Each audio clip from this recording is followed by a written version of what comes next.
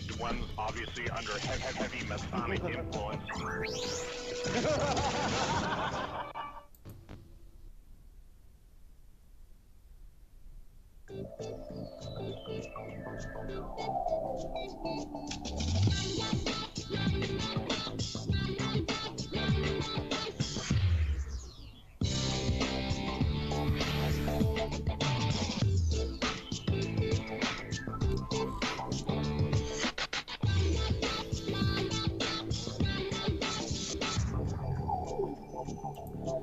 And hello and welcome to the Revolutionary Radio Project. I am your host, Rob Skiba. And for those of you watching on YouTube, you can see that I'm wearing a face mask. Of course, on the radio, you can't tell that. But if you're watching on YouTube, you can see I'm wearing a face mask. And I'm not doing it because I'm afraid of COVID-19. I'll tell you that right now. I'm wearing this cool mask because my wife made it. And actually, Sheila and her sister Wendy started out making masks to help a local hospital out. That they were needing masks, so they got busy and started making them. But actually, it's really helped me quite a bit as I've been working out in the yard. This is the time of the year that I really have a lot of sinus problems, allergies, and whatnot. And God forbid now, if you sneeze in a public place, people go like bat crap crazy, insane, like terrified. You just spread the virus or something. And nowadays, a lot of different places, the local authorities are making you actually have to wear a mask out in public. So, my wife and her sister and our niece and my son even has been helping out. They started making a bunch of masks. In fact, those of you who attended the Dallas conference last year, she made a bunch of like totes and bags and stuff like that.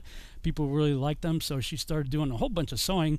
In fact, I'm going to put up a website you can check out. She's doing it under the brand Simply Skiba, so you can go to simplyskiba.com, check out her website. She's still updating it and adding more products to it, but she's got the masks up there now. Of course, we're not allowed to say that they protect you from anything.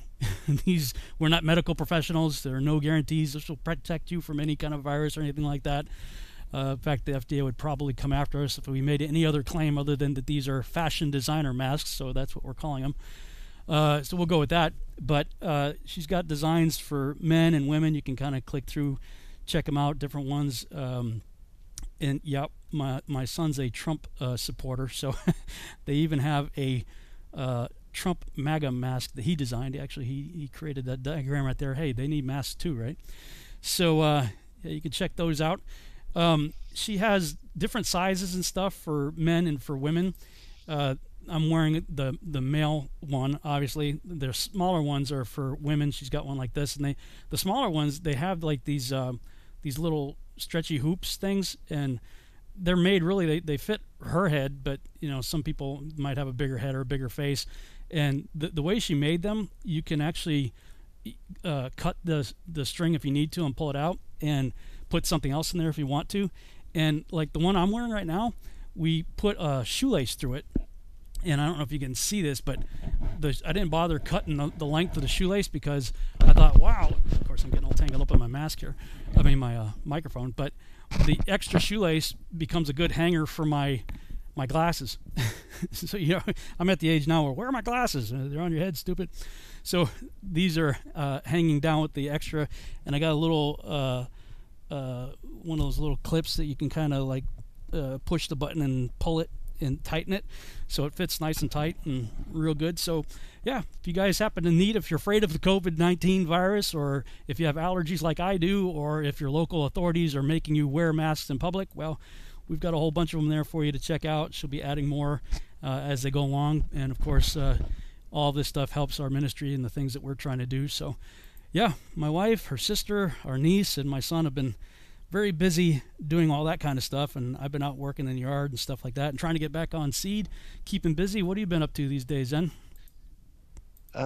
Just working on a new book on the pre-Adamites, and so that's what I've been focused on, and then just doing radio broadcasts on the newest one, which I believe I sent it to you, so it should be coming along with the new calendar and some other. I think I sent you the Word of the Lord to my son's newest book on the how it was stripped out, the word of the Lord from the Pentateuch. So all that should be coming to you very soon. Yeah, no, I actually got I think it was either today or yesterday. Got a whole package full of more Zen goodies. Got a bunch of books and your new calendar. So yeah, appreciate that, man. Thank you. Yeah, no problem. You're welcome. And yeah, so just promoting that and making people aware of that whole story because it's a fascinating tale. The whole thing of the rod of wonder and then the garments of power and how it led to even like the rise of Nimrod and the Tower of Babel and things of that nature, Joseph, and even Moshe and the parting of the Red Sea, the war against the giants. Really fascinating story. Yeah, yeah, I'm looking forward to digging into all this stuff. And I was like, oh man, this looks cool. This looks cool. This looks cool. So yeah, let me see here. I forgot to set up the browser for. Do you remember where we left off? 70, we did one chapter 72 that was on the motions, the movements of the sun. Yeah, we just And got started on that, right? So it was 72 in the Charles and 71 in the Lawrence. yeah, I think we made it pretty much through that whole chapter because we explained all the motions and the movements and how the sun going through the six gates creates the seasons. Yeah. And so I think we're on the next chapter. In fact, let me pull that up on my YouTube channel because we were kind of rushed, if memory serves, in the last half-hour segment, and you were going through all of that. Maybe we can just do a recap on that. Yeah, sure. If you had do you have that graphic that you had with the loops, the Yes. gates and all that stuff? Mm-hmm. So Yeah, let me. yeah, put it. I can screen share your Skype if you do that. We also created like a short. Well, I think you did, and then I reposted it after you did on the movement of the sun, where we connected it to your stellarium, and then we also talked about in a previous show how the book of Ecclesiastes in the Targum version describes the same motion of the sun through these gates, but according to what Enoch describes it. But Solomon describes it in the same way that Enoch does. So I'll find that video and post a link to it as well. Okay. Because I did see some comments last week. People were like, "I'm gonna have to listen to this a few more times to get it." Yeah, well, actually, that video will show and explain it in greater detail. Okay. As this as well. So. But yeah, here's the. Oh, you got it. The image of the six gates, and just to explain it really quickly, the way that Enoch has the gates divided, it's one is right above the Tropic of Capricorn, which you see the orange circle, that's the Tropic of Capricorn, the very outer circle. Then the second gate is in between the equator and the Tropic of Capricorn. The third gate touches the equator, and then the fourth gate is right above the equator, moving towards the Tropic of Cancer. The fifth gate is in between the equator and the Tropic of Cancer, and then the sixth gate touches the Tropic of Cancer. And then anytime you get to either the equator for the vernal equinox or the autumnal equinox or the Tropic of Cancer for the summer solstice or the Tropic of Capricorn for the winter solstice, Enoch describes the motions of through that gate as 31 days because it takes it one day to either cross the equator or reaching the tropics to reverse course and move the other direction. But in that particular chapter that we went over, Enoch begins the description of his motions on the equator between the third and the fourth gates of heaven. And then he describes how it moves 91 days to the Tropic of Cancer, which is this yellow circle in the very inner part of this azimuthal equidistant projection map. And then it reverses course. This, of course, is the summer solstice, the longest day of the year, and the day is twice as long as the night. Then it reverses course, moves 91 days back towards the equator for the autumnal equinox, and then it moves into southern latitudes, and then the sun is on the outer circle, moving 91 days from the equator to the Tropic of Capricorn for the winter solstice, when that's the shortest day of the year and night is twice as long, according to the way that Enoch breaks it down again.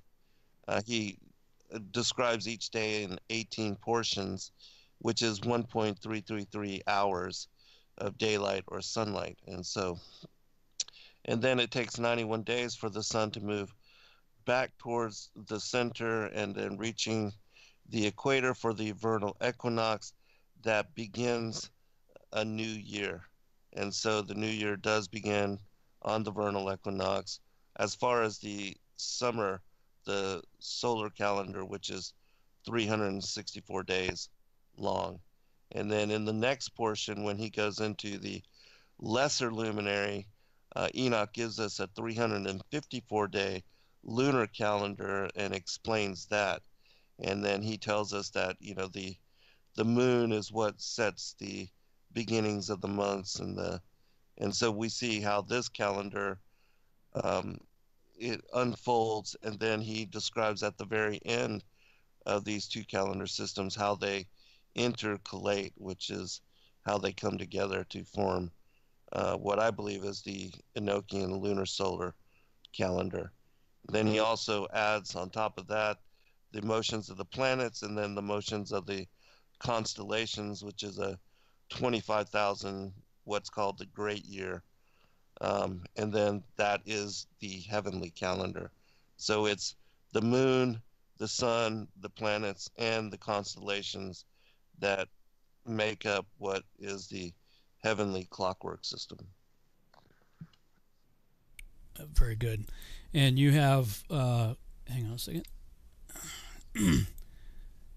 You've explained this all in tremendous detail in your Enoch as keys to the Flat Earth as key to Flat Earth is, decrypting the Book of Enoch. I still got that up on the screen here. Let me see if I can find the chapters here. 72, I think, in Charles. Right? That's where I left off. 73 for you. 73 for me. Yeah. Okay. Stand by. Trying to do way too many things here at once. Right. All right. So that was Course of Heavenly Luminaries, chapter 72 and 73. Here we go.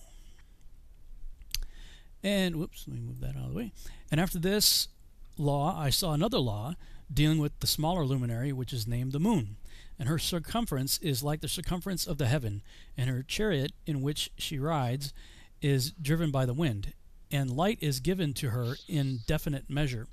And her rising and setting change every month, and her days are like the days of the sun. And when her light is uniform, i.e. full, it amounts to the 7th part of the light of the sun, and thus she rises. And her first phase in the east comes forth in the 30th morning, and on that day she becomes visible and constitutes for you the first phase of the moon on the 30th day after, or together with the sun in the portal where the sun rises. And one half of her goes forth by a 7th part, and her whole circumference is empty, without light, with the exception of 1/7 part of it. And the 14th part of her is light. And when she receives 1/7 part of the half of her light amounts to 1/7 part and the half thereof. And she sets with the sun, and when the sun rises, the moon rises with him, and receives the half of 1 part of light. And in that night, in the beginning of her morning, in the commencement of the lunar day, the moon sets with the sun, and is invisible that night with the 14 parts and the half of one of them. And she rises on that day with exactly a seventh part, and comes forth and recedes from the rising of the sun. And in her remaining days she becomes bright in the remaining 13 parts. Okay. I'm going to put my graphic back up on the screen while you're talking. Yep, and I did find that video, so after I read this, I'll post it for people. Okay. And after this law, I saw another law dealing with the smaller luminary, which is named the moon, and her circumference is like the circumference of the heaven, and her chariot in which she rides is driven by the wind, and light is given to her in definite measure. And her rising and setting change every month, and her days are like the days of the sun. And when her light is uniform, full, it amounts to the seventh part of the light of the sun. And thus she rises. And her first phase in the east comes forth on the 30th morning, and on that day she becomes visible and constitutes for you the first phase of the moon on the 30th day together with the sun in the portal where the sun rises. And the one half of her goes forth by a seventh part, and her whole circumference is empty, without light, with the exception of 1/7 part of it, and the 14th part of her light. And when she receives 1/7 part of the half of her light amounts to 1/7 part and the half thereof. And she sets with the sun, and when the sun rises, the moon rises with him, and receives the half of one part of light. And in that night, in the beginning of her morning, in the commencement of the lunar day, the moon sets with the sun, and is invisible that night with the 14 parts and the half of one of them. And she rises on that day with exactly a seventh part, and comes forth and recedes from the rising of the sun, and in her remaining days she becomes bright in the remaining 13 parts. I think I was looking at the wrong chapter while you were reading. Let me see. Oh, yeah, okay. I was looking at the next chapter. So, yeah, what are your thoughts on what's going on with the moon here? Well, Enoch is describing how the moon changes phases, and how it goes from being completely void of light, which that's the 30th day, what is called translation day. And then the beginning of the month, which I think he covers in the next part, is when, as he describes it here at the very end, because the moon is invisible, completely void of light, when it is moving in lunar conjunction with the sun, which means it rises, crosses the sky, and then sets with the sun. And then the very next day, because it lags about 50 minutes behind the sun every day, it will become full with this 1/7 portion of light. And that's how the moon moves through its phases, is by 1/7 portion. So each night, once it becomes a waxing crescent, which is he'll tell us the very beginning of the month, that is the first day on the lunar calendar. And then it takes it 15 days to become full, which is why, the 15th on the lunar calendar is equated with the full moon. And then the full moon occurs, but then it begins to wane on that same day. And so then it takes it either 14 days or 15 days, depending on if it's a 29-day lunar month or a 30-day lunar month, which it alternates. And then every once in a while you have back-to-back 30-day lunar months, because of the average synodic month. It takes it 29.541 days to change its average phases, to go through all four phases. And so the different phases are aligned to the seventh portion, and that's why it takes 7 days to go to first quarter, and then another 7 to go to full, and another 7 to go to third quarter, and then another 7 or 8, depending on the translation day, to lunar conjunctive, and then back where it becomes visible again. And so he's telling us exactly how the moon gains her light by 1/7 portion, and then moves from becoming completely void of light to becoming full, which is the full moon, and then disappearing all the way to becoming void of light again. So on the screen, I'm showing people that are watching on YouTube, I've got a video that I did May 25th, 2015, how the moon could be self-lighting. And I just created a ball that had half white and half black on it and rotated the ball.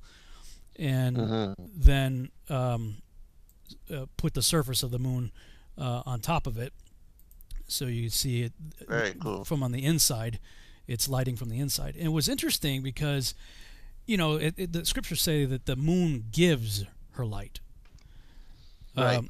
Enoch talks about receiving it, but also talks about giving it. And right. So the question is the moon a reflector? Is it a reflective rock?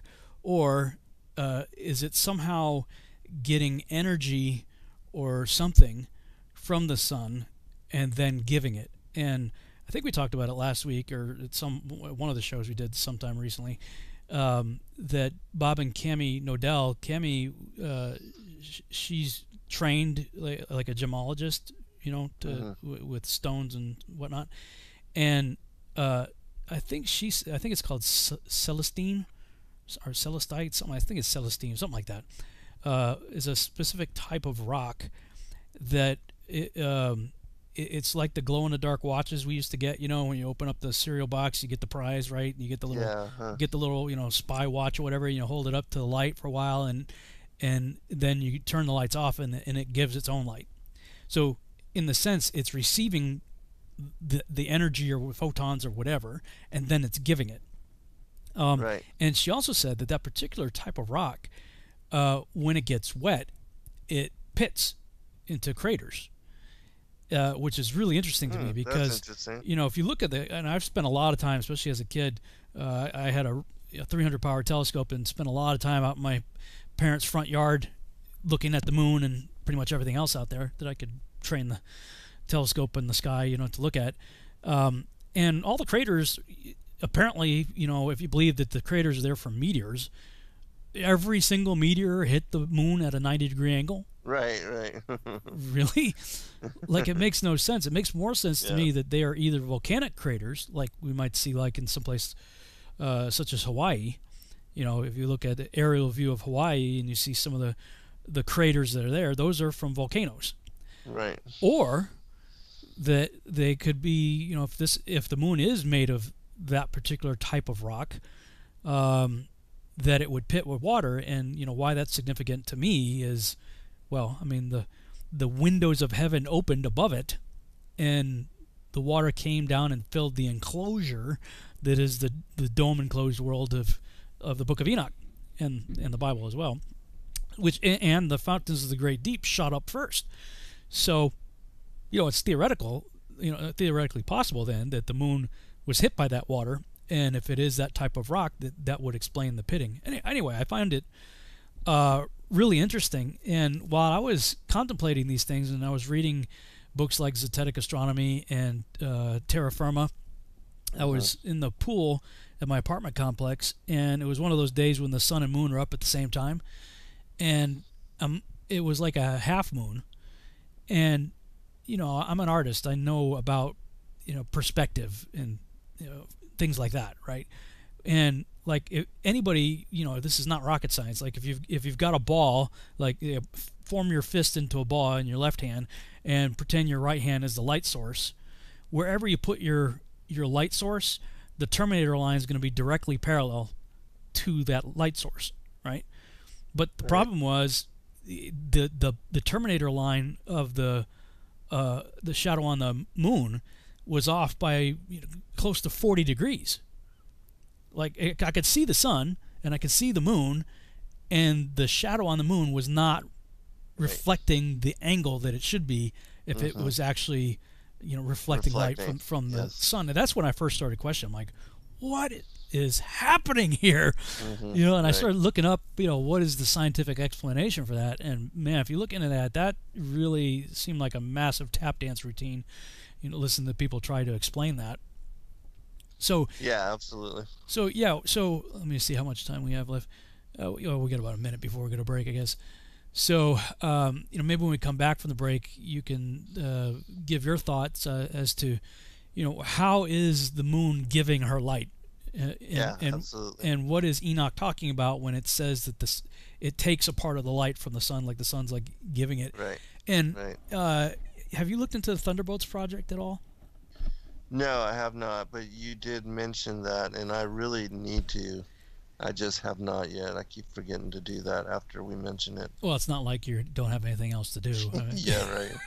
Right. But yeah, you should definitely check into it. And anybody listening to this broadcast right now, they could go on YouTube and look up Thunderbolts Project. Now, these people don't believe they believe the Earth's a globe, but they don't believe the standard model of cosmology. They believe in the electrical universe. Right. So, it's all about electromagnetism and plasma and things of that nature, as opposed to the Newton-Einstein gravity model. All right, we'll talk some more when we come back from the break.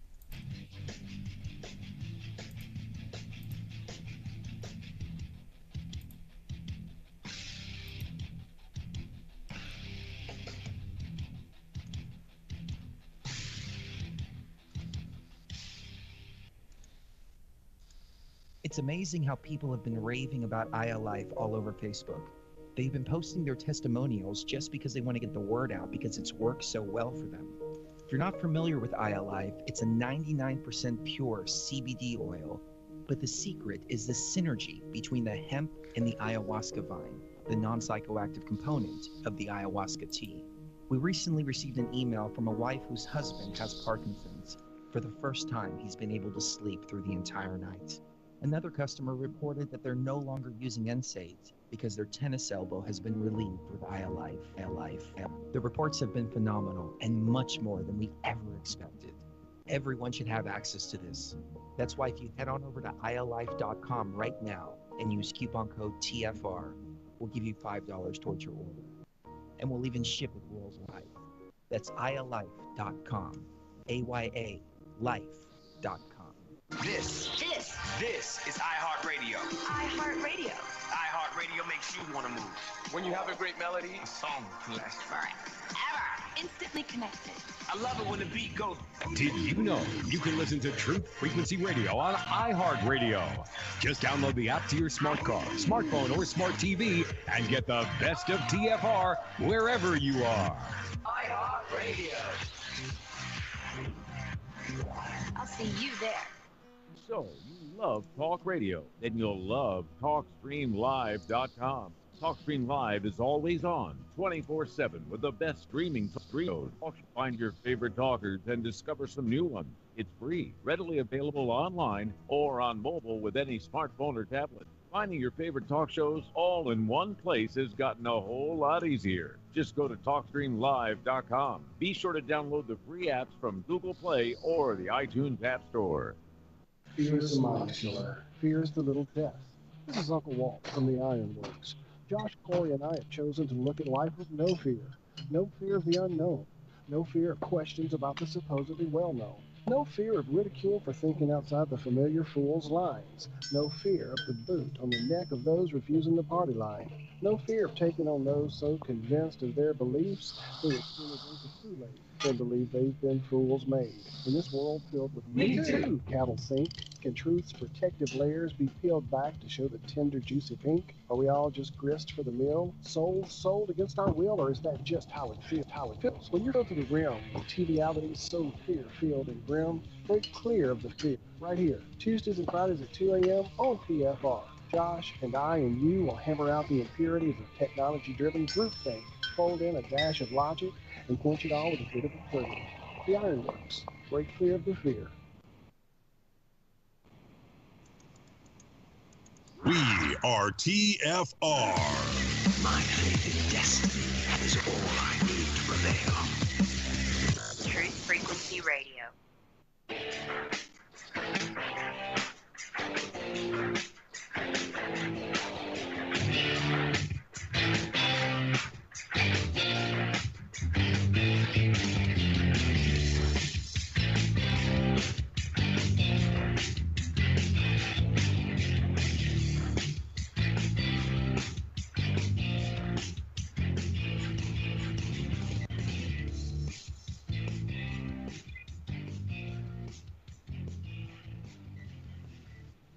And we're back on the Revolutionary Radio Project. I'm your host, Rob Skiba, and right before the break, we were talking about the phases of the moon and how all that works, at least according to the Book of Enoch.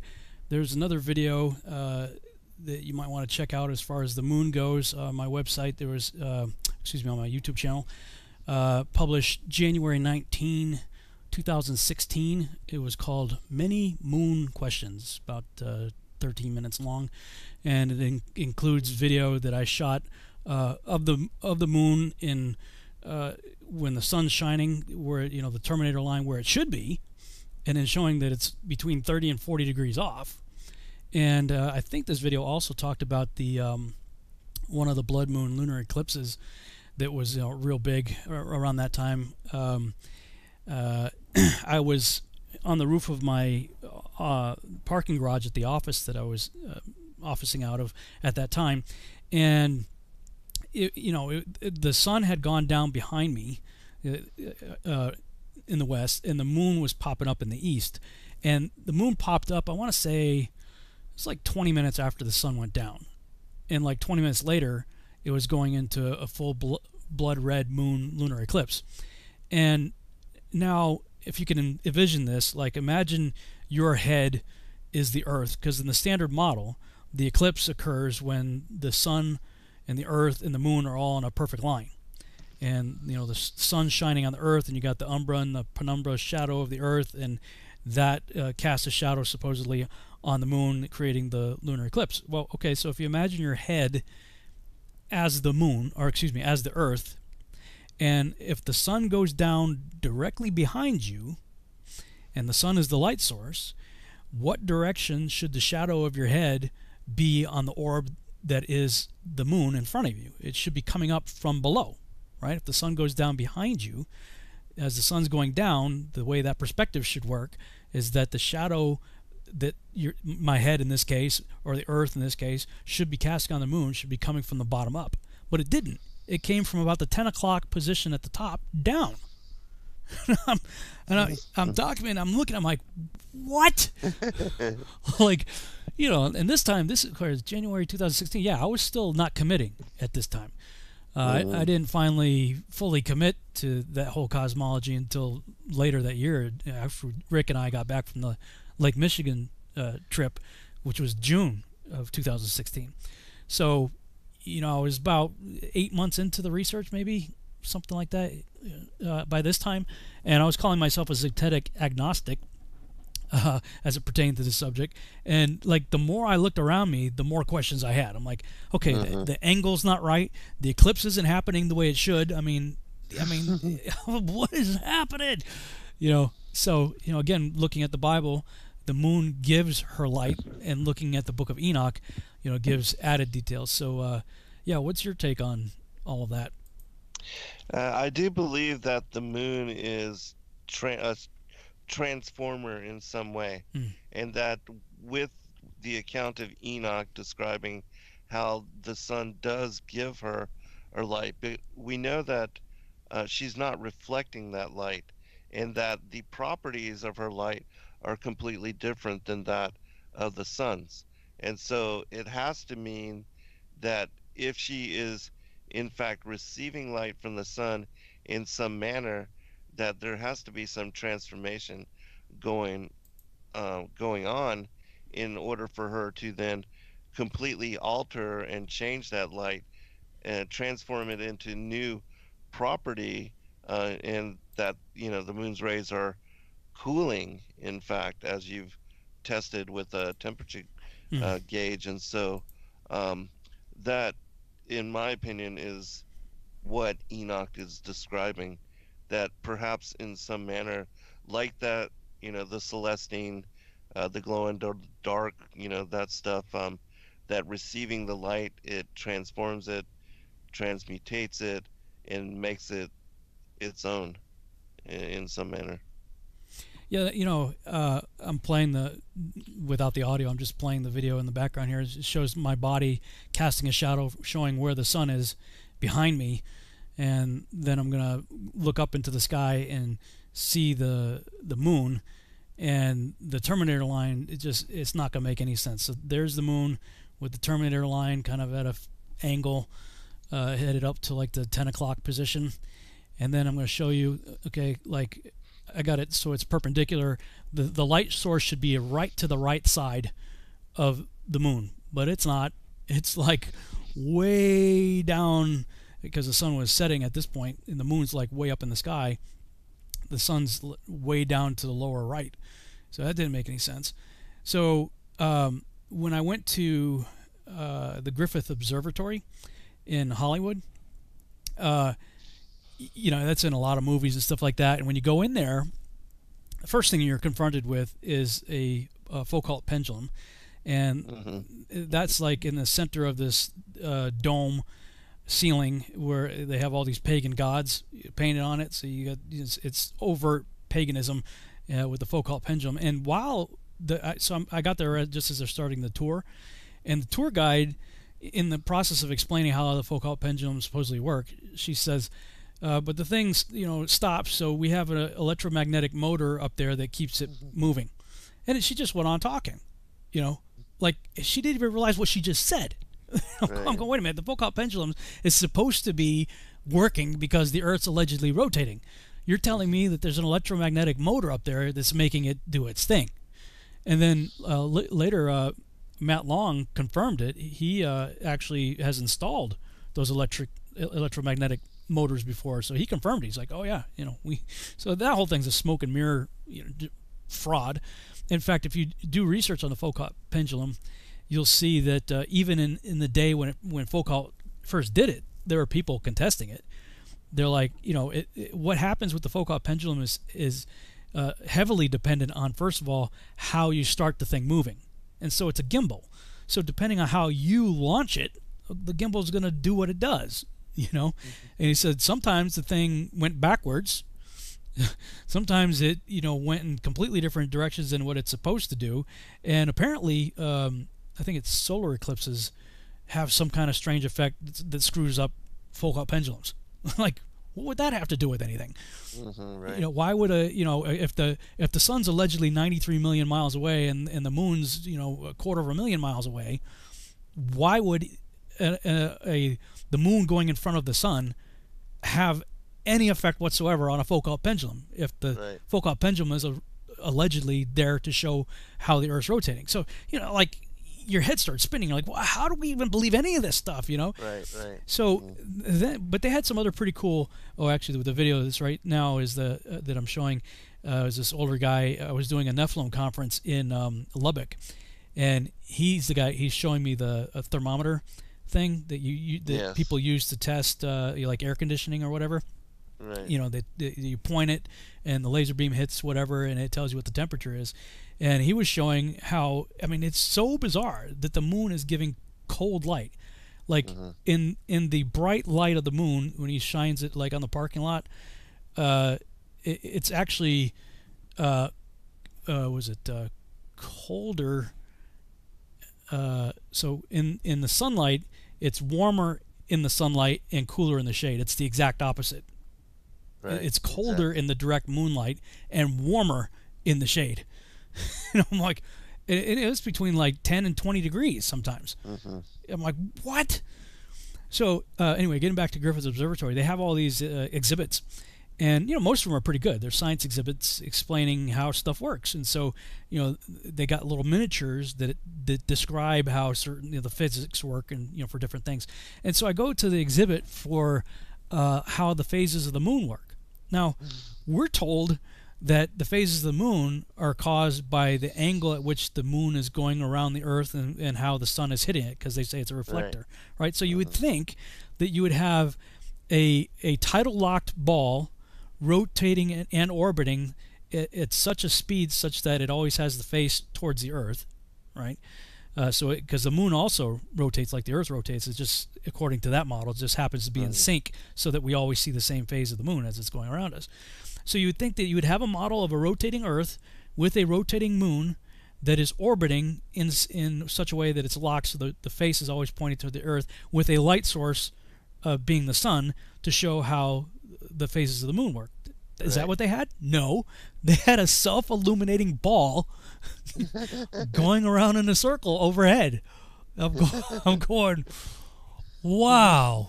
Like, yeah, and I'm like, if these guys can figure out how to do that, I'm going to go out on a limb here and just suggest maybe the creator of the cosmos just might have an idea of how to do the same thing. Absolutely. Have a self-illuminating ball. I'm sure they couldn't figure out how to make it work in the other manner. Yeah, probably, or at least, I mean, because so many other displays that they had were really good, So obviously they're not stupid people, They would have had smart enough people that they could have engineered that as a hands-on display for you to check out. But if you live out in California, go to the Griffith Observatory and check it out for yourself. I'm like, wow, maybe they're just telling the truth. It's a self-illuminating orb. Oh yeah, absolutely. And the way that science, the way that the Earth is spinning, or supposedly the way that they have it spinning, is that it's rotating eastward. Well, that actually, if you watch the way that the moon changes phases, it's completely opposite to what they tell us the motion of the moon is, because they have it going counterclockwise when it actually moves clockwise in the heavens when you're looking down. When you're looking down from above. Yeah, when you're looking down from above, but when you're looking up. And so they've got it completely backwards, and anybody that looks at the way that the moon works and the way that it creates its phases, because it will become a waxing crescent in the western skies, and then when it's first quarter moon, it will be in our northern skies, and then when it's full moon, it will be in our western skies and rise when the sun sets. And then afterwards, in third quarter, it will rise 6 hours after, and that's in southern skies. So it's moving, in the opposite direction as what they tell us, that it's moving in synchronous orbit with the Earth, which is spinning eastward. Yeah, that last big lunar eclipse that we had that was 70 miles across, went the opposite. Solar eclipse, yeah. Solar eclipse showing the shadow of the moon, in this case, on the Earth, was only 70 miles across, and I'm asking people like, okay, wait a minute, since when does an object cast a shadow that's smaller than itself? Smaller itself, exactly. Like, just go shine a light on something, and you're going to see the shadow is, depending on the distance. Increased, depending on the distance the object is from whatever it's casting a shadow on, it's either going to be the same size or bigger. And so we have a 70-mile across dot going the wrong way across the United States. It was like, totally the wrong way. And actually, I just I froze the video of the Four Seasons, and even in the spot that I just froze it in is a half moon. The terminator line is wrong, even on Stellarium. So if you're able to see this on the video, people are watching on YouTube. I'm looking at it. Yeah, so if this is the light source shining on that, the terminator line should be this way. It should be perfectly horizontal. But it's not. It's like 45-degree angle. So even Stellarium shows you that it's not receiving light the way we are told it does as a reflector. Right. Even in Stellarium. Mm-hmm. Because the only way that it works is for it to be self-illuminating, and as Enoch describes it here, it changes by 1/7 portion, going from being completely void of light, which is the lunar conjunctive, then to being full of light and then waning again, becoming a gibbous moon, and then having its light disappear in 1/7 portion. Yeah. Man, this is crazy. I'm just looking at this thing, it boggles my mind because the light source should be way out here going this way, but it's not. Mm-hmm. It's not. So, you told me this before, and you probably mentioned it on our shows before. But you're a sighted moon guy too, right? As far as the beginning of the month. Yes. Right. Yeah, So, the waxing crescent. Like tonight is the lunar conjunctive moon, and it's the fourth Sabbath of the lunar month, and then tomorrow is Rosh Chodesh for the month of Iyar, should be. And people should be able to see the waxing crescent in the western skies, right after the sunset. Okay. Yeah. I was a conjunction guy for a long time, and then we had this guy come and speak at our home Bible fellowship, and this was like his thing. Everybody's got their thing, right? Right. And his thing was trying to figure out the calendar and the moon and stuff like that for like 30 years. This was like this guy's thing, and I was the Yabut guy, because at that time I firmly believed the conjunction, and I yabbited that guy for like 3 hours, and he had an answer, a biblical answer at that for every one of my yabuts, and finally, he strong-armed me till the point where I was like, okay, Uncle, I just switched over. It makes a whole lot more sense now. Yes, and in actually the next portion, very soon that we read, Enoch, he'll go into how the waxing crescent is the beginning of the month. So okay, we got probably a few minutes here. Let me see what the time is. Yeah, we got 10 minutes.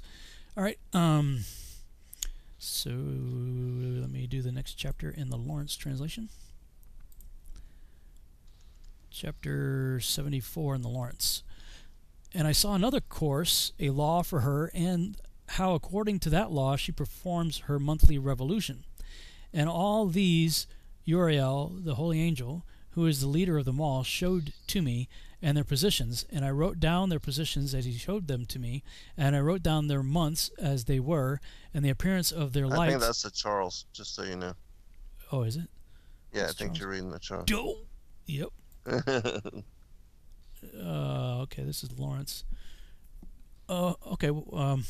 73, I think. Yeah, I gotta find. I gotta get back on find the index page. I'm going through all the chapters here trying to find it. Yeah, no worries. In Lawrence. Sorry about that, guys. You're all good. Shoot. I can't find it all of a sudden. You want me to read first? Yeah. Okay. 74. RH, Charles. And I saw another course of law for her, and how according to that law she performs her monthly revolution. And all these Uriel, the holy angel, who is the leader of them all, showed to me and their positions, and I wrote down their positions as he showed them to me. And I wrote down their months as they were, and the appearance of their lights, till 15 days were accomplished.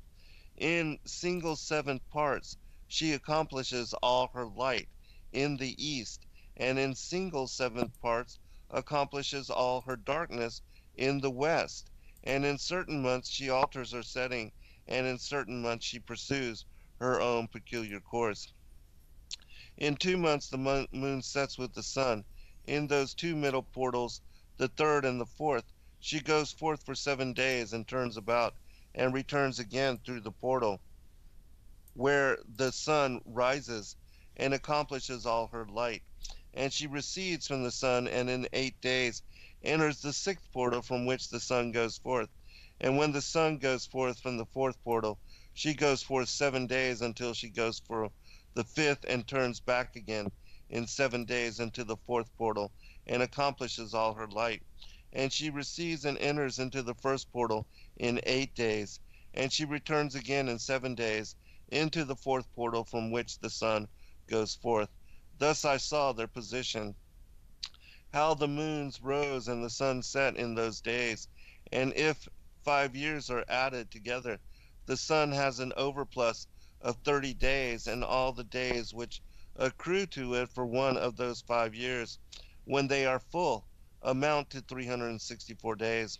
And the overplus of the sun and of the stars amounts to 6 days in 5 years. 6 days every year come to 30 days. And the moon falls behind the sun and stars to the number of 30 days. And the sun and the stars bring in all the years exactly, so that they do not advance or delay their position by a single day unto eternity, but complete the years with perfect justice in 364 days. In 3 years there are 1,092 days, and in 5 years 1,820 days, so that in 8 years there are 2,912 days. For the moon alone, the days amount in 3 years to 1,062 days, and in 5 years she falls 50 days behind, i.e., to the sum of 1,770. There is 5 to be added, 1,062 days, and in 5 years there are 1,770 days, so that for the moon the days 6 and 8 years amount to 21,832 days. For in 8 years she falls behind to the amount of 80 days. All the 70 days she falls behind in 8 years are 80, and the year is accurately completed in conformity with their world stations and the stations of the sun, which rise from the portals through which the sun rises and sets 30 days. Wow. Yeah, I found it in the Lawrence. I don't have time to read it before the break, so maybe you can just go ahead and comment on that. There's a lot of numbers and interesting stuff going on there. Yeah, what it is telling us, and this is why I know that Enoch is describing both a lunar and a solar calendar, because he tells us here how you intercalate them. And what he's describing is the 10 days that the moon falls short, is that a lunar year is 354 days. It alternates between 29 and 30 days. And when you have 6 times 29 and then 6 times 30, you get 354 days. And so the way that the lunar calendar works, according to Enoch in the alternating 29 and 30 days, is that a lunar year adds up to the 354 days, and the solar year, because it takes 30 days to move through each of the 6 gates of heaven and then back, which is 12 times 30, 360, and then you have the 4 solstices and equinoxes to have 364 days, and so the solar year is 10 days longer than the lunar year. And all of these divisions that he's speaking about, well, he tells you first the 364-day year minus the vernal equinoxes and the solstices, which is why it says that the sun and the stars are 6 days in advance.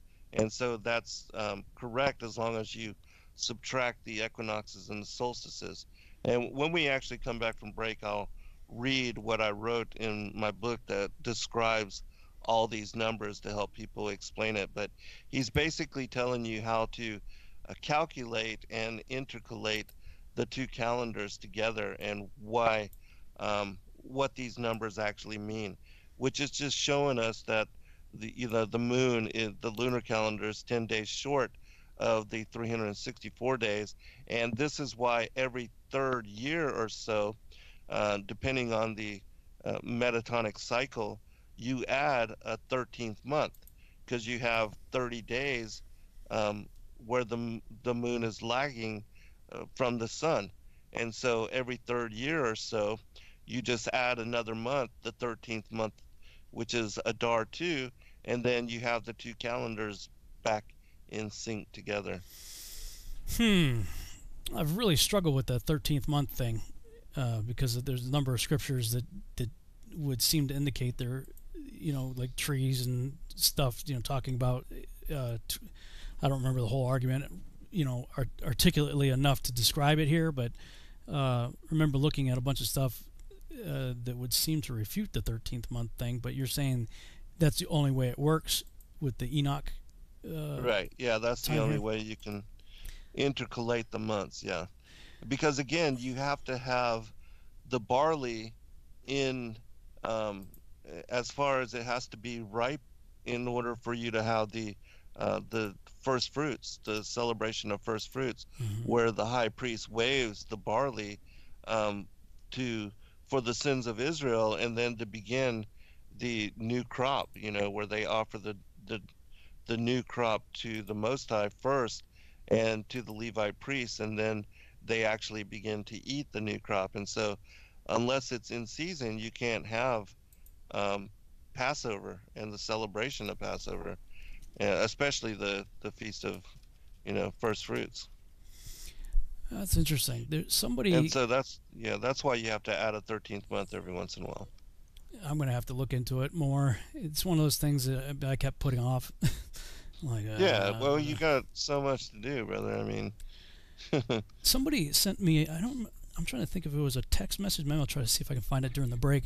Did you get a message or an email from somebody that saw something in the Book of Jubilees that specifically tells us why the calendar is going to be jacked up because of disobedience? Yeah, it's chapter 6. Mm-hmm. Oh, good. Did you get that email recently, or was it a text message? But I have that in my book. So no, I didn't get that, but I know what you're talking about.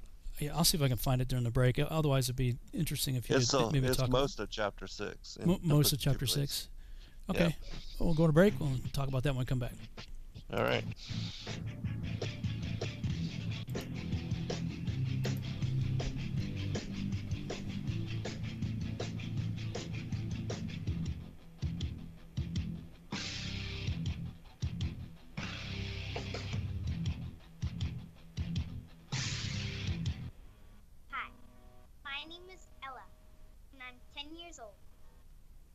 I'm one of the millions of children born to parents suffering from the sheeple virus.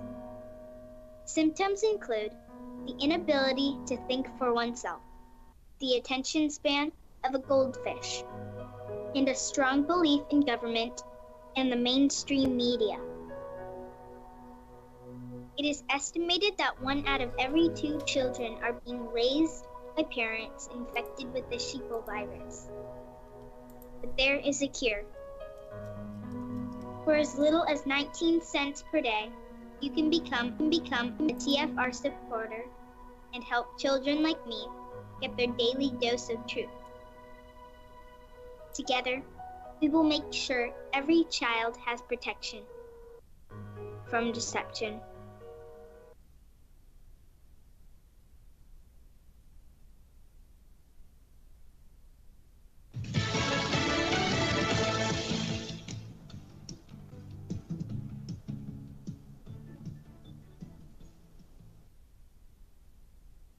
For his plan to open up his state's economy. President Trump said he differs with Georgia Governor Brian Kemp's decision to allow businesses like barbershops and nail salons to reopen a day after he praised him during the White House briefing. I told the governor of Georgia, Brian Kemp, that I disagree strongly with his decision to open certain facilities which are in violation of the Phase 1 guidelines. The president said it's just too soon to open up Georgia's spas, beauty salons, tattoo parlors, and barbershops.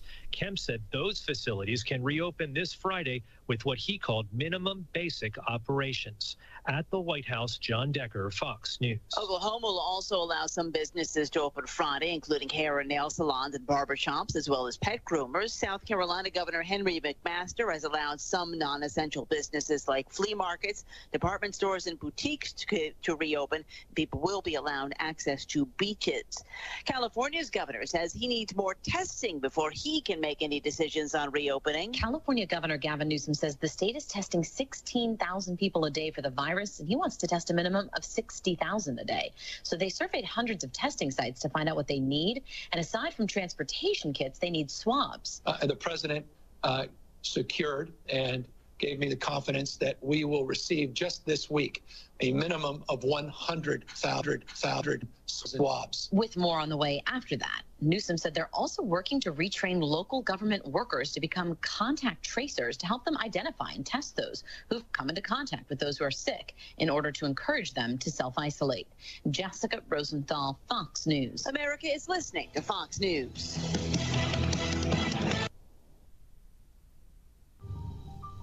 You must unite what has been set asunder. We are TFR. Truth Frequency Radio.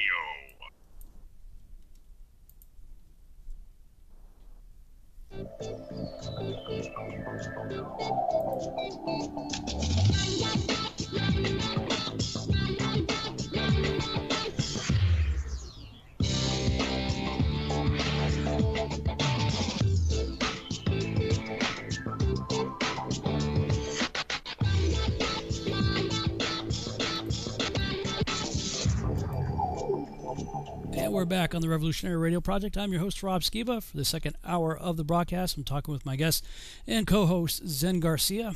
And right before the break, we were talking about something in the book of Jubilees, I believe chapter 6, that talks about due to disobedience, the calendar was going to be jacked up. And, man, I was desperately searching. I get so much stuff, man, sent to me all the time that stuff just gets buried. But what was interesting to me was this guy, whoever, man, I wish I could find it. His revelation was whatever the math came out to, it was 2,730 years, which just so happens to perfectly fit the punishment. Leviticus, was it 18 or 26? I think it's 26. Talks about if you, if God chastises you and you don't learn your lesson, you get 7 times the judgment. And when you realize it was Ezekiel chapter 4, I believe, it talks about the northern kingdom's judgment. Yeah. It was supposed to be 390, I think it was 390 years. And they didn't repent, so they got 7 times the judgment, and comes out to 2,730 years. So, I've been talking about that in reference to the Ephraim awakening, but this guy sent me an email. It was either an email or text. I don't remember. But he had something to do with that chapter in Jubilees, so maybe you can read it, and the judgment, and however he did the math out, it came up to 2,730. So he's like, could that be why, everybody's starting to try to figure out the calendar and everything? I don't know. What's your take on it? That is interesting. I did not get what you were talking about with this particular individual, but whoever he is, but please do send that to me too, because I would be interested in checking it out. Yeah, if you happen to be listening out there, please send it again, because I got a bazillion text messages and about a billion emails, and stuff just gets buried. So, right. I remember looking at it and going, "Oh, that's cool," but it's been buried. Yeah, I have that problem as well, but I do believe that this particular passage is speaking about how the calendar will get changed and how the Sabbaths will become confused, as well as that the children of Israel will start to do blood sacrifice and worship idols. And so let me find exactly where to start, because it's a long one, but Chapter yeah 6. So do you want me to read this, because I think it begins like halfway through, like the 14th.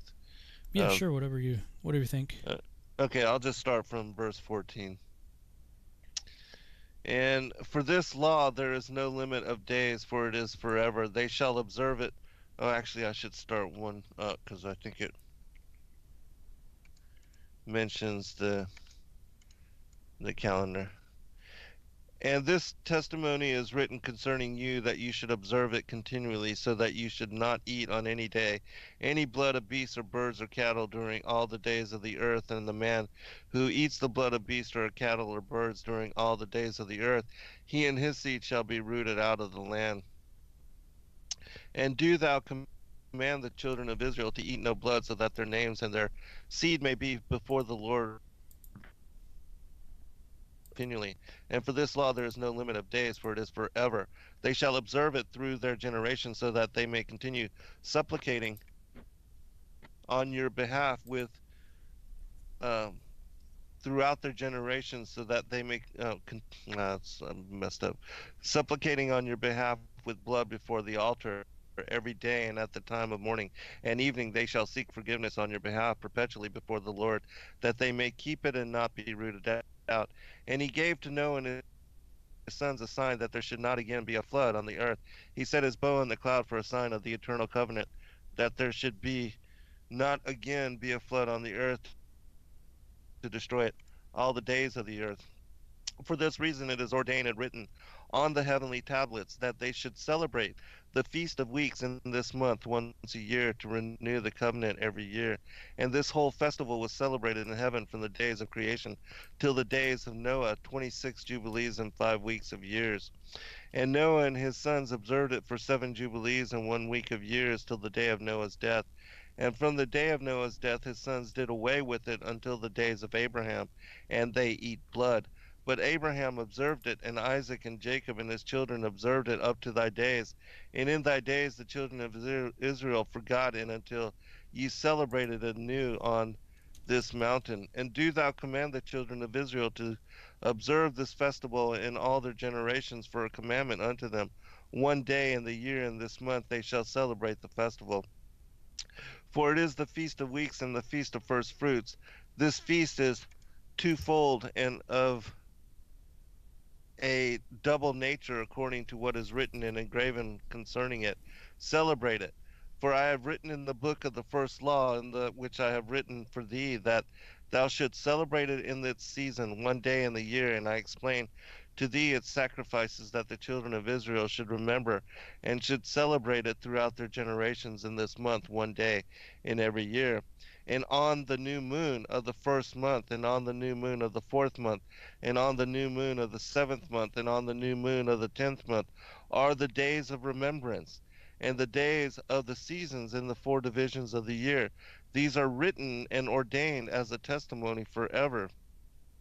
And Noah ordained them for himself as feasts for the generations forever, so that they have become thereby a memorial unto him. And on the new moon of the first month he was bidden to make for himself an ark. And on that day the earth became dry, and he opened the ark and saw the earth. And on the new moon of the fourth month the mouths of the depths of the abyss beneath were closed. And on the new moon of the seventh month all the mouths of the abysses of the earth were open, and the waters began to descend into them. And on the new moon of the 10th month, the tops of the mountains were seen, and Noah was glad. And on this account he ordained them for himself as feasts for a memorial forever. And thus they are ordained. And they placed them on the heavenly tablets. Each had 13 weeks, and from one to another passed their memorial, from the first to the second, and from the second to the third, and from the third to the fourth. And all the days of the commandment will be 52 weeks of days, and these will make the entire year complete. Thus it is engraven and ordained on the heavenly tablets. And there is no neglecting this commandment for a single year, or from year to year. And the command thou children of Israel, that they observe the years according to this reckoning, 364 days. And these will constitute a complete year. Not disturb its time feasts, for everything will fall out in them according to leave out any day, nor disturb any feast. But if they do neglect and do not observe them according to his commandment, then they will disturb all their seasons, and the years will be dislodged from their order, and they will disturb the seasons, and the years will be dislodged, and they will neglect their ordinances. And all the children of Israel will forget and will not find the path of the years, and will forget the new moons and seasons and Sabbaths, and they will go wrong as to all the order of the years. I know, and from henceforth will I declare it unto thee, and it is not of my own devising, for the book lies written before me, and on the heavenly tablets the divisions of the days is ordained, lest they forget the feast of the covenant, and walk according to the feast of the Gentiles, after their error and after their ignorance. For there will be those who will assuredly make observations of the moon, how it disturbs the seasons, and comes in from year to year 10 days too soon. For this reason the years will come upon them, when they will disturb the order and make an abominable day, the day of testimony, and an unclean day a feast day, and they will confound all the days, the holy with the unclean, and the unclean day with the holy. For they will go wrong as to the months and Sabbaths and feasts and jubilees. And for this reason I command and testify to thee, that thou mayest testify to them. For after thy death thy children will disturb them, so that they will not make the year 364 days only. And for this reason they will go wrong as to the new moons, and the seasons and Sabbaths and festivals, and they will eat all kinds of blood with all kinds of flesh. Yeah, that was. I wish I could. I was trying to get the math part in what you're saying, but it is interesting though, because he was saying, we know that the sun and moon and stars are there for times and for seasons, and right. He's saying, because it's like, why did Judah have to go to the Babylonian captivity? Well, because they didn't honor the land Sabbath, like for like every 7 years you're supposed to let the land itself rest, right? And they didn't. So he said, for all the time you didn't do that, I'm booting you out of the land so the land can recuperate. So they were booted out for 70 years and then got to go back. So whenever he gives a judgment, it has massive implications, not just for the person being judged, but like apparently for all of creation. So in what you're talking about, there's like, the moon's not even going to do what it's supposed to do anymore, right. In the sun, and it was because of their disobedience. So, in a one sense, it kind of releases the pressure to figure out the calendar deal, because like he screwed it up on purpose because of what we did. Not we, you and I, but like Israel, yeah. A long time ago. And I've been saying it anyway, regardless of that, is that for 2,730 years, the northern kingdom that became the Gentiles, read the book of Hosea, they were dispersed into all the world.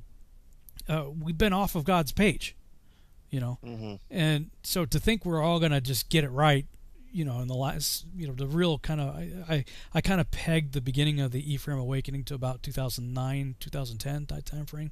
Now, there's always been a remnant. There's always been people out there that have maintained the way of the apostles all along, but there was clearly something happened in the 2009 2010 time frame. And when we did the math out from the 720 or 721 BC, 2,730 years later, well, it takes you to the 2009 2010 time frame.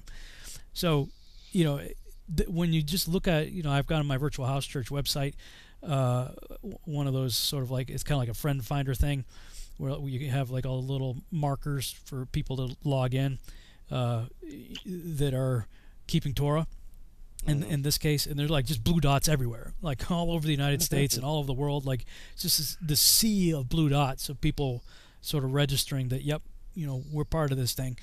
And that explosion of people just out of the blue, with no leader, no organization, nothing, just people all over the world waking up one day and realizing their Bible doesn't start in Matthew. Galatians is not the only book in the Bible. Hey, let's start in Genesis. What do you know? We probably should still be doing this stuff. People starting to keep the Sabbath, and looking into the feast and stuff like that. All that really kicked off in about the 2009, 2010 timeframe.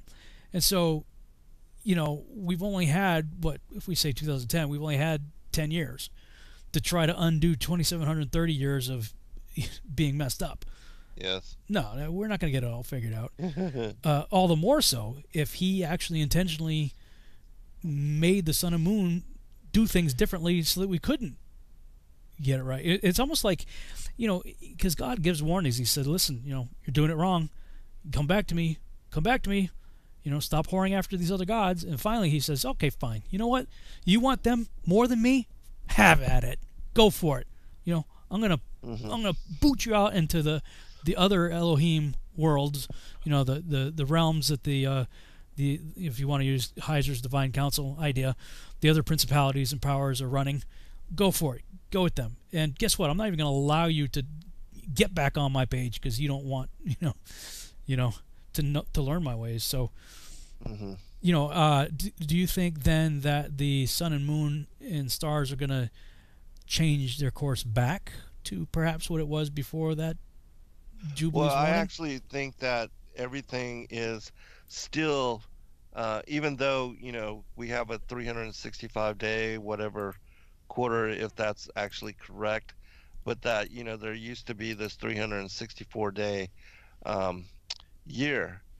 But I actually think that it will be a sign at the end when the stars and the moon do not maintain their course in heaven.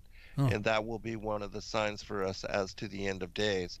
But with regard to the calendar, yeah, it is, if it is true that, we have this 365-day quarter, 365 and a quarter day year, which I think somebody should actually, monitor that and check it out and see for certainty, because they lie about everything else. But I do believe that even with this passage here in Jubilees, where it mentions how all the months begin on the new moons, and then you have the 364-day year, and then it talks about the 10 days where the moon, is different from the lunar calendar, is different from the solar calendar, and that intercalation is spoken of in the Perk D. Rabbi Eliezer, and I shared that with you one time before. I'll just read a small portion of it, and then I'll explain what we were talking about in the book of Enoch. It says here in the Perk D. Rabbi Eliezer, on the 28th of Elul, the sun and the moon were created. The number of years, months, day, night, terms, seasons, cycles, and intercalation were before the Holy One. Blessed be he. And he intercalated the years, and afterwards he delivered the calculations to the first man in the Garden of Eden. As it is said, this is the calculation for the generations of Adam. The calculation of the world is therein for the generations of the children of Adam. Adam handed on the tradition to Enoch, who was initiated in the principle of intercalation, and he intercalated the year, as it is said, and Enoch walked with God. Enoch walked in the ways of the calculation concerning the world which God had delivered to Adam. And Enoch delivered the principle of intercalation to Noah, and he was initiated in the principle of intercalation, and he intercalated the years. And it goes on to, all the different patriarchs up to Abraham and on and on. But I'm going to go ahead and go to, because I know we'll quickly run out of time, that what Enoch is describing here in these particular portions with all these numbers is how the intercalation works. And so I'll read the explanation. The moon's monthly cycle, 29.531 days, is shorter than that of the sun's by 30 days, as it cycles through the 6 gates of the heaven, making the lunar year 12 months of alternating between 29 and 30-day periods, which add up to a total of 6 times 29 and 6 times 30, which is 354 days. And since it takes the sun 30 days each to course back and forth through the 6 gates of heaven, the 12 months of the solar cycle add up to 12 times 30, 360 days. Subtracting the 360 days, which correlates to the sun's motion through these gates, from the 354 days, which correspond to the moon's motion through these gates, equals the 6 days a year, or 30 days over 5 years, that Enoch cites as belonging only to the sun and stars, which again in 73:13 he says, the moon brings on all the years exactly, that their stations may come neither too forwards nor too backwards a single day, but that the years may be changed with correct precision in 364 days. In 3 years the days are 1,092. In 5 years they are 1,820. I'll just in 8 years 2,912 days. If one divides the totals given for the amount of days that correspond to the length of these years, the math in every instance equals 364, which is the total number of days in a solar year according to Enoch's count. So 3 years is 1,092 days, divided by 3, which is 364 days. 5 years, 1,820 20 days, divided by 5 equals 364 days. 8 years, 2,912 days, which divided by 8 equaled 364 days. And so Enoch is speaking here about the difference between the solar year, according to the descriptions of the motions of the sun, and the lunar year will correspond to God's calendar as determined by the synodic month and the 4 phases of the moon. Enoch 73:14. To the moon alone belong in 3 years 1,062 days. In 5 years it has 50 days less than the sun, for an additional being made to 1,062 days. In 5 years there are 1,770 days, and the days of the moon in 8 years are 2,832 days. If one divides the total given for number of days by the length of the years, in every instance the sum equals 354. When one divides 354 by 12 as the number of lunar months on God's calendar, one gets 29.5, which coincides approximately with the 29.530588 days of a synodic month. The ancient Hebrew calendar system maintains alignment with this average by alternating the 12 lunar months by 29 and 30 days. And so 1,062 divided by 3 is 354 days. 1,770 divided by 5 is 354 days. 2,832 divided by 6 equals 354 days. 364 as total number for the days of the solar year minus the 354 as a total number of the days of the lunar year equals the 10 days, which multiplied by 5 equal the 50 days and 5 years that differentiate the lunar and the solar year according to Enoch's description. In Enoch 73:15, for its days in 8 years are less than those of the sun by 80 days, which 80 days are its diminution in 8 years. If one subtracts the number of days in a solar year, 364, from the number of days in a corresponding lunar year, 354, one will find that the lunar year has exactly 10 fewer days than the solar year. In 8 years, that diminution totals 80 days. The year then becomes truly complete according to the station of the moon and the station of the sun, which rises in the different gates, which rise and set in them for 30 days. These are the leaders of the chiefs of the thousands, those which preside over all creation and over all the stars, with the 4 days which are added and never separated from the place allotted them according to the complete calculation of the year. And these serve 4 days which are not calculated in the calculation of the year. It takes the sun 30 days to move back and forth through the 6 gates of heaven, which are spread from the Tropic of Cancer to the Tropic of Capricorn. 6 multiplied by 30 equals 180. Multiply 2 for each of the 6-month periods that takes the sun to travel from tropic to tropic equals 360 days. The 4 days which are added and never separated from the place allotted them represent the 4 additional days that it takes the sun to either cross the equator when reaching the 2 equinoxes, or having reached culmination at either of the 2 solstices, to reverse course and begin moving in the opposing direction. Adding these 4 days to the 360, which define its travel back and forth through the gates of heaven, totals the 360 plus 4 days, equaling the 364 days.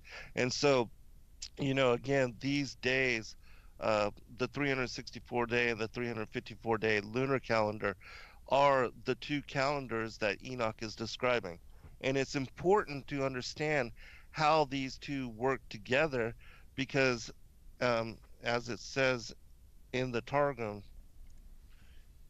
and the Lord said, let there be lights in the expanse of the heaven to distinguish between the day and the night, and let them be for signs and for festival times, and for the numbering by them the account of days, and for the sanctifying of the beginning of the months and the beginning of the years, the passing away of months and the passing away of years, the revolutions of the sun, the birth of the moon, and the revolvings of the season. And as we saw in the book of Jubilees, where it's talking about the, how the months, the new moon, actually begin the days in the first the 4th, the 7th, and the 10th, I believe, is what was mentioned. And it describes that on these particular days, did these particular events happen according to the Jubilees. And then it describes how this knowledge becoming lost, the new moons and the festivals and the feast days, everything would get screwed up. And so, my opinion, what happened is that they took off of the lunar solar calendar and the way that they intercalate with the, again, Enoch describing 354 days, which the lunar calendar is 10 days short. And so every third year, according to the metatonic cycle, you just add this 13th month of Dar 2. But since we've been on a solar calendar and the Sabbaths are every 7 days and nothing is, the months are no longer determined by the new moon, the waxing crescent and the beginning of it, as it describes here in this particular book, that each one of the months mentioned begins with the new moon. And so you have to understand the way that the 354-day lunar calendar comes together with the 364-day solar calendar, and then the additional 30 days every third year or so, which you add, depending on the barley, the 13th month, the Adar 2. And then that puts the barley festival back in line with Passover and the Feast of Unleavened Bread.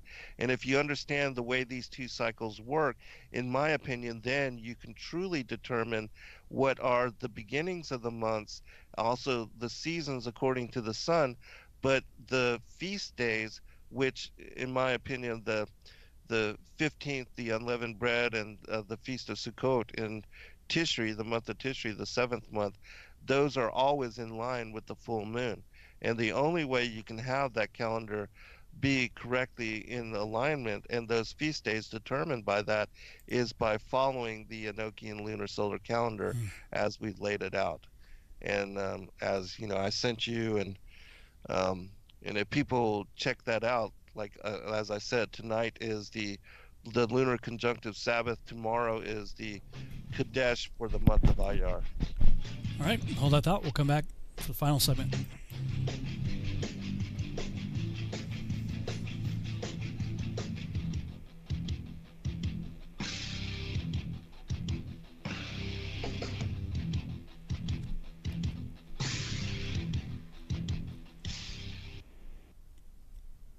Extendivite is more than just a heart tonic. Do you have any of these symptoms? Night cramps in the hands and feet. Your arms and legs often go to sleep. On short walks, do your legs get aches and pains? Is your memory worse than it used to be? Ankles that swell late in the day? Has your blood pressure increased lately? If you answered yes to even one of these questions, you may have early warning signs of arterial blockages. Your body is saying that it is time to take Extendivite. These are not the normal signs of aging. They are the warning signs that accompany blocked arteries. Get your Extendivite today. Extendivite is available in capsule or liquid form for just $69.95 for a 2-month supply. To get started, call 1-877-928-8822. That's 1-877-928-8822, or visit heartdrop.com. Extend your life with Extendovite. So, you love talk radio? Then you'll love TalkStreamLive.com. TalkStream Live is always on, 24/7, with the best streaming talk shows. Find your favorite talkers and discover some new ones. It's free, readily available online or on mobile with any smartphone or tablet. Finding your favorite talk shows all in one place has gotten a whole lot easier. Just go to TalkStreamLive.com. Be sure to download the free apps from Google Play or the iTunes App Store. If you have hard water, the Lime Scale not only leaves white spots, it clogs pipes and breaks down appliances, costing you hundreds of dollars in energy and wear. Eliminate Lime Scale and other water issues like brown staining and bad odors with HydroCare water products, available from Wave Home Solutions. Wave's affordable water systems don't use salts or chemicals. You'll love the way your water tastes, smells, and looks. Satisfaction guaranteed. For more information, go to bestwater123.com. That's bestwater123.com. Hey everyone, it's Mark Sargent from Strange World, broadcasting live every Tuesday evening, 10 to 12 Eastern, 7 to 9 Pacific, right here on True Frequency Radio. Strange World covers a wide range of topics, from enclosed world theory to lunar waves to the end of the world in film. It's basically doomsday with a silver lining. With the audience as my co-host, we take an optimistic approach to all things conspiracy and promote confidence, hope, and humor whenever possible. If there's a topic you want us to cover or a guest you would like to see interviewed, please email me at msargent23@comcast.net. So please join me and tell your friends about Truth Frequency Radio, the leader in real radio programming, bringing you quality, cutting-edge broadcasts from around the world.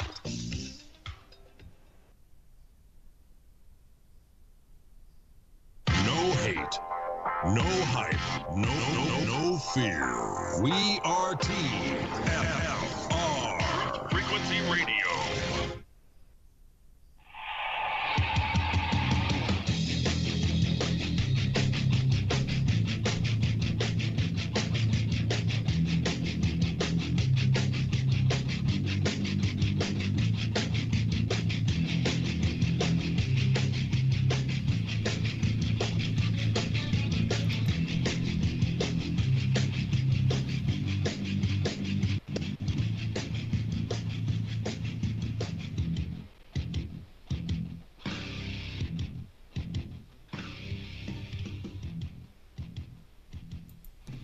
And we're back on the Revolutionary Radio Project. I'm your host, Rob Skiba, for the final half-hour segment of the broadcast. Wow, this is just flying by, as usual.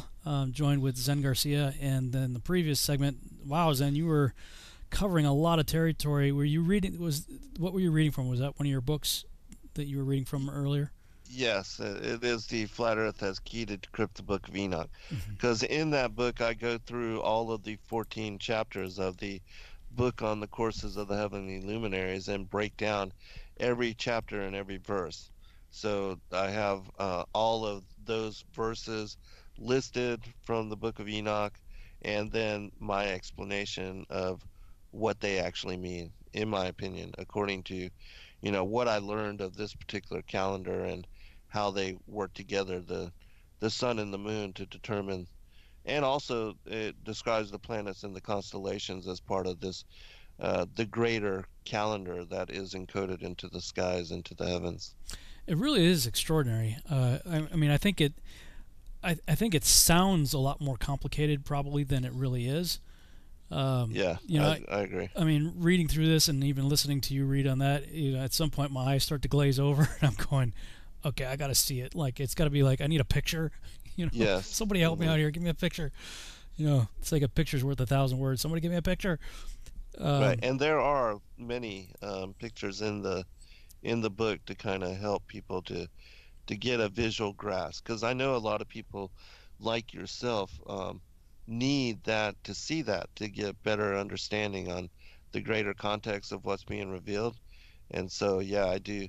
And I think what you brought up on Stellarium, it shows the same thing, the way that the moon falls behind the sun 50 minutes every day, and that's what creates its 1/7 portion of light, the differentiation between the days, and how it will cycle from where it's moving with the sun in lunar conjunctive phase as it is tonight, and which means you can't see it because it's with the sun.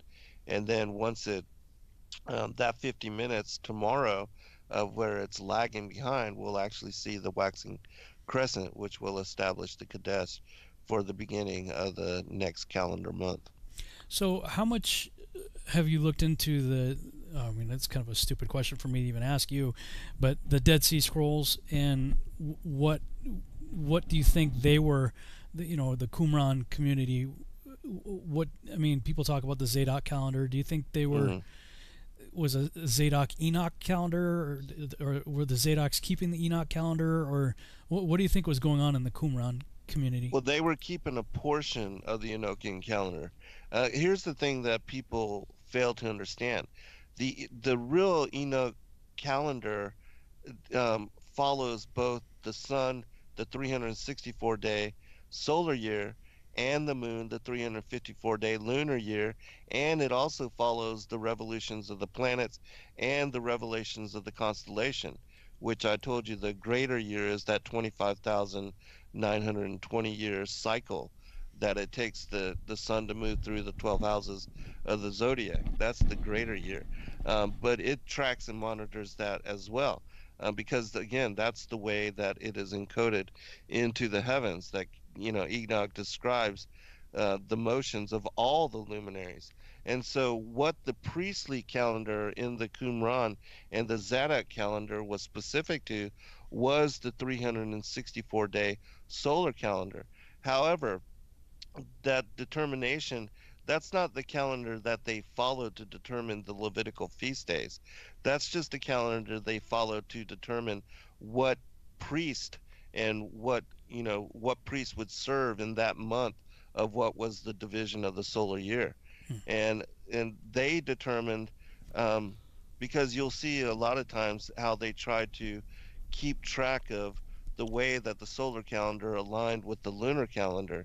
And the way that they were trying to do that was because they were trying to stay true to what it says in Jubilees chapter 6, that all of the months begin with the new moon and the sighting of the new moon, which is the waxing crescent.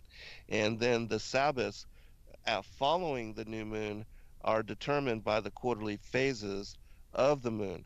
And so you have the first quarter being the first Sabbath, the full moon being the second Sabbath, the third quarter moon being the third Sabbath, and the lunar conjunctive moon being the fourth Sabbath.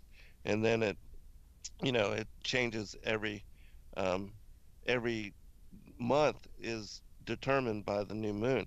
And then again, when you have these 30 days in 3 years where the moon falls short because of the 354-day lunar calendar, you have to add the 13th month of Adar, which is really simple. All you do is add a 13th month when the barley's not ripe, and then it situates the two calendars back together again. But the people that are studying the Dead Sea Scrolls and that are believing, that the Jews are the Essenes and that they were actually following the 364-day solar calendar, well, yes, they were for determining who would serve as the priests for the Levitical bloodline, because they had 12 different priests that served according to which month of the year it was.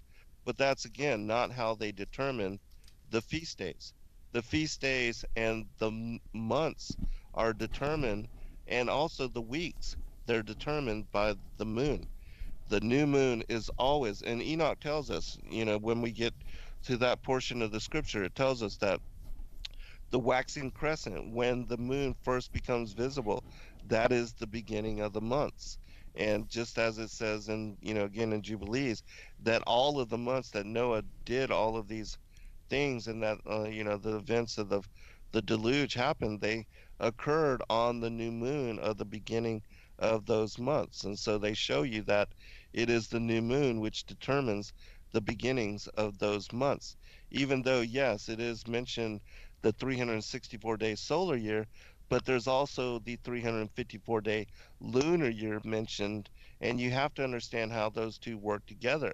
Otherwise, that's where the confusion occurs, because the people that want to follow a 364-day solar year, where the vernal equinox is the beginning of the year, and then they have Sabbath every 7 days, that's not according to um, what is the phases of the moon, because again, in my opinion, the phases of the moon is what um, establishes the beginning of the month and also the quarterly phases. And I sent you a passage from the Legends of the Jews where this is also affirmed. It says, along with the first, they received the calendar in use among the Jews, for the Passover feast is to be celebrated on the 15th day of the month of Nisan, and with this month the year is to begin. But the computations for the calendar are so involved that Moses could not understand them until God showed him the movements of the moon plainly. And and then you skip a little bit and it tells you that also the determination of the new moon was the subject of special divine teaching. And then it tells us that um, Michael and Gabriel, as witnesses, he addressed searching questions to the angels as to how the new moon had seemed to them. Then the Lord addressed Moses and Aaron, saying, "Thus shall my children proclaimed the new moon on the testimony of two witnesses and through the president of the court." And so it was established in ancient Israel that by two witnesses they would watch for the appearance of the waxing crescent. And then the shofars would be blown, and then the new moon festival was celebrated at the temple, and everybody would run there for what was called the new moon convocation. And that was the day that no man knoweth, the hour of the day. And so the reason they didn't know is because everybody was in limbo as to when the waxing crescent was going to make its appearance. And then when it did, that was the beginning of the new moon and what was called Kadesh, the new moon day, the time of the new moon. You mentioned something, and I just want to bring it up because we only got 15 minutes left of the show, and I wanted to get your take on it real quick. Yeah. You were mentioning the sun going through the various houses of the so-called zodiac or the Mazzaroth, and that taking 25,000 plus years. Now that supposedly is what like the Mayan Aztec calendar stone and all that was supposed to address things like that. Now, of course, biblically speaking, of course, whether we're talking about the Masoretic text with a 4,000 years to Yeshua, with us being about 6,000 years, or we go with the Septuagint where we're at about 7,000 years right now. What is your take with if he did in fact set it up for a 25,000 year cycle, then, and we've said it before, that if we're going to get a reset, it's not unreasonable to believe that we're in a reset.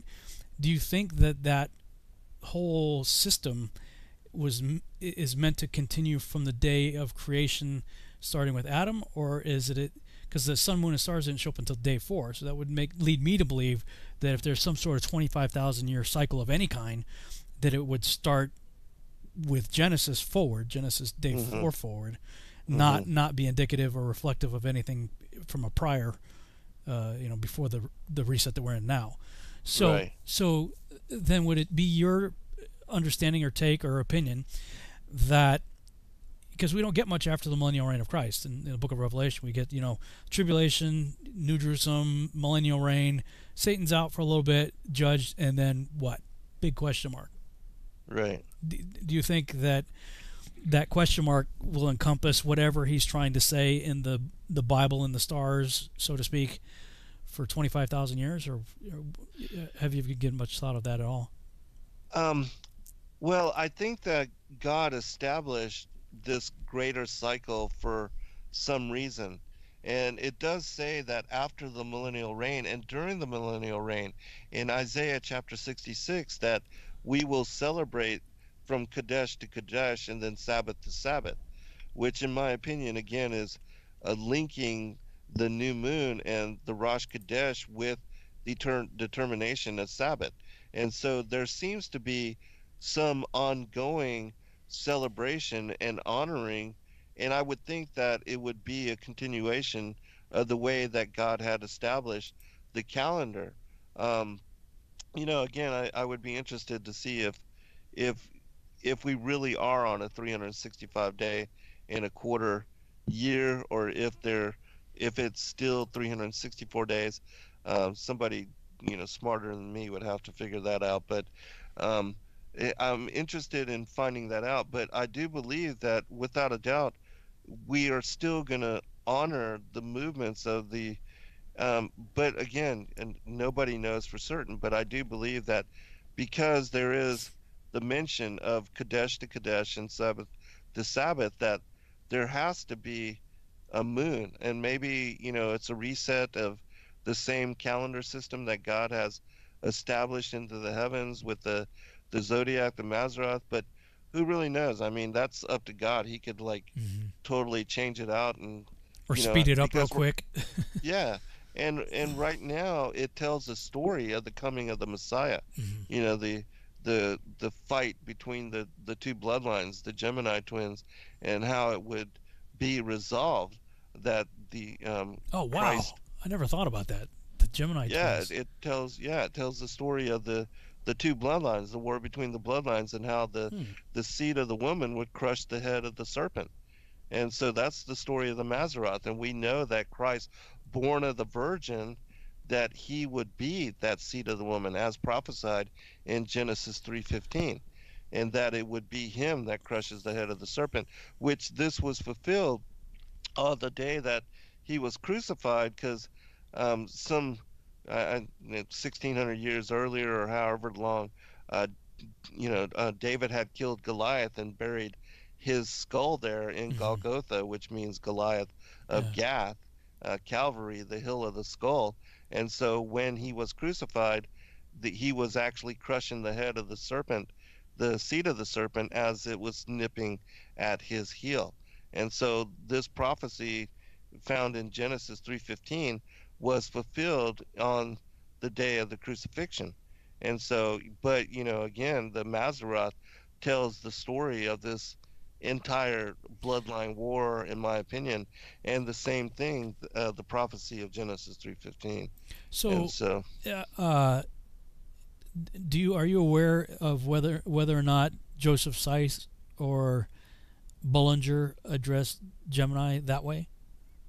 No, I don't believe so. But I don't know for certain. It would be interesting because, the more and more I do look back at ancient, it has to be more ancient scholars, because this was common knowledge back then. But it has since, in modern times, and with translation of the scriptures from the Aramaic into the Greek, and then into the English, and the Latin and all that, that all of this knowledge has become lost. But it's still encoded there. I mean, you see, once you understand, without a doubt. I mean, Christ even saying that, the murderers of the prophets were from Abel to Zacharias. He's linking them, the Pharisees that are conspiring his murder, with the murder of Abel, who was Cain. And so, without a doubt, the tares are the children of the enemy. The enemy is the devil, the wicked one. I mean, all of that is there encoded into scripture. And once you understand it and you unlock it that way, it makes sense as to why even the patriarchs and the prophets kept such a detailed listing of the genealogies of Christ and of the other people that were born all through the generations. And you see, I've spoken about, there's genealogy lists for Mary in the Book of the Bee and the Cave of the Treasures. And like the Book of Luke, Cain is excluded from those bloodlines and those genealogies, as are his children. And so, there's a reason for all of that. And when people, open themselves to the possibility of the things that I'm saying, then all of these things really start to make sense in a deeper and more profound way, in my opinion. Well, I'm beginning to share your opinion on that. It's got me curious now to go look into Gospel of the Stars, Joseph Seiss, and the Witness of the Stars, and E.W. Bullinger, just to see because they do a pretty solid breakdown of each of the constellations, what they represent in the gospel message in the sky. I had posted some things recently on my Facebook page about, Enoch, Adam didn't have a Bible, Enoch didn't have a Bible, Methuselah didn't have a Bible, all these guys didn't have a Bible, yet somehow they got by, and in fact, they got by even better than everybody that does have a Bible. I mean, you look at the relationships that these guys had with the author, but somebody said, well, they did have a Bible, it was written in the stars. And I was like, touche, you got me on that one, because that's true, that they didn't have a Bible in the sense like we do. Right. But they did have a unique and solid understanding of the gospel in the stars, and that it was laid out. And it is so fascinating that cultures from all over the world are calling certain constellations the same thing, in their language. Right. And frankly, other than Orion's about the only one that actually looks like, to me, the description. I mean, you see the belt and you kind of see the shoulder and like the club, and you kind of like, oh yeah, I can see a dude up there. It's like when people stare at the clouds and they see animals or whatever. What the ancients saw, and they saw a lot more stars than we do. Oh yeah, because with all the pollution and light pollution and everything else that we have to deal with, we see a fraction of the night sky that they would have seen. And yet, with all those zillions of stars, they look up there and they're like, oh yeah, that's a lion and that's a virgin and that's the twins over there, and I'm like, how did you get that unless God told you that? Exactly. So it had to have been a shared knowledge that was passed down from the time of Abraham, or going back to Adam even, Adam and certainly Enoch. Right. For the whole world to have, there's some variance, but for the most part, they're pointing to the same location in the sky and saying essentially the same thing as far as what it represents. So, for the audience that's not aware of that, those two books are fascinating books. It's The Gospel in the Stars by Joseph Seiss and Witness of the Stars by E.W. Bullinger, both of which I believe were written in the late 1800s, if memory serves. There's another book that I've only recently begun to kind of skim through. It's more recent, called Wheel of the Stars by Andrew Gabriel Roth. Have you ever heard of that? Yeah, I actually have that book. The only thing, is he is global. Yeah. And so it makes it difficult for me to read stuff like that. That's interesting too, because we know Bullinger. Well, he was a card-carrying, hardcore flat earther. Right. I don't know what Seiss's worldview was. I'm not aware of anything. It's one of those things. I have to go back and reread it and see what his take was. It would be fascinating to if he was also of the mindset, because I believe both books came out pretty close to each other. Right. In time. Mm-hmm. Yeah, it's always interesting to me to go back and to see other people that were led to the revelation of truth and that stood by it and that wrote about it and shared information on it. And I do enjoy reading a lot of what they have to say, but I do find it difficult for me to now read anybody that supports a heliocentric point of view, and they're talking about all these wonders in the heavens and stars, and it's completely fabricated, like the cosmology that they believe in. And so knowing different and better, it's difficult for me to read what I know is not in alignment with truth. But there's still a lot of good information out there. And we were once lost as well. So. Well, yeah, totally. When I look back, now, even just a few years ago, I'm like, what in the world? How did I ever, because I always, Facebook tells you, hey, this time, a few years ago, whatever, you posted this on the same day. And it's funny because it's always reminding me, of what I was doing like 5 years ago when I was first getting into all this stuff. And just rethinking the stuff, the whole concept of light years. And like, the North Star is supposedly something like 325 light years away. I'm like, okay, that's 325 times 6 trillion.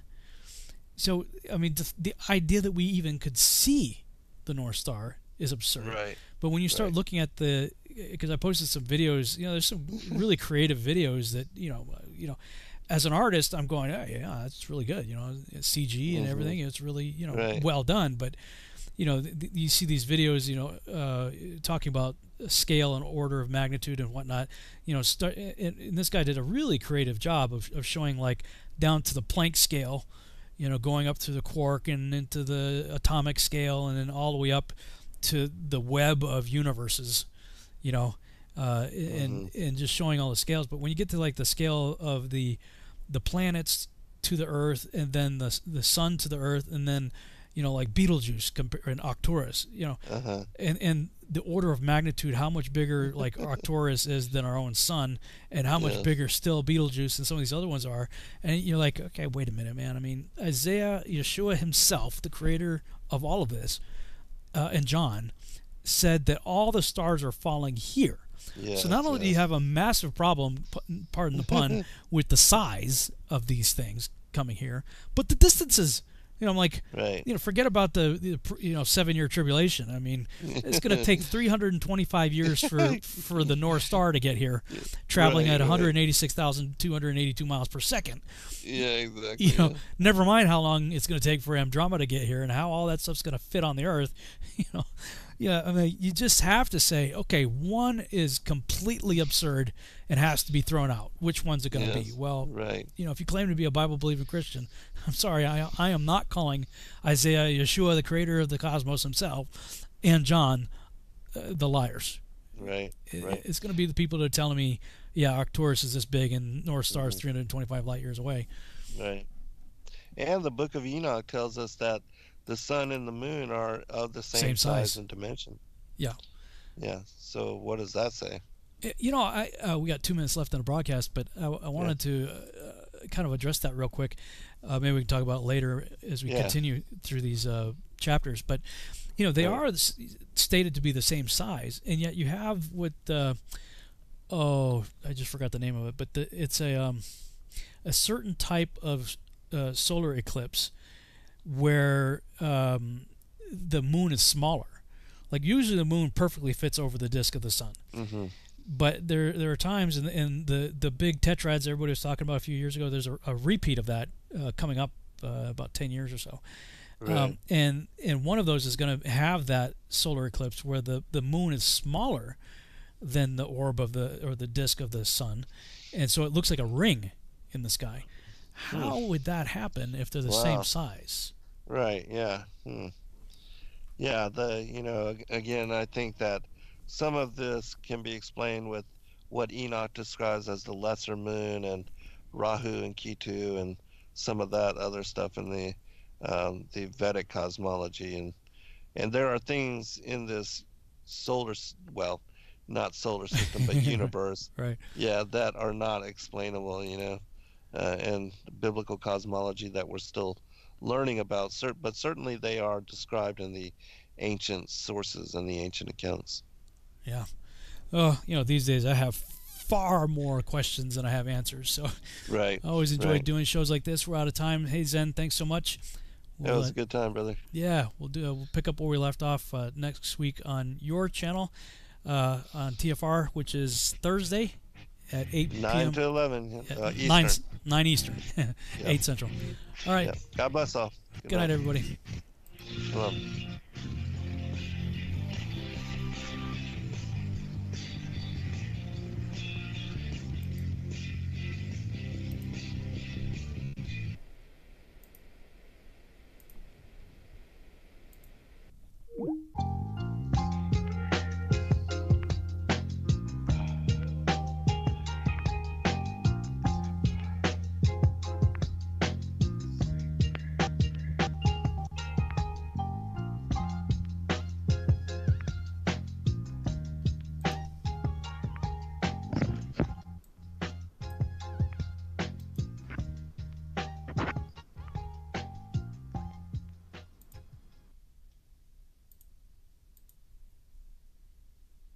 The demons changed appearance to look like the women's husbands. They filled the women with that spirit of darkness and wickedness, and brought into being gold and silver, money and coins, iron and other metals, and all things of this sort. And the people who were attracted were led astray into troubles, and were greatly lost my place.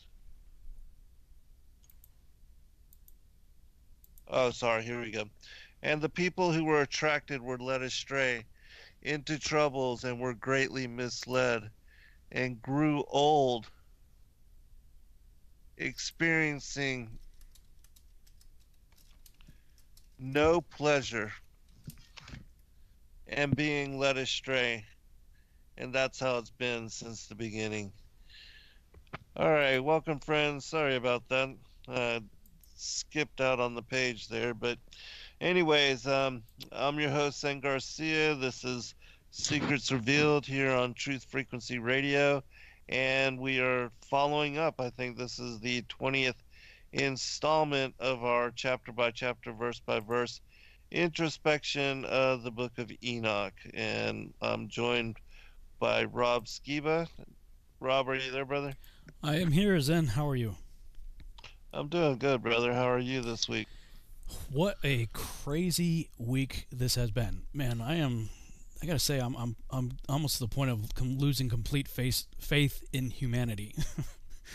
The way things have been going lately. Well, it's hard to have confidence in stupidity, and humanity seems to be embracing that as conditions. So yeah, it's getting kind of frightening, actually, when you think about it. But I don't know. I know with whom I put my trust, so I'm just gonna Father, absolutely, please help, because right, this place is being overrun by lunatics. It really is. It really is. The whole one flew over the cuckoo's nest seems to be where we are in these days. Well, we've talked a few times about gardening and how I'm trying to figure that deal out, and I mean it's it's definitely not the point and click world that I'm used to. Plug and play is not gardening. That's for sure.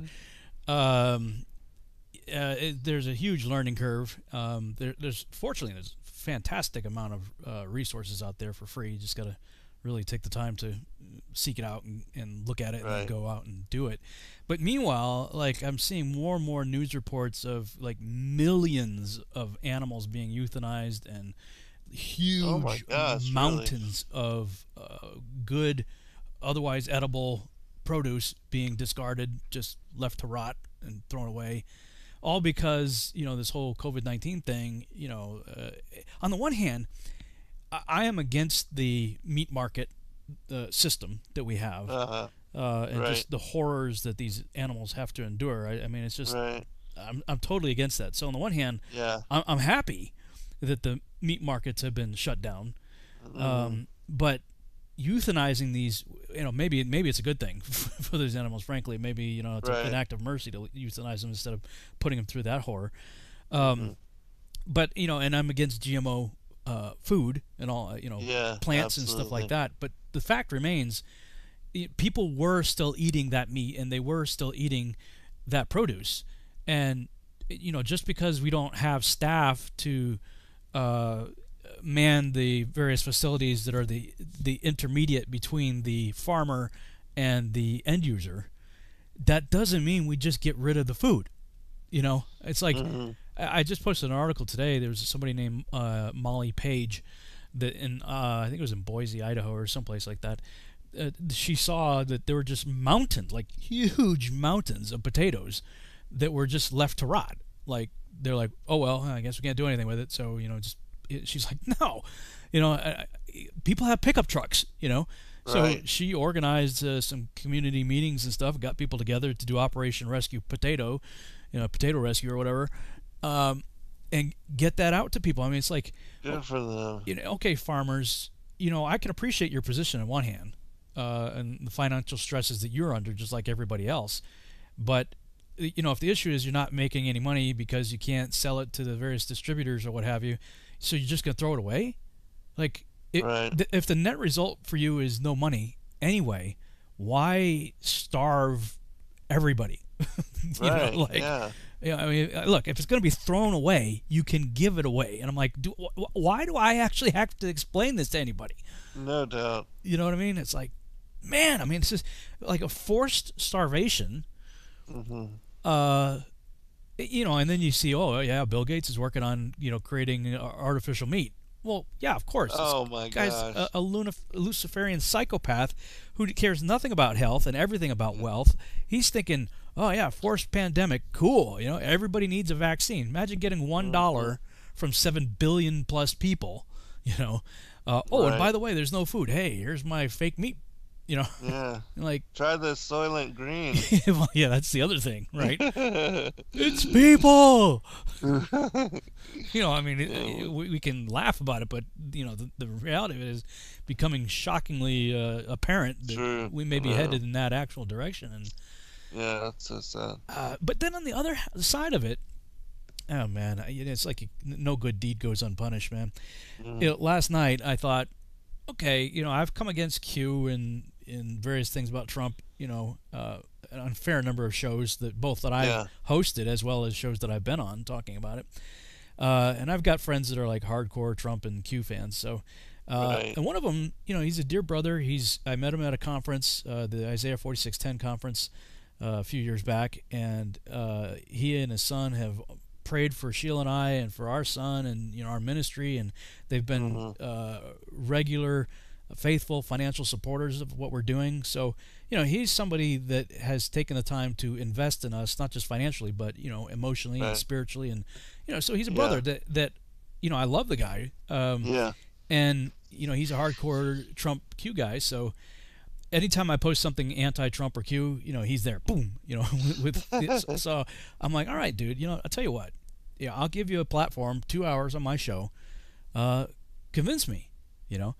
And even that, man, like, you read the comments in that video, and like, now granted, I don't think he did a very good job of convincing, but still, you know, it's like, look, I'm trying to be objective here and look at both sides of the argument, give a fair, you know, platform for both. It's just, man. Oh, and last week, oh man, I wore a mask, so now I'm part of the cabal. You know, it's like, look, I have like allergies, and my wife's just trying to help people.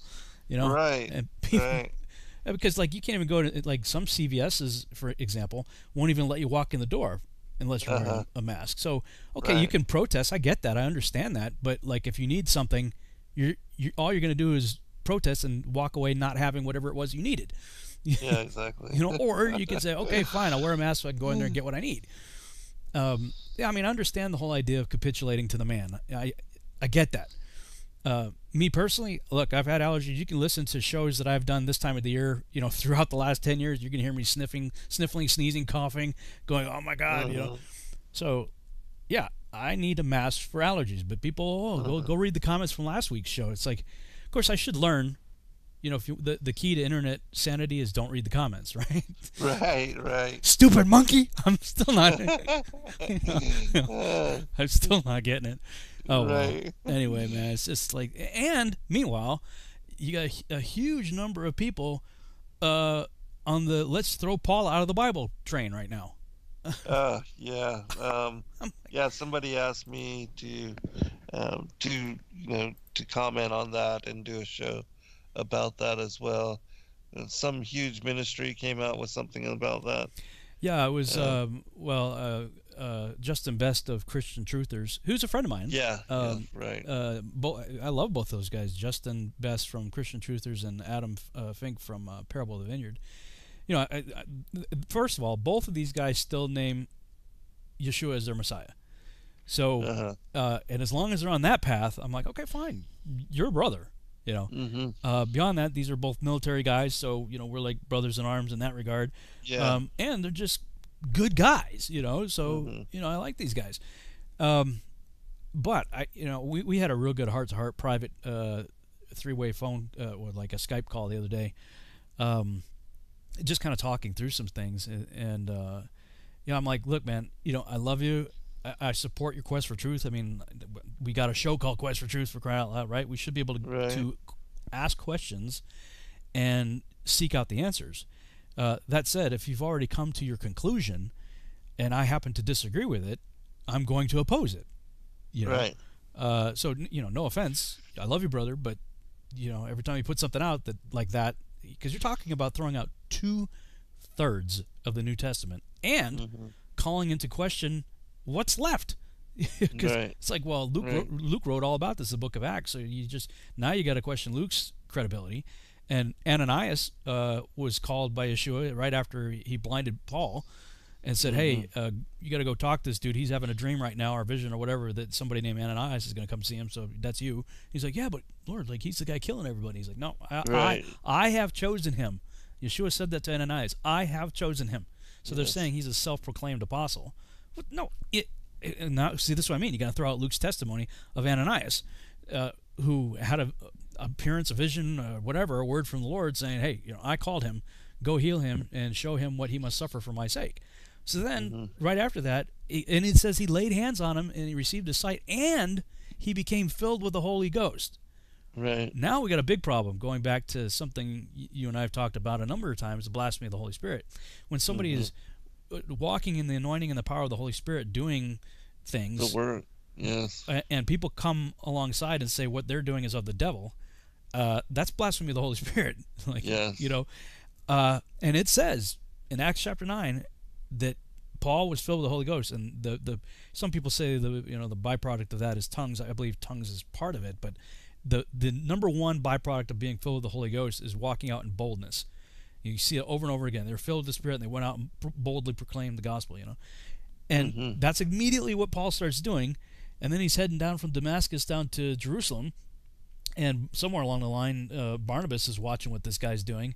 And so when the other apostles got wind that Paul's coming down their way, and they knew what he was about, after killing Stephen and what have you, they were afraid of him. But Barnabas vouches for him. So now you got to call into question the credibility of Luke, Ananias, and Barnabas. And then later you see that James, Peter, and the council and everybody's accepting him. So now you got to throw Peter out. Right. You got to throw. It's like ultimately, when you go down this path, I've seen it happen so many times. Eventually, you throw out the New Testament, and with it, Yeshua. Right. So of course, I'm going to take a stand against that. Yeah, absolutely. I am as well, and I told people about there's the Epistle of the Apostles, which if you read that, and it's one that many people are not familiar with, but it's one of the anti-Nicene, the Council, the Church Fathers, and their deliberations, and one of those epistles, and it specifically makes mention. I mean, Christ, at the time that he's meeting the apostles after his resurrection, he's telling them, I'm going to send you Paul, and I want you to heal him, and he's going to be my anointed for the Gentiles, and he's telling this to the apostles sometime after the resurrection. And so it's clear to me that he's part of the work. And then especially when you read, because we put together the Great Commission series as well, and books 1 and 2 are on the Acts and the Gospels of the apostles and the work that they've done. And it's elaborated because it also has many of these texts where the apostles go forth 2 by 2 to the different parts of the work and doing the Great Commission, baptizing in the name of the Father, the Son, and the Holy Spirit, and taking the gospel to all the ends of the earth. And in that work, Paul is instrumental in working with all of the various apostles as they cross paths and are assisting and aiding one another. And then, there's so many other texts like Paul and Thecla and, all these other manuscripts, which in my mind make it clear that he was, without a doubt, he put his life at risk to do the work of the Great Commission and was anointed as part of the group of the apostles and in doing that work. And so, again, I invite people to examine this material because it becomes clear. It's undeniable. And then other books like, we see in 2 Corinthians that Paul speaks about being taken to the third heaven and seeing paradise. And there's another text, well, 2 actually, the vision of Paul and then the apocalypse of Paul. And both of those give great detail of, his being taken up there to the third heaven and paradise and being witness to the other apostles that were already resurrected during the time that Christ had, when he died on the cross and descended down into Sheol. He's taken up there and then sees the saints, and they know who he is and they welcome him and He sees, what happens to a righteous and a wicked soul after their death, and so these kind of things affirm to me, without a doubt, that he is part of the elect and did the work of the apostles, and so I'm good with it in the study of what I've learned with regard to Paul. Yeah, I think it's important to certainly to bring these things out. And what frustrates me is, first of all, those guys put out like really awesome videos. And I told them, I said, when I was in the corporate world doing professional video and in the ministry doing the same thing, the quality of videos that they're putting out is what I'm used to putting out. The stuff that I've been putting out on YouTube is like way below that. It's like, look, just get it out because I don't have any time. Right. And, I mean, the kind of videos they're putting out. I mean, you got to script it all out. You got to record it. Then you got to go find like you got to spend a ridiculous amount of time just combing through stock footage to find the clips that go along with what you're saying, and put it all together in nice. So it's like I have tremendous respect for people who take the time to make such good videos. But the problem with that is because the production of it is so good, it is so tempting to easily get drawn into whatever the message is because of the production of it. And frankly, a lot of the arguments, I would say easily 80 to maybe even 90% of the arguments are so lame. Like, just so, really, we're having this discussion? Like, what? It's almost, I kept feeling like it was like the, 10 reasons why we know the Earth's a globe, and like 8 of the 10 you can totally squash like a pancake, in seconds without even thinking about it. That's sort of the way I felt about the various arguments that coming against Paul. But there's still, let's say it's 90% like that. You still have the 10% that are, you got to dig in. It's like, okay, what's going on? And one of them that here, let me just say this: I enjoy when there are disagreements like this because it forces me, as it does others, to dig deeper to defend whatever it is you think you believe. You think yes, exactly. And so, ultimately, there's a lot of benefit to this, as difficult and sometimes painful as it can be. I mean, like my whole Archon Invasion, my second book, that came out of primarily Facebook debates between me and Dante Fortson for like a year. And going back and forth, and it's like, okay, he's got a point here, but is that valid? Well, let's see. And then I go and dig and dig and dig, and next thing I got a book.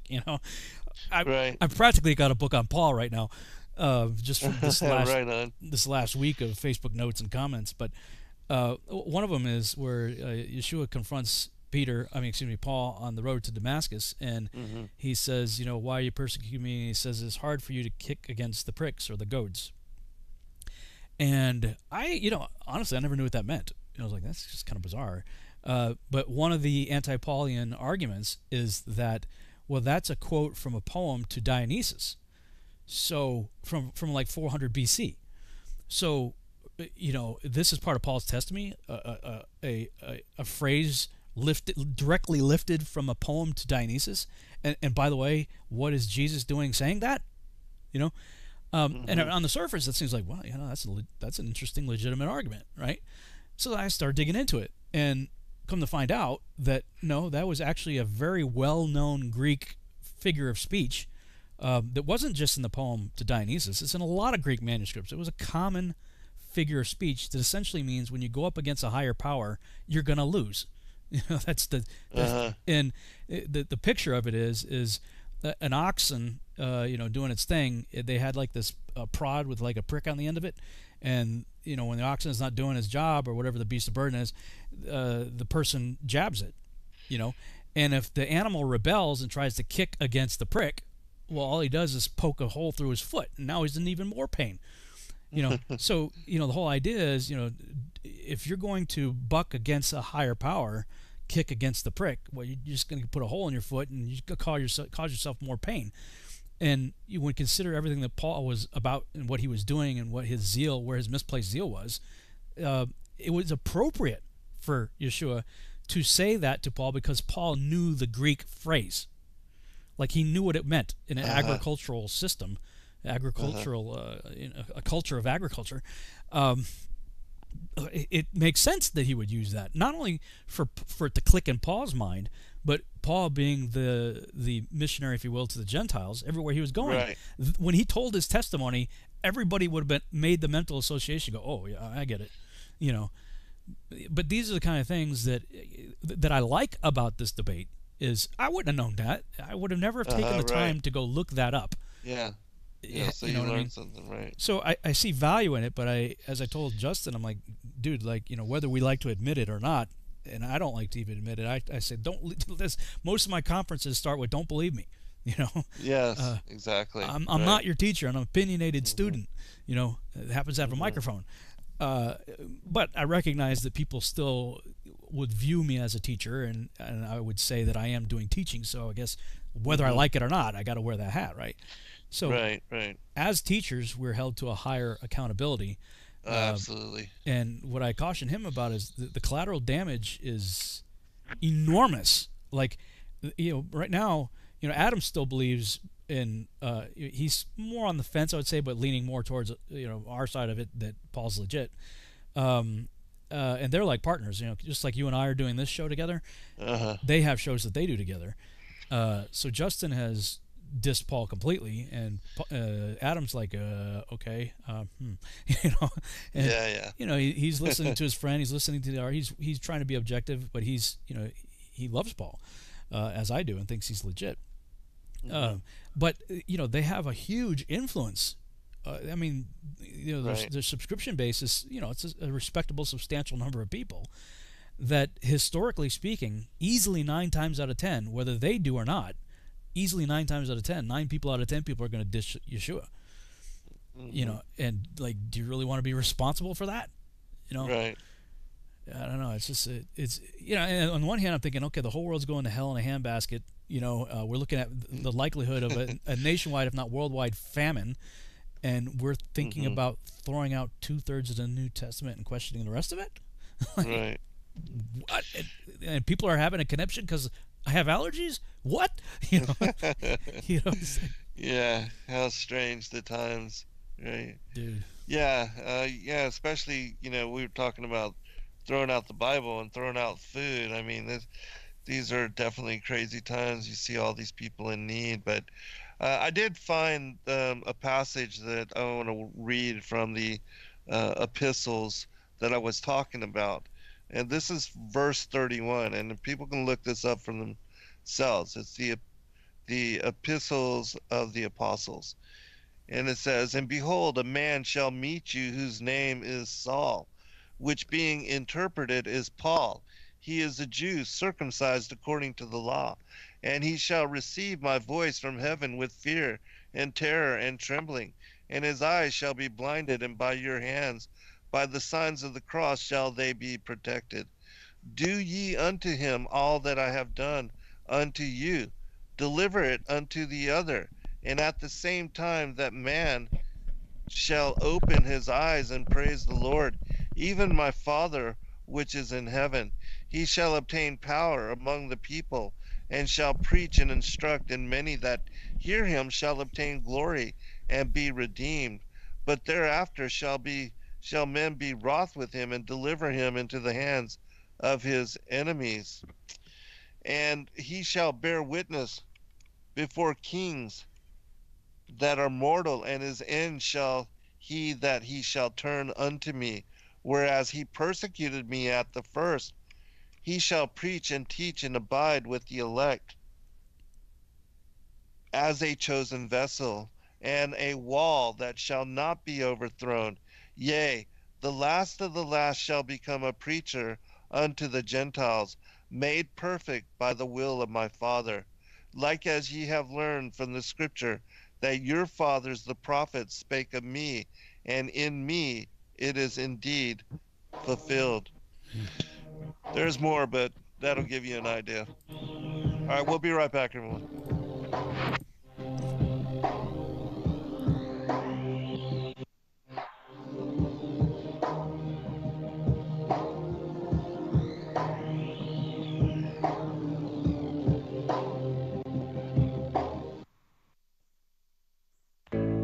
The reviews for Extendivite are amazing. Here are some from Amazon. By Christine. Great for heart palpitations. By Ann. Before I started using this product, every afternoon, my ankles and my hands would be swollen. That doesn't happen anymore. So if that part of their advertising is true, I have to assume that the rest of it is also. Not to mention that when I had my yearly blood test, only a few weeks after beginning to use this product, my cholesterol had dropped over 30 points. I'm going to continue to take it. By Croc. I love this product. It really works. By Brad. Works great, thank you. Tell us your story. Get your Extendivite today. To order, call 1-877-928-8822. That's 1-877-928-8822 or visit heartdrop.com. Extend your life with Extendovite. This is iHeartRadio. iHeartRadio. iHeartRadio makes you want to move. When you have a great melody, A song can last forever. Instantly connected. I love it when the beat goes. Did you know you can listen to Truth Frequency Radio on iHeartRadio? Just download the app to your smart car, smartphone, or smart TV and get the best of TFR wherever you are. iHeartRadio. I'll see you there. So, you love talk radio? Then you'll love TalkStreamLive.com. TalkStream Live is always on, 24/7, with the best streaming talk shows. Find your favorite talkers and discover some new ones. It's free, readily available online or on mobile with any smartphone or tablet. Finding your favorite talk shows all in one place has gotten a whole lot easier. Just go to TalkStreamLive.com. Be sure to download the free apps from Google Play or the iTunes App Store. Fear is the mind killer. Fear is the little death. This is Uncle Walt from the Ironworks. Josh, Corey, and I have chosen to look at life with no fear. No fear of the unknown. No fear of questions about the supposedly well-known. No fear of ridicule for thinking outside the familiar fool's lines. No fear of the boot on the neck of those refusing the party line. No fear of taking on those so convinced of their beliefs they would sooner drink the Kool-Aid than believe they've been fools made. In this world filled with me too, cattle think, can truth's protective layers be peeled back to show the tender, juicy pink? Are we all just grist for the mill? Souls sold against our will, or is the will, or is how it just feels? When you're filled to the rim with trivialities so fear-filled and grim, break clear of the fear. Right here, Tuesdays and Fridays at 2 a.m. on TFR. Josh and I and you will hammer out the impurities of technology-driven groupthink, fold in a dash of logic, and quench it all with a bit of absurdity. The Ironworks. Break clear of the fear. No hate, no hype, no fear. We are TFR. Your protection from deception. And in those days, there were giants in the land, and the sons of the angels of God looked upon the daughters of men and found them fair, and took of them wives, and their sons became of old great men of renown. So they have been mixing with us on a genetic level since the time of Enoch and Ezekiel's will. Here on Earth, we're intrigued by the sun, moons, and stars. And imagine there's got to be planets like ours. So conceive of a face on the surface of Mars. So in need of a meaning and purpose we lost. And indeed they believe that these might be our gods. Or that maybe with time we'll do right and evolve. And eventually reach what they seek and then solve all the problems of man. But they really don't know that they call it the works of our hands are but just filthy rags. So we travel the lands to dig up our past time, our lapses, and with it are much of the facts. Some imagine that God's came in alien class and reacted this way. All right, welcome back, everybody. I do want to give you the last two passages of this particular quotation, and what I'm reading is the Epistles of the Apostles. It's chapter or verse 31 and 33 specifically. I will be skipping 32, but just to bring the rest of this. And he said unto us, Be ye also therefore guides unto them in all things that I said unto you, and that ye write concerning me, tell ye them that I am the word of the Father, and that the Father is in me. Such also shall ye be unto that man, as becometh you. Instruct him and bring to his mind that which is spoken of me in the Scriptures, and is fulfilled, and thereafter shall he become the salvation of the Gentiles. And we asked him again, when shall we meet with that man, and when wilt thou depart unto thy father and our God and Lord? He answered and said unto us, that man will come out of the land of Syria unto Damascus of Syria, to root up the church which ye must found there. It is I that speak through you, and he shall come quickly, and he shall become strong in the faith, that the word of the prophet may be fulfilled, which saith, behold, out of Syria will I begin to call together a new Jerusalem, and Sion will I subdue unto me, and it shall be taken, and the place which is childless shall be called the son and the daughter of my father, and my bride. For so hath it pleased him that sent me. But that man will I turn back, that he accomplish not his evil desire, and the praise of my Father shall be perfected in him. And after that I am gone home, and abide with my Father. I will speak unto him from heaven, and all things shall be accomplished, which I have told you before concerning him. So, I think it's clear that, Yeshua is an advocate of Paul. You think? Yeah. Yeah, no, I'm with you, man. Yeah. All right. People get upset that we talk about some of these things. This is an Enoch show, but this stuff's important, It is. It is. I agree. On another note, I was watching, have you ever heard of Brad Scott? No. He's I really like him, first of all. He's a really nice guy, very cool. Enjoy a lot of his teachings, but people like to send me his teaching on the sons of God and the giants and stuff, because he's a Sethite guy. Well, actually, not even. He's not really even a Sethite guy. He's kind of a. He says there's like three positions. There's the angelic view, the Sethite view, and then there's the mighty man view. That there were people who were in positions of power and authority and rulers, that they were the ones that took the daughters of men. And I've met the guy. I met him at United and Torah conference in San Diego. I think it was 2015. We were sitting at a campfire after the conference, just kind of hanging out outside, and I say, nobody prior to 160 AD held the view that you do.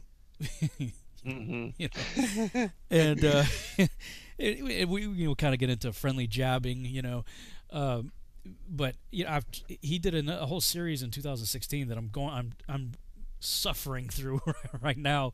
They're like an hour long, and I just started part 4, so he's taken literally 3 hours to say nothing.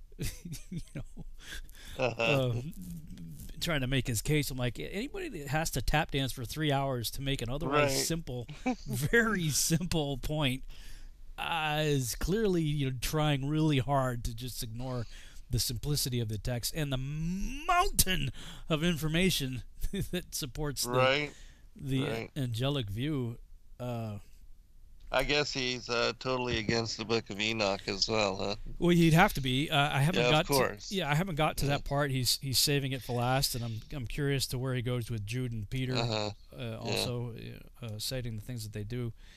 But it's again, all these things that's going on right in my life right now. I'm like, oh man, like I'm going in 50 directions right now. Right. Researching stuff, and then I saw a movie a couple of days ago. Called Silence. Have you ever heard of it? Mm-mm. I'm generally not a Martin Scorsese fan, but it's one of his films. It came out a few years ago. It's about missionaries in Japan and the persecution of Christians in Japan. Oh wow! And it's almost a 3-hour-long movie. It's a hard movie to watch, and you're tempted as you go through the thing to think that this is just going to be more anti-Christian propaganda.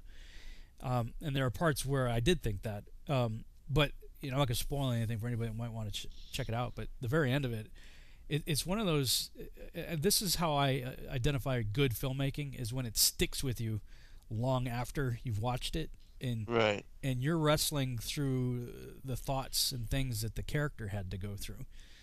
As if like, well, what would I do in that situation? And I say all that to say that Paul was one of the guys doing that persecution, hardcore. Yeah. Right. And then he something happened that radically turned him around, such that now he was the guy who spent the rest of his life being physically abused until his head Yeah. finally rolled off the chopping block. Right. Like, this guy has taken a greater stand for the kingdom than anybody that I know. Mm-hmm. Right. Certainly than anybody coming against him right now. I'm like, Right. guys, like we have the gift of these texts being left for us, and Enoch, like, okay, Cave 4 had something like 6 copies, I think, of the Book of Enoch, and Cave 4 alone of the Dead Sea Scrolls, and that's dated to between 400 and 200 BC copies. So, like, clearly these were important texts. Like, why do we want to throw these out? To believe things that you have to tap dance for 3 hours to try to justify. Right, and especially when especially with the Book of Enoch, I mean, it brings clarity and elaborates on Genesis 6 more so than any other text available out there. And in reading it and studying it, things like the sons of God, and also the luminaries and biblical cosmology, and the elect one, Christ being the Savior Messiah. I mean, all these things are affirmed without a doubt, and it's an ancient text. So I mean, and it was found, the predominant text found amongst the Dead Sea Scrolls, and so you can't argue with its veracity. Yeah.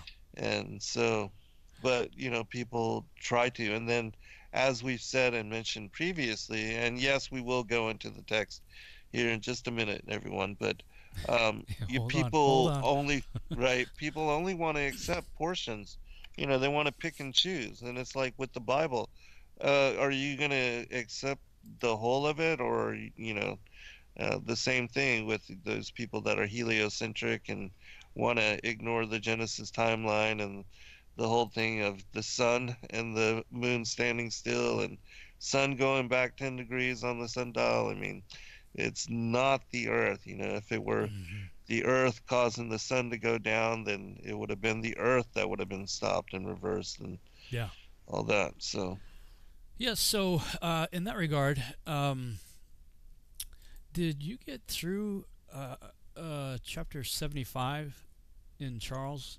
The leaders or the heads of the thousands were placed over the whole creation. Yes, yes, yes. I explained that when I was talking about the different calendars and the systems and all that. Okay, so did we get through it fair enough, or do you want to revisit it and pick up from there? Yeah, we can revisit it. Because if I remember right, I didn't read the Lawrence version. We just did the. Right. I'm not going to bother reading it, but it's close enough. I just did where I broke down and did the explanation from my book, and so that's when I read. Yeah, but let's do it. I'm just looking through it to see anything in here that maybe caught my eye. All right. Verse 6, as for the 12 portals into heaven at the ends of the earth, out of which go forth the sun, moon, and stars, and all the works of heaven in the east and west, there are many windows open to the left and right of them, and one window at its appointed season produces warmth corresponding as they do to the doors from which the stars come forth, according as he has commanded them, and wherein they set corresponding to their number. And I saw chariots in the heaven, running in the world above those portals in which revolve the stars that never set. And one is larger than all the rest, and it is that makes its course throughout the entire world. What is that? That's like the chariot that is above the others running in the world. Did you cover that at all? No, I didn't. The last thing I remember that we spoke about, we were talking about these the eclipses, and then we ended with we were talking about how in the book of Enoch it describes the sun and moon being of equal size and dimension. And let me see where that was. Because In this is what I just read was the latter part of Charles 74 was it? 75. Yeah. 75. Okay. Yeah. In Enoch 71, verse 47, it says that it shines with the seventh portion of light from the moon, but the dimensions of both are equal. And I Right, remember I that remember we that. had, Yeah. yeah, we had, I mean, we read this long before, but I know that we were talking about the eclipses at the very end, and we had made mention of that. So, all right, let So me so review maybe we this didn't again. get so maybe we didn't get this far then, Yeah, or no, I don't think we did. We didn't talk about this all right. specifically. All right, I'll tell you what. We'll just go ahead here, and if we did, it's a review, whatever. Yeah. So Mhm. for Lawrence, yeah, this is 74 in the Lawrence. So these are the leaders of the chiefs of the thousands, those which preside over all creation and over all the stars, with the 4 days which are added and never separated from the place allotted them, according to the complete computation of the year. And these serve 4 days which are not computed in the computation of the year. Respecting them, men greatly err, for these luminaries truly serve in the mansion of the world 1 day in the first gate, 1 in the third gate, 1 in the fourth, and 1 in the sixth. Oh, that's interesting. They throw out the fifth. And the harmony of the world becomes complete every 364th state of it. For the signs, the seasons, the years, and the days, Uriel showed me the angel whom the Lord of glory appointed over all the luminaries of heaven, in heaven, and in the world, that they might rule in the face of the sky, and appearing over the earth, become conductors of the days and nights, the sun, the moon, the stars, and all the ministers of heaven, which make their circuit with all the chariots of heaven. Thus Uriel showed me 12 gates open for the circuit of the chariots of the sun in heaven, from which the rays of the sun shoot forth. From these proceed heat over the earth when they are opened in their stated seasons. They are for the winds and the spirit of the dew, when in their seasons they are opened in heaven at its extremities. 12 gates I beheld in heaven at the extremities of the earth, through which the sun, moon, and stars, and all the works of heaven proceed at their rising and setting. Many windows also are opened on the right and on the left. One window at a certain season grows extremely hot. So also are there gates from which the stars go forth as they are commanded, and in which they set according to their number. I saw likewise the chariots of heaven running in the world above to those gates in which the stars turn, which never set. One of these is greater than all, which goes around the whole world.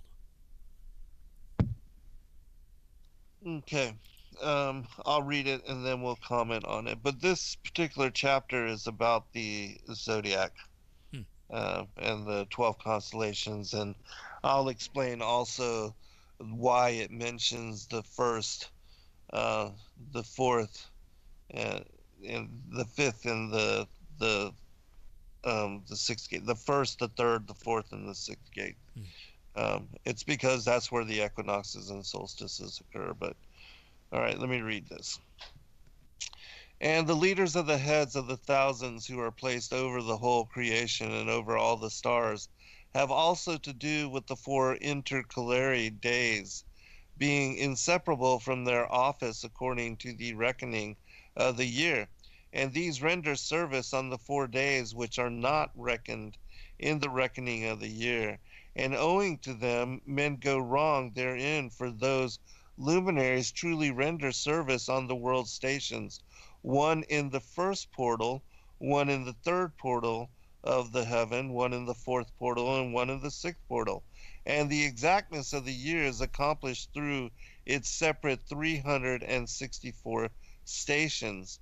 For the signs and the times and the years and the days, the angel Uriel showed to me, whom the Lord of glory hath set forever all over all the luminaries of the heaven, in the heaven and in the world, that they should rule on the face of the heaven, and be seen on the earth, and be leaders for the day and the night, the sun, the moon, the stars, and the ministering creatures which make their revolution in all the chariots of the heaven. In like manner, 12 doors Uriel showed me, open in the circumference of the sun's chariot in the heaven, through which the rays of the suns break forth, and sun break forth, and from them is warmth diffused over the earth when they are opened at their appointed season, and for the winds and the spirits of the dew when they are opened, standing open in the heavens at the ends, as for the 12 portals in the heaven at the ends of the earth, out of which go forth the sun, the moon, and stars, and all the works of heaven in the east and in the west. There are many windows open to the left and to the right of them, and one window at its appointed season produces warmth corresponding as these do to those doors from which the stars come forth according as he has commanded them, and wherein they set corresponding to their number. And I saw chariots in the heaven running in the world above those portals in which revolve the stars that never set, and one is larger than all the rest, and it is that that makes its course through the entire world. All right. I'll explain some of this. Did you ever see the movie Gods of Egypt? Yes, I did. Yeah, and how they depict the Earth as being a plane. Yeah. Well, yeah, and also, Enoch's not the only text to describe the sun with a chariot and being pulled. And I thought, stylistically, visually, they did a really good job of showing that. I think that was a Ridley Scott movie, I think.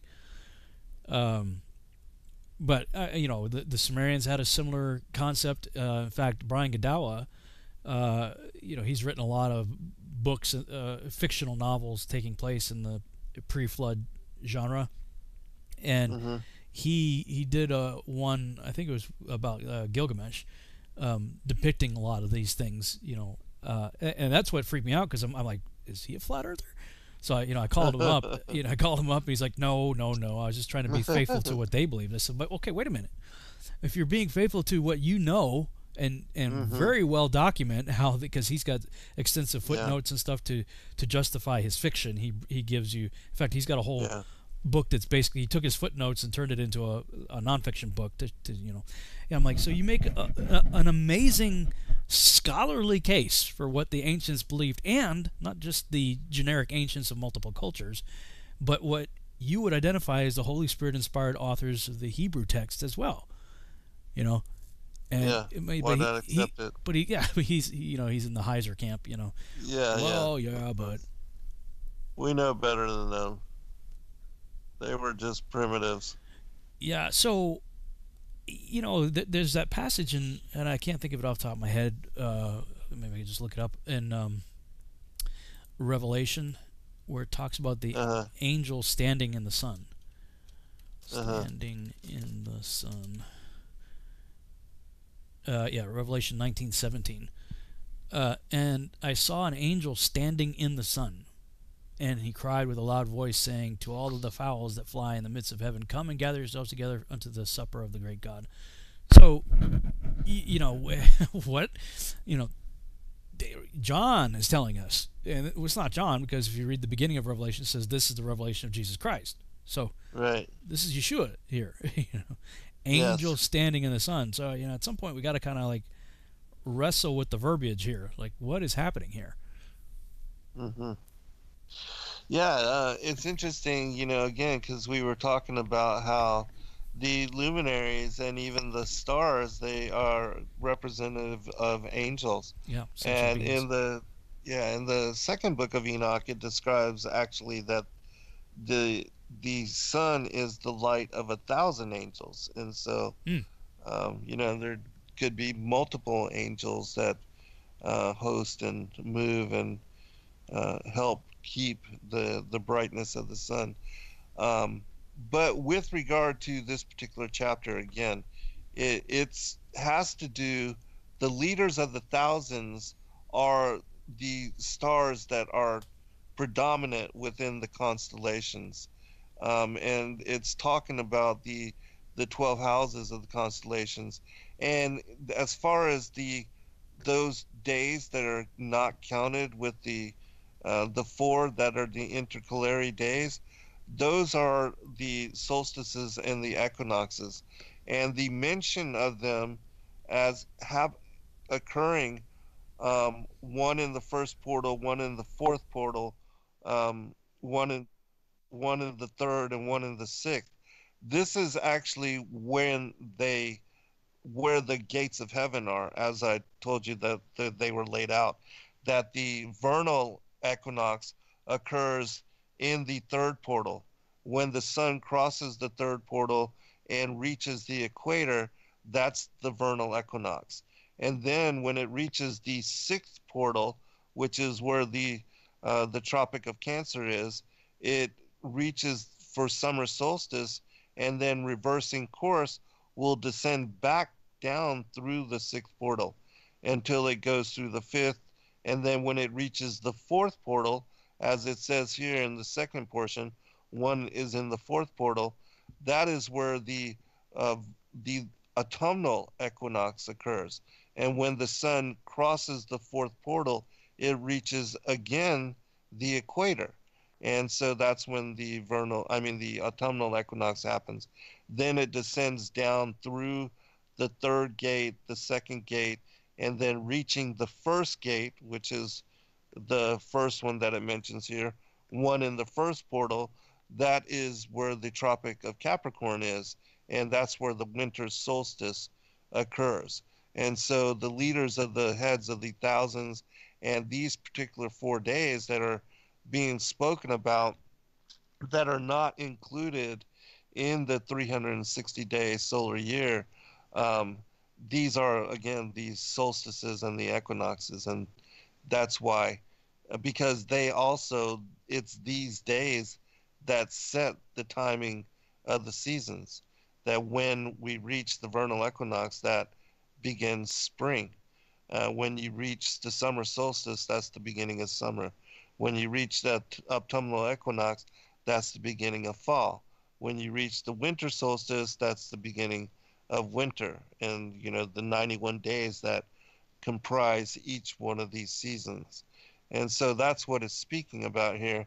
And then when it talks about how the heat and the dew and all of that is produced according to the revolutions, this is the sun not only moving through the constellations of the zodiac, but we know that in its transit back and forth between the Tropic of Capricorn and the Tropic of Cancer, that especially for those that are living in northern latitudes, for 3 months out of the year. And then when it reaches for the winter solstice, reverses course and then reaches the equator again, that is the vernal equinox and the beginning of spring. And so Enoch is describing this motion and this pattern. We'll be right back, everyone, for second hour.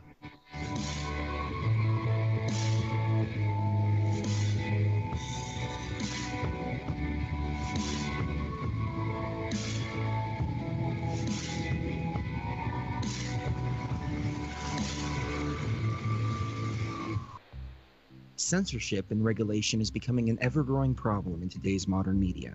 From the mainstream to YouTube and Google, the information you're looking for is buried by official narratives and propaganda.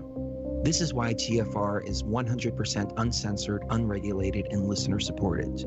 The shows on TFR are not micromanaged by the station, and our hosts are free to speak their minds however they please. As such, the views and opinions expressed on our station are of those who make them. If you happen to hear anything offensive on TFR, please send us an email to toughtitty@tfrlive.com, and we'll be happy to tell you that we really don't give a damn. We stand for freedom of speech and non-censorship. If you also stand for free speech, you can go to tfrlive.com/sign up and sign up for a TFR supporter pass and help us in our mission to keep the airwaves uncensored and unregulated. TFR Live, your uncensored and unregulated protection from deception.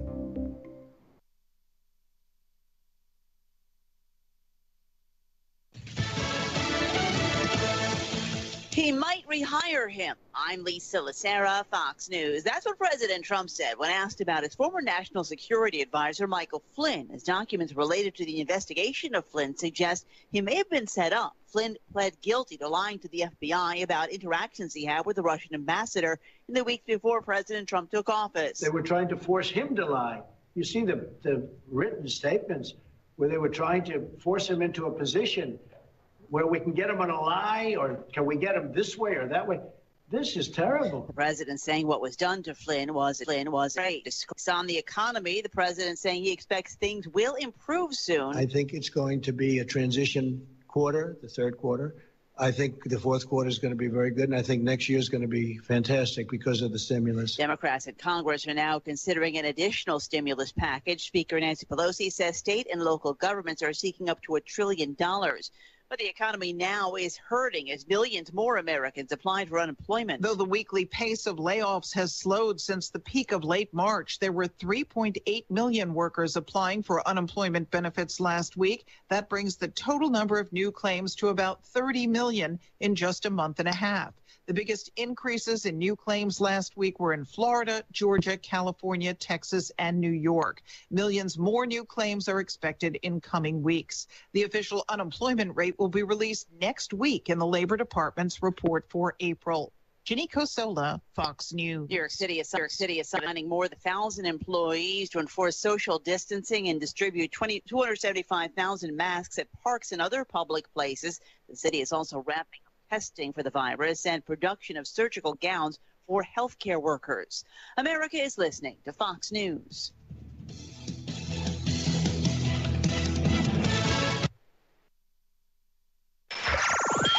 Wherever you are, make it Truth Frequency Radio.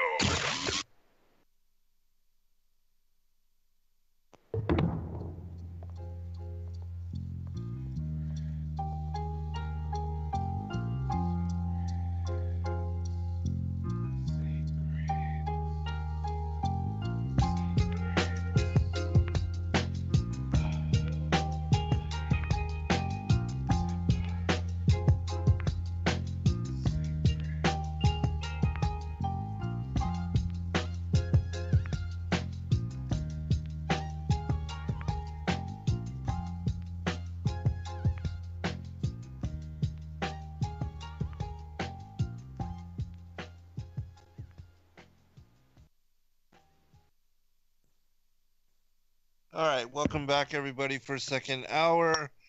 We are going through the book of Enoch, currently reading through chapter 75 in the R.H. Charles translation and 74 in the Richard Lawrence. Is there anything else that you wanted to cover in this particular chapter, brother? But before that, I had a little glitch with my OBS software that caused me to momentarily lose the stream during your last segment. For those that are watching on YouTube, everybody on the radio obviously heard it, but in the YouTube chat, they're wondering if you could just do a brief recap on some of the last few things you touched on before the break. Oh, yeah, sure. Yeah, sure. Okay, and so what I was talking about with the portals is that the movement and of the sun, as Enoch describes it, were the first chapter 72 in the R.H. Charles, and I think it's 71 in the Richard Lawrence. It describes the motions of the sun through the six gates of heaven. Well, we talked about that in great detail within that chapter, and I spoke about how Enoch begins his description of that motion with the sun located on the equator right after it has crossed through the third gate. And this is where the vernal equinox occurs. And that begins the season of spring. And that actually happens, as I said, right above the third portal. Because in this particular text, it makes mention of um, the leaders of the heads of the thousands, and then the four intercalary days being inseparable from the office according to the reckoning of the year. And then it says that these 4 days occur, one in the first portal, one in the third portal, one in the fourth portal, and one in the sixth portal. So the one that occurs in the third portal, as I said, when the sun crosses the third gate, the third portal, it reaches the equator for the vernal equinox.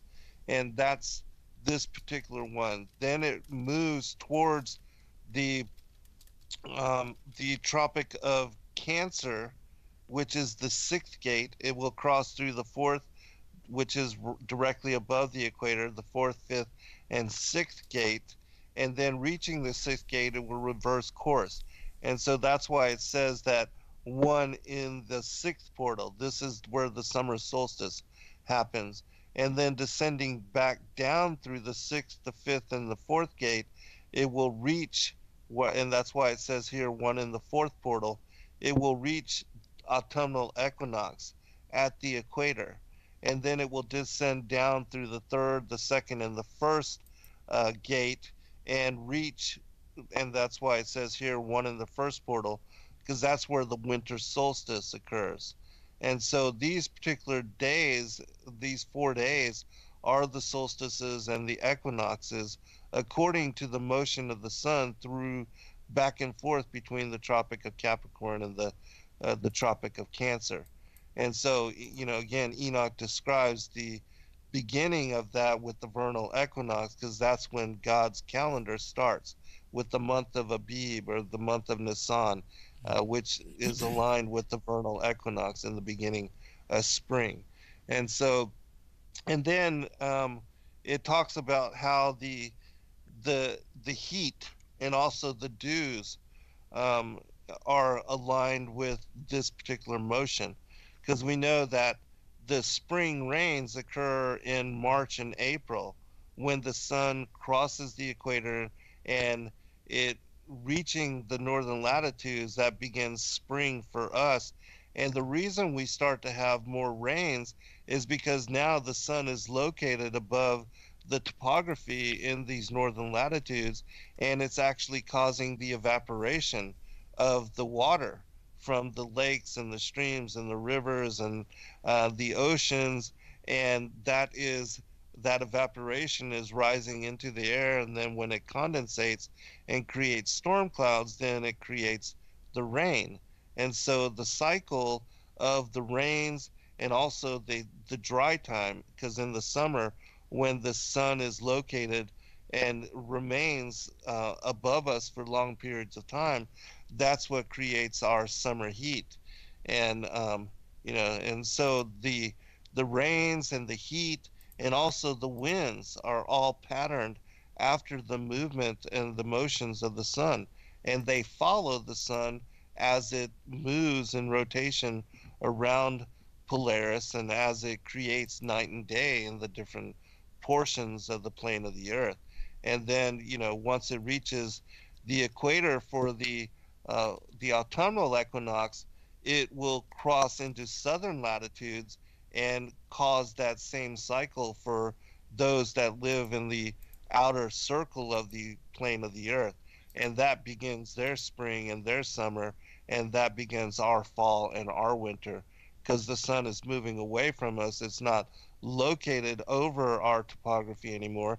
And that's also why the winds the Arctic, the polar breezes and the Arctic weather reaches down so far into the southern climates, because it's following the sun.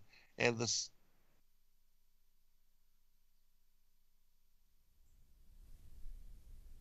But yeah, hurricanes, tornadoes, all of the phenomena of the storm events occur because of that as well. Did you hear something interrupting you? Yeah, I just heard something about the hurricanes and something from a video. Oh, I apologize. It's all good. It's Yeah, all the same I thing. was trying to mute it on my end so I could preview it before I put it up. Then I realized, whoop, it's going out.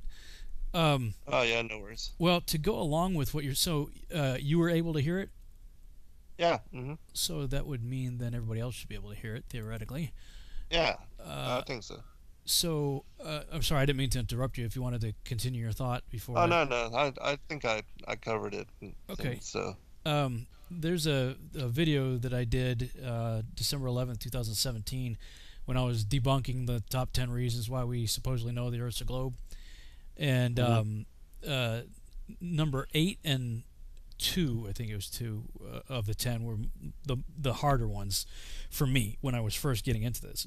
You know, like I said earlier, it's like 8 out of 10 were like, really? This is like, oh, you could travel east and go all the way around and come back where you started. Proof the Earth's a globe. Well, yeah, that works on a record player too. It's like, really, this is an argument.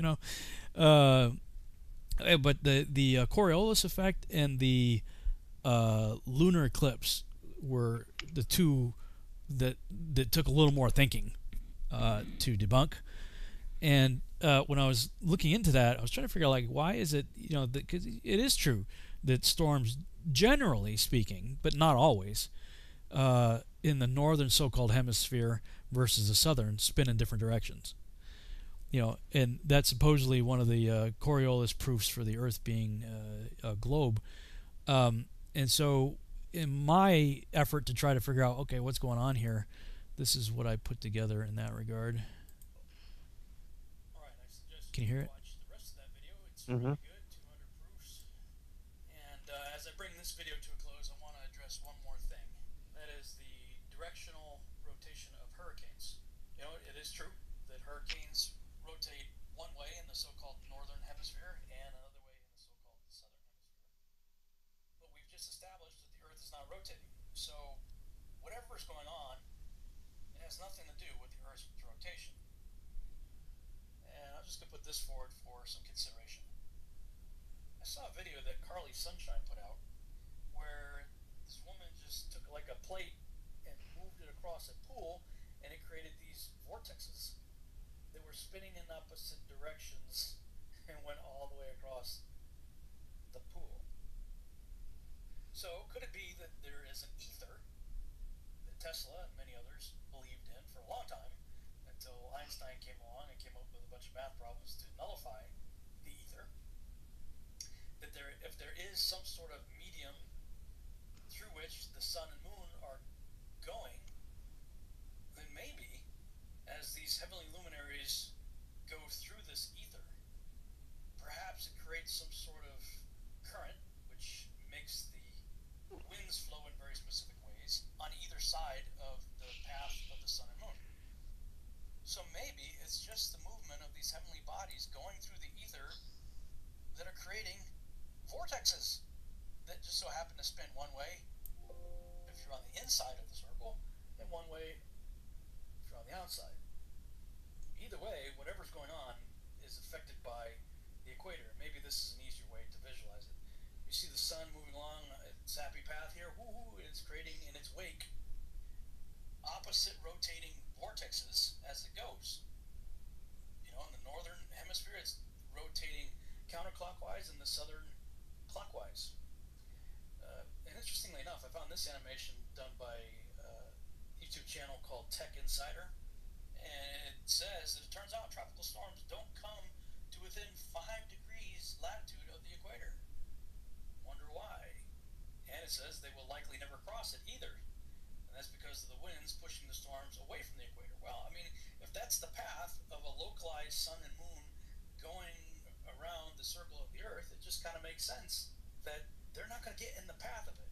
They're going to only be affected by, if you will, the wake that's left behind through the ether. Anyway, I could be totally off on that, and that's fine. For me, the whole thing is not rotating. But as it pertains to what I just showed you, I would suggest you spend some time on the Thunderbolts Project YouTube channel. Now, these guys are not flat earthers, but they are making a really compelling case for the electromagnetic plasma universe thesis. And I've got a lot of really interesting things there regarding the sun and moon and the planets and stuff like that, and how potentially what the real nature of these things may be.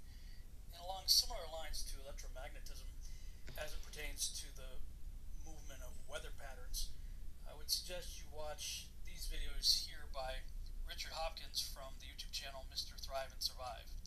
He has some interesting insights, and as I understand it, he comes from actually having a meteorological background. I was going to put those videos here, but just for the sake of time, I'll say... Yeah, anyway. Hang on a second. Sounds like I'm looking in the chat room. People couldn't hear it. Oh, really? I heard it. You know, perfectly. Everybody's saying the volume's really low. I wonder if because it was coming through my monitor speakers, so maybe they were just hearing it through my headset mic instead of my actual system audio. I apologize for that.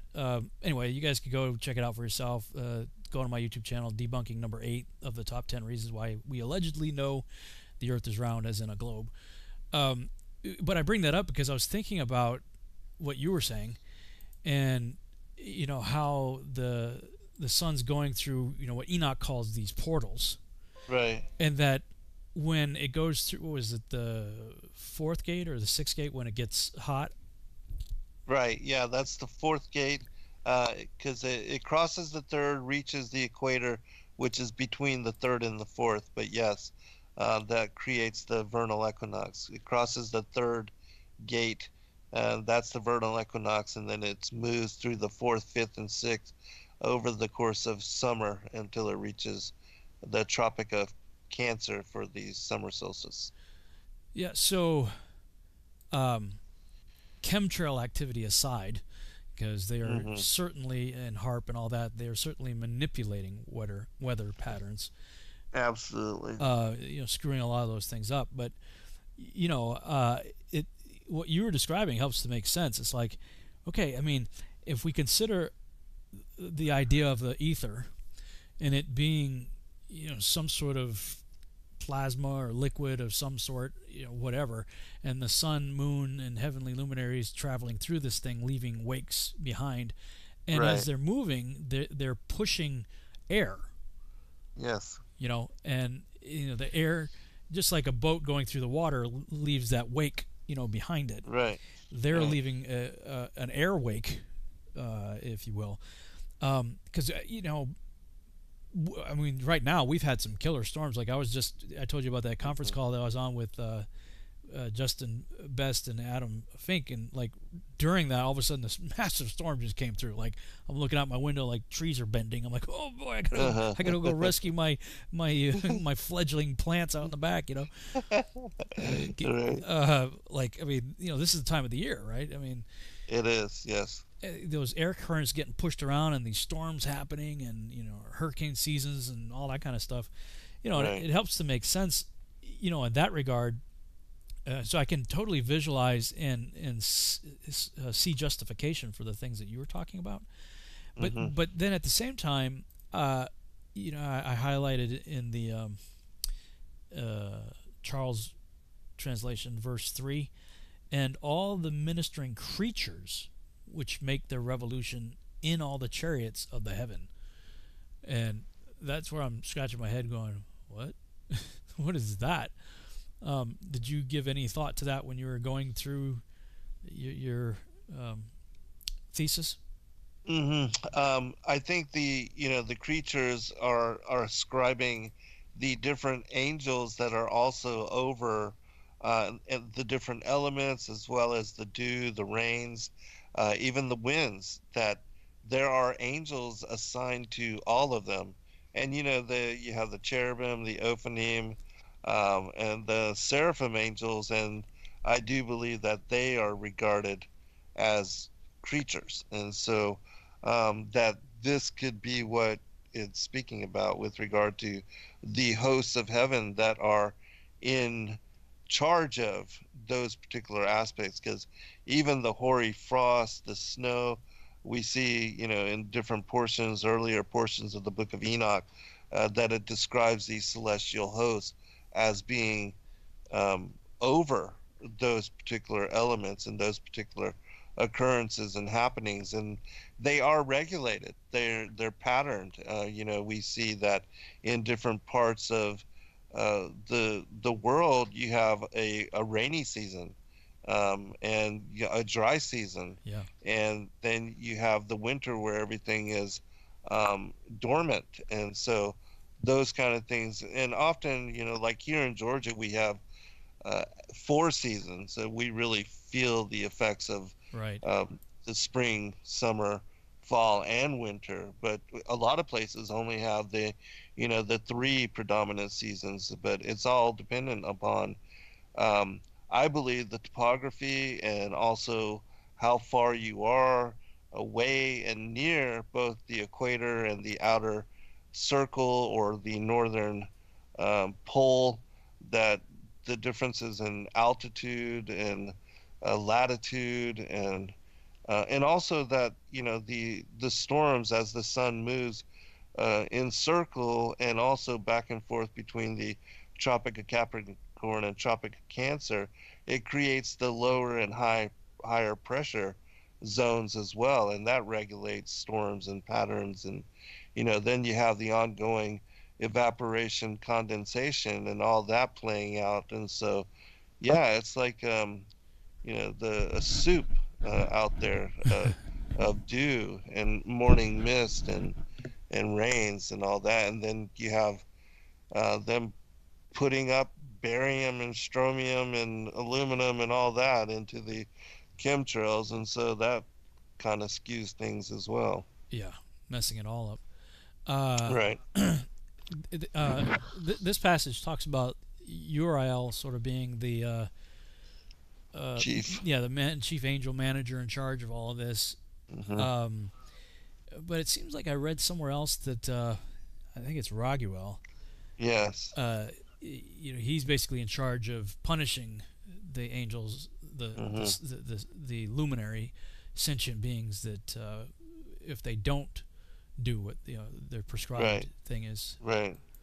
Come forth at their appointed time. I mean, it's interesting. With anything like this, you kind of struggle with, like, okay, what is literal, physical, what is allegorical, metaphorical, like the portals. Yes. I think you make a really good case for them being simply, what is a portal? It's an entranceway, or something through which something enters and exits. It doesn't have to be a physical structure in a structure. Right. It could just be, when it goes from Capricorn through the equator to Cancer and vice versa. Yes. That's what I think. Yeah, I get that. That makes sense to me. But yet it also talks about corresponding doors and windows in verse 7, which we have the windows of heaven opened for the flood, and Enoch tells you later that those are physical structures that opened through which the heavenly waters from above came down. Right. So what do you make of those? I mean, I get the portals being regions through which they're passing, but it also says there are many windows open to the left and right of them. I do absolutely believe that there are, just like windows that can be opened by God, and that things can be allowed to come through, and especially if He wants to allow the waters from above to enter into this particular world, that is one of the ways that He does it. I also think that things like this wormwood, this destroyer that is spoken about in the Colburn Bible, that there's a portion of the text that talks about the early destruction of the earth, where it was destroyed and recreated. It says that this destroyer, this sky monster, was allowed to come in through the windows of heaven into this time-space dimensionality. And so I think that God allows celestial objects that he wants to use for judgment against the earth, like the wormwood of Revelation at the end of days, that that those kind of things, are also allowed to come in through the windows of heaven. And so, whether it's a rift in space that God allows to happen and that things come through, I don't know, opening wormhole, who knows? But yeah, I do think it is something that literally open and closes and allows entrance and exit into this world, into this space. Yeah, there have been a number of movies and television shows that have essentially depicted that, like the Avengers movies. Right. Most recently, the Picard TV series. I don't know if you've seen that. I haven't seen that one yet. I honestly didn't particularly care for it, but no. But at the end of it, it basically, well, not basically, it does show that. And actually, something similar also in Star Trek Discovery, which I didn't like either. But it seems like this theme is coming up more and more in pop culture, of something opening and then destroyers coming in. Right. Through it, and it's like, well, you're not the originators of this idea apparently, because we see this, at least something that could be perceived of that here in the Book of Enoch.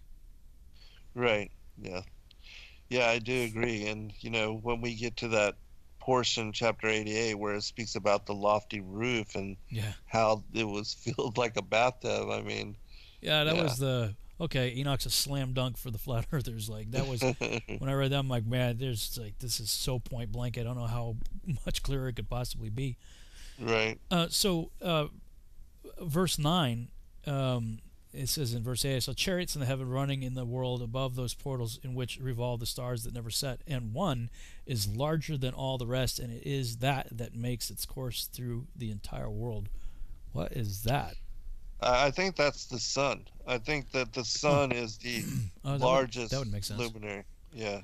Well, yeah, because you could tie that, if that's the case, you could tie that directly to Psalm 119. Right, exactly, yeah. Or not 119. 19. Yeah, Psalm 19, right. Yeah. Right. Interesting. All right. What do we got? About a minute before break, so we probably don't have time to go into the next chapter here. Yeah, no, just a minute out. All right. And so, I'll just comment with regard to the, again, because Enoch does describe, and as do other texts like the Chronicles of Jeremiah, and I was just reading in the Legends of the Jews that on the fourth day it describes the sun as being one of the luminaries, the seven, which are the predominant, and that's the sun, the moon, Mercury, Venus, Mars, Saturn, and Jupiter. Those are what are called the seven planets of the universe. And so the sun, with all of these others, are moving in circle around Polaris, and not that, all of these so-called planets are moving in circle around the sun. That is something that has been made up, in which the world has bought into, but it's not that way. Mm-hmm. Yeah, good stuff. Yep. All right, we got 20 minutes, 20 seconds before a break, but we'll be right back for final segment, everyone. It is crazy how this show goes by so fast. Yeah.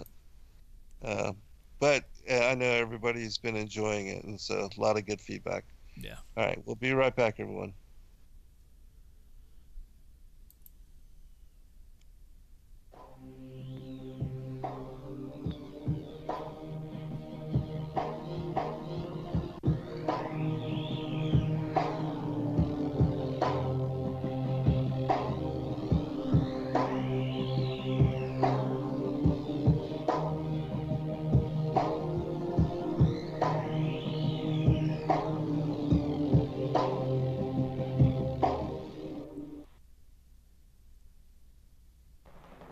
Hey everyone, it's Chris Gio, founder of Truth Frequency Radio and host of Beyond the Veil.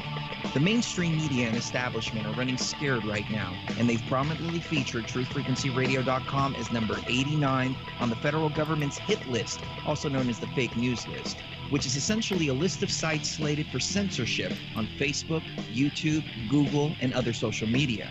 Now is the time for you to get involved. Share your favorite TFR shows far and wide on forums and social media. Tell your friends and family about your favorite shows. If you're a business owner, get in touch with us to feature your product or service right here on TFR. And if you haven't done so already, become a TFR supporter now and get unlimited commercial-free downloads in high quality. Visit truthfrequencyradio.com/sign-up. Thank you for making TFR the leader in independent and uncensored talk radio. Truth Frequency Radio, your protection from deception. So, you love talk radio? Then you'll love TalkStreamLive.com. TalkStream Live is always on, 24/7, with the best streaming talk shows. Find your favorite talkers and discover some new ones. It's free, readily available online or on mobile with any smartphone or tablet. Finding your favorite talk shows all in one place has gotten a whole lot easier. Just go to TalkStreamLive.com. Be sure to download the free apps from Google Play or the iTunes App Store. If you have hard water, the lime scale not only leaves white spots, it clogs pipes and breaks down appliances, costing you hundreds of dollars in energy and wear. Eliminate lime scale and other water issues like brown staining and bad odors with HydroCare water products, available from Wave Home Solutions. Wave's affordable water systems don't use salts or chemicals. You'll love the way your water tastes, smells, and looks. Satisfaction guaranteed. For more information, go to bestwater123.com. That's bestwater123.com. For 5,000 years, the world was ruled with wooden ships by one man. 242 years ago, a small group of free men crafted a new nation built on liberty and freedom. Global elites have been fighting to destroy this new nation called America ever since. Based on actual events, Charm of Favor tells a true story of how they corrupted the election system. They infiltrated federal agencies and murdered witnesses, judges, and even presidents to keep from being caught. Now, the largest and wealthiest crime syndicate the world has ever known has been drawn out of the shadows. They have killed hundreds of Americans and recently attempted to assassinate half our congressmen. Still, they escape arrest through an almost supernatural charm of favor.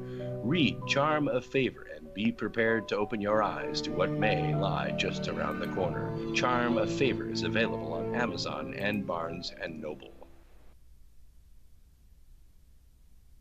Real people, real radio. Wherever you are, make it TFR. Truth Frequency Radio.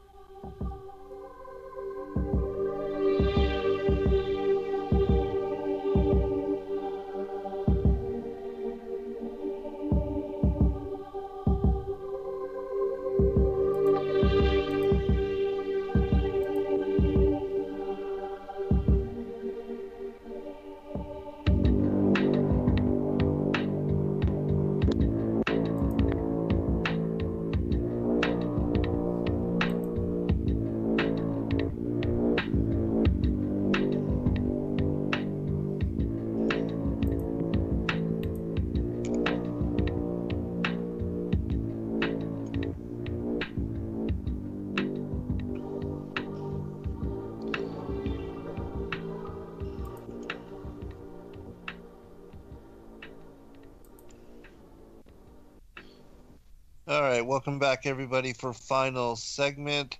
I did post into the chat rooms of both of our shows this short 15-minute segment. The name of the video is Zen Garcia plots the course of the sun over the flat Earth as cited by Enoch, and it will show you, just like with what Rob had brought up on Stellarium, how the sun is speeding up and slowing down literally each day as it's shortening or lengthening its course, depending on whether it's moving towards the Tropic of Cancer or the Tropic of Capricorn.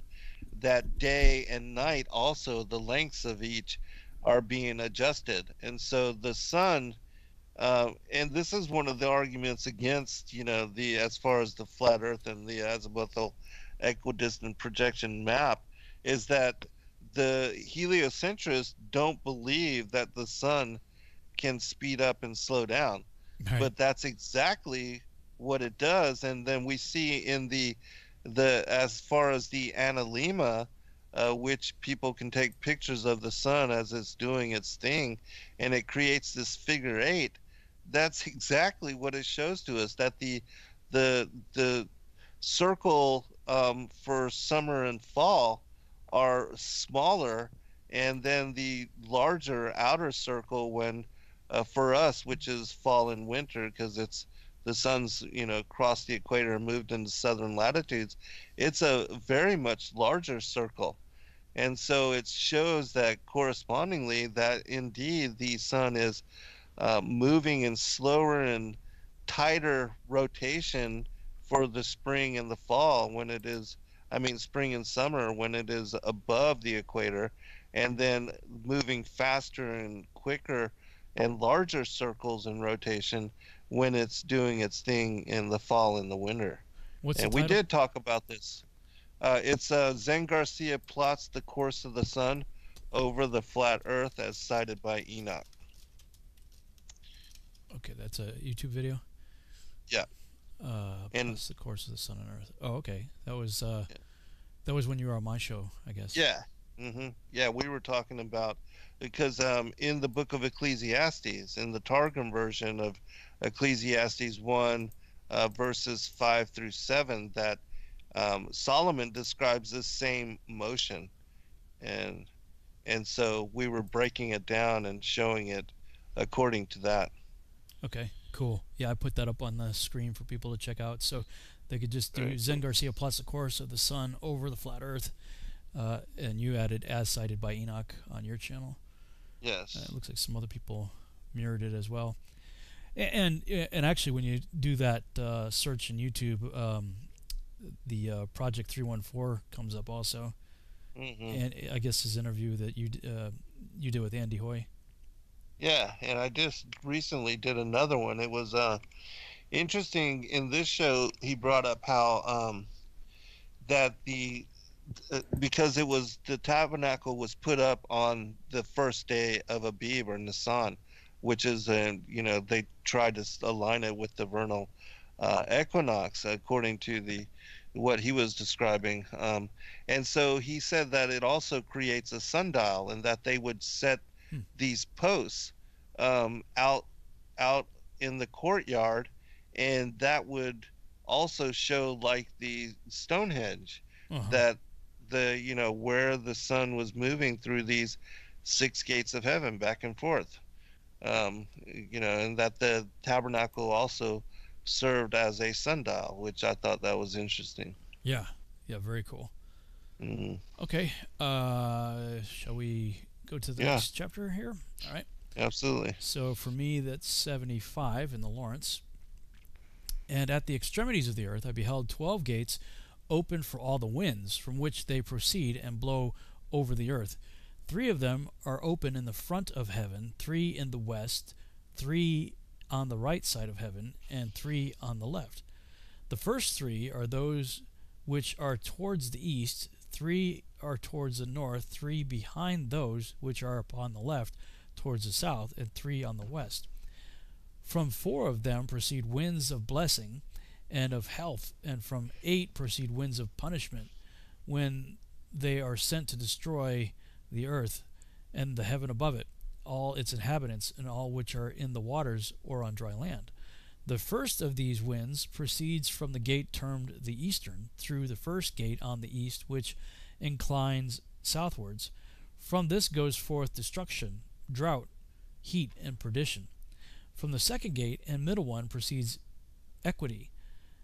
There issue from it rain, fruitfulness, health, and dew, and from the third gate northwards proceed cold and drought. After these proceed the south winds through 3 principal gates. Through their first gate, which inclines eastwards, proceeds a hot wind. But from the middle gate proceed grateful odor, dew, rain, health, and life. From the third gate, which is westwards, proceed dew, rain, blight, and destruction. After these are the winds to the north, which is called the sea. They proceed from 3 gates. The first gate is that which is on the east, inclining southwards. From this proceed dew, rain, blight, and destruction. From the middle direct gate proceed rain, dew, life, and health. And from the third gate, which is westwards, inclining towards the south, proceed mist, frost, snow, rain, dew, and blight. After these, in the fourth quarter, are the winds to the west. From the first gate, inclining northwards, proceed dew, rain, frost, cold, snow, and chill. From the middle gate proceed rain, health, and blessing. And from the last gate, which is southwards, proceed drought, destruction, scorching, and perdition. The account of the 12 gates of the 4 quarters of heaven is ended. All their laws, all their infliction of punishment, and the health produced by them have I explained to thee, my son Methuselah. All right, excellent. All right, chapter 76, and then I'll post an image from my book to help people to understand what is being spoken about here. Cool. You're going to do that through Skype share? Or? Yeah. Okay. Mm-hmm. All right, cool. All right. And at the ends of the earth I saw 12 portals open to all the quarters of the heaven, from which the winds go forth and blow over the earth. 3 of them are open on the face, the east of the heavens, and 3 in the west, 3 on the right, the south of the heaven, and 3 on the left, the north. And the 3 first are those of the east, and 3 are the north, and 3 after those on the left, on the south, and 3 of the west. Through 4 of these come winds of blessing and prosperity, and from those 8 come hurtful winds. When they are sent, they bring destruction on all the earth and on the water upon it, and all who dwell thereon, and on everything which is in the water and on the land. And the first wind from those portals, called the east wind, comes forth through the first portal, which is in the east, inclining towards the south. From it come forth desolation, drought, heat, and destruction. And through the second portal in the middle comes what is fitting, and from it there come rain and fruitfulness and prosperity and dew. And through the third portal, which lies towards the north, come cold and drought. And after these come forth the south winds through 3 portals. Through the first portal of them, inclining to the east, comes forth the hot wind, and through the middle portal next to it there come forth fragrant smells, and dew, and rain, and prosperity, and health. And through the third portal, lying to the west, come forth dew, and locusts, and desolation. And after these the north winds from the 7th portal. In the east come dew, and rain, locusts, and desolation. And from the middle portal come in a direct direction health, and rain, and dew, and prosperity. And through the third portal in the west come cloud, and hoarfrost, and snow, and rain, and dew, and locusts. And after these 4 are the west winds through the first portal, adjoining the north, come forth dew, and hoarfrost, and cold, and snow, and frost. And from the middle portal come forth dew, and rain, and prosperity, and blessing. And through the last portal, which adjoins the south, come forth drought, and desolation, and burning, and destruction. And the 12 portals of the 4 quarters of the heaven are therewith completed, and all their laws, and all the plagues, and all their benefactions have I shown to thee, my son Methuselah. All right, so let me share my screen. So this is Enoch. Well, Uriel is showing this to Enoch. He's writing it down and explaining it to Methuselah. Yes. Yeah, well, yeah, Uriel had given it to Enoch first, and then, yeah, he passes it on to Methuselah, yes. All right. So you see this image? Yeah, just stand by. I will get it up for everybody here. There we go. Okay. Okay, so in my opinion, the only way that what is being described in this that can make sense is you have the 4 quarters. So you have the north, the west, the east, and the south. And that the world is divided into these 4 quarters, these 4 sections. And then it describes 3 winds with each one of the quarters. One is close to the north, which I believe is where you have the cold and frigid wind, and then you have one that is closer to the equator, which is the dew and the rains and the ones of blessing. Well, actually, the one near the equator would be the hot wind, the drier wind, and then you have the one that is lower than that, which would be the rains and the dews, a blessing. And I think that according to where the sun is, because again, the winds and the rains and everything follow the sun as it moves back and forth between the Tropic of Capricorn and the Tropic of Cancer, but that predominantly there are three in each quadrant of the world that produce the cold wind, the hot wind, and then the wind of rain, dew, and blessing. And that this is all, those windows open up and release those particular winds according to the movement of the sun as it transits back and forth between the Tropic of Capricorn and the Tropic of Cancer, and where it is in relation as it circles around the North Pole. And if it's in southern latitudes, it's circling way out here. And so, but in my opinion, again, you have to just break it down as if Enoch is standing where Polaris is with the angel Uriel, looking down on the circle of the earth.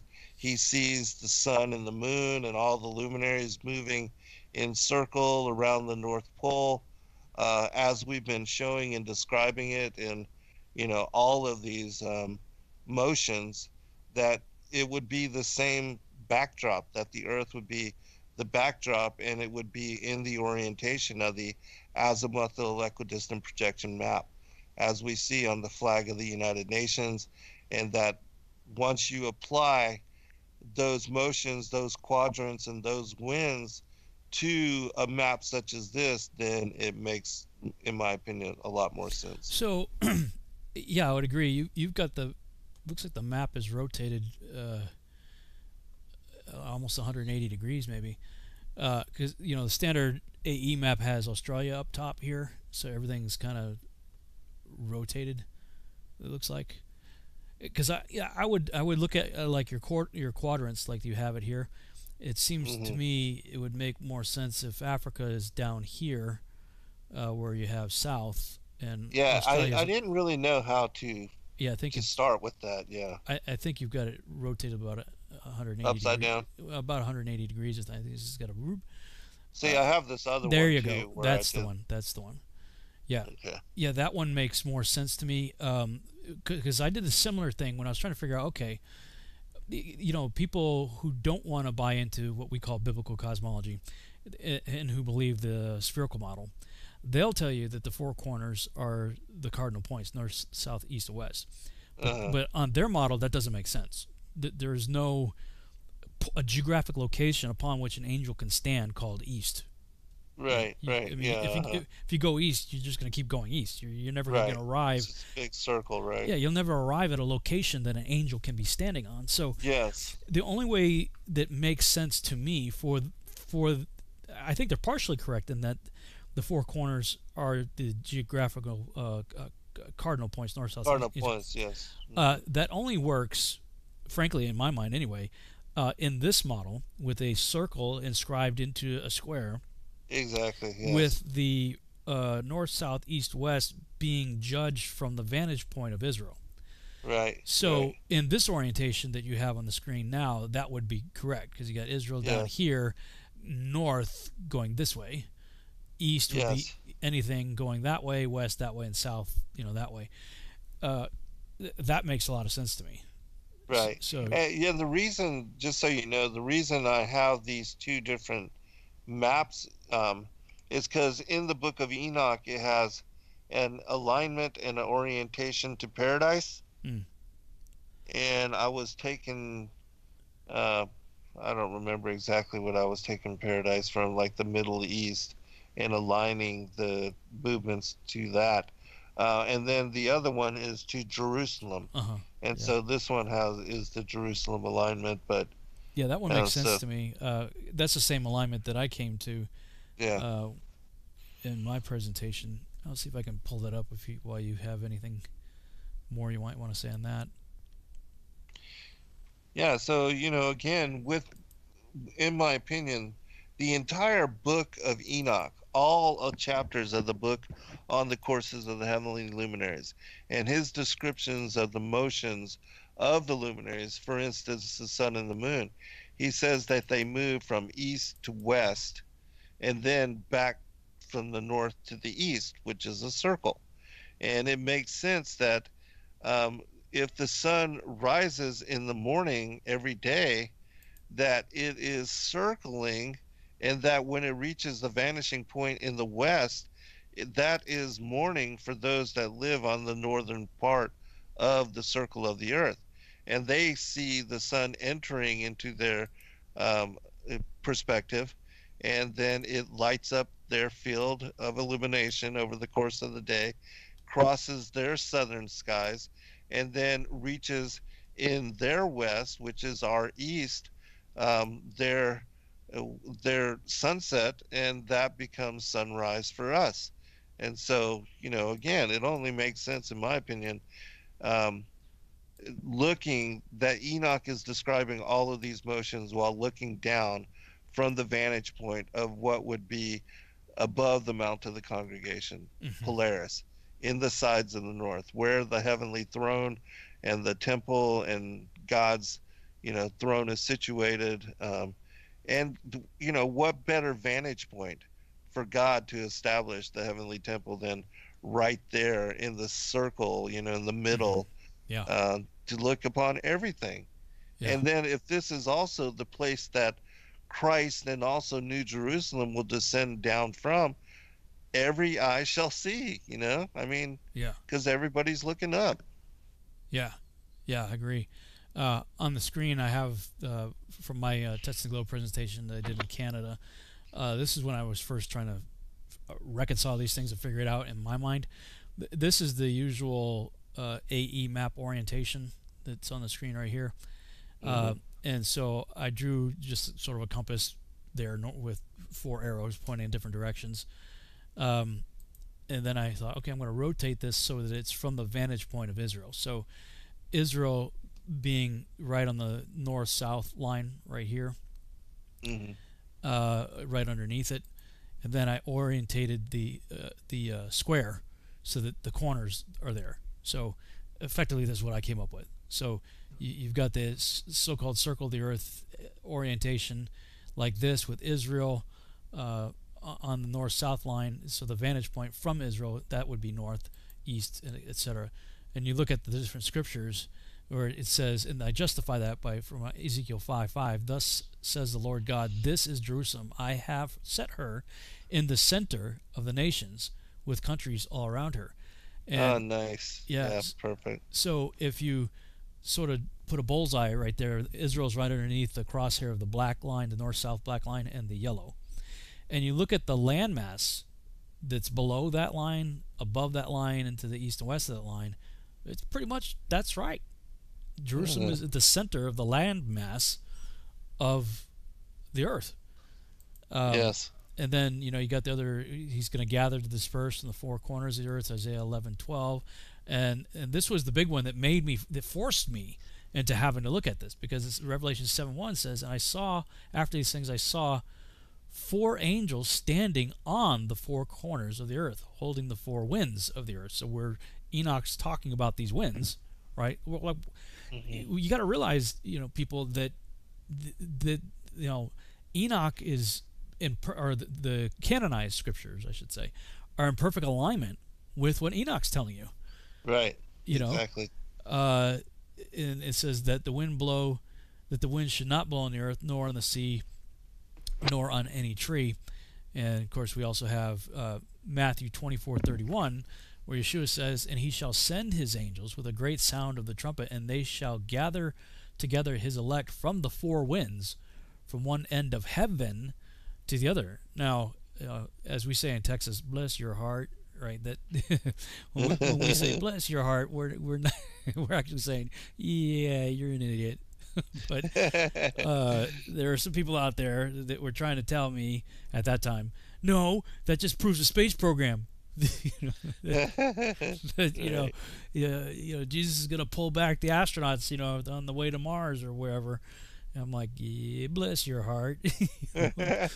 No, it's just one end of heaven. That's because Amos tells you the heaven, the firmament that is called heaven, is attached to the earth. Now where it is attached, at some point beyond the coastline of Antarctica, that's anybody's guess. I speculate 800 to 1200 would be the minimum.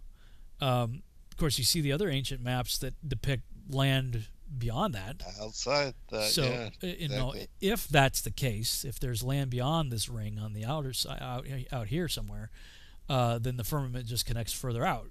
But it's still connected one way or another, and he's gathering somewhere. Yeah, from one end of heaven, because heaven's attached to the earth. Yes. In the four corners. So, to me, when I'm looking at the text, this is the only thing that makes sense. It certainly can't work in any way with the spinning heliocentric globular Earth model. I fully agree. And I think that, when people read this manuscript and really consider what is being described, you can only make sense of it by applying the Earth as the backdrop for the motions, and that the luminaries are described as moving in circle above the face of the Earth and in the heavens. Yep. The tabernacles of the Earth. And there's no other way to make sense of it. Yeah, and I think that Andy Hoy's model is like the perfect. And this is what frustrates me about somebody like Brad Scott, who again I love. I think he's a great guy, got some amazing teachings.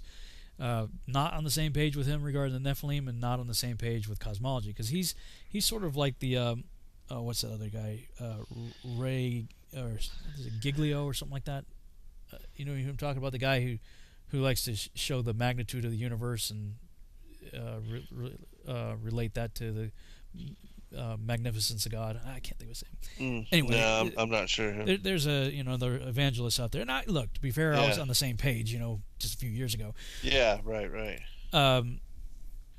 But like Brad, like he's very knowledgeable in the Hebrew and the Paleo Hebrew and the character meanings of the letters in Hebrew, and how it's a pictographic language and meant for agricultural type people to understand. Very simple. It's just picture language. And like the first letter in the Bible is the letter Beit, Bereshit, in the beginning, and the letter Beit represents a house. And so like Brad will make a point of talking about how this was God's plan right from the beginning. His plan was to build a house that he could fellowship with his people in. And I'm over in the corner raising my hand like, yeah, Brad, like it's a tent. Exactly right. Nothing about the universe that you believe in fits the description. Ever expanding. No, nothing fits the description you are so eloquently describing. Right. I'm like, exactly. just it's like you love these people and they got great teachings, but like, dude, like listen to yourself. Yes, exactly. Because David tells you, like, again, we go back to Psalm 19. Psalm 19 is in total agreement. Right. With what we are discussing here. Right. So even if you want to throw out Enoch, out, you've at least got David saying essentially the same thing. You got Amos saying the same, Isaiah saying the same thing. I would go so far as to say is Jesus Christ, Yeshua, saying the same thing in his revelation to John. And Solomon. And Solomon. And Job. Yeah. Right. Yeah. Can you make firm the skies above? Right. It's like right. Molten looking glass, yes. Molten looking glass. Well, we're about the end right now. Looks like we're about a minute. We are. Well, we got through what, 2 chapters? Yeah. Well, these are elaborate though, and people can now make sense of them in a way that is understandable at least. Hope so. All right, man. Be blessed. All right. See you God next bless week. everyone. All right. Good night, all. Shalom.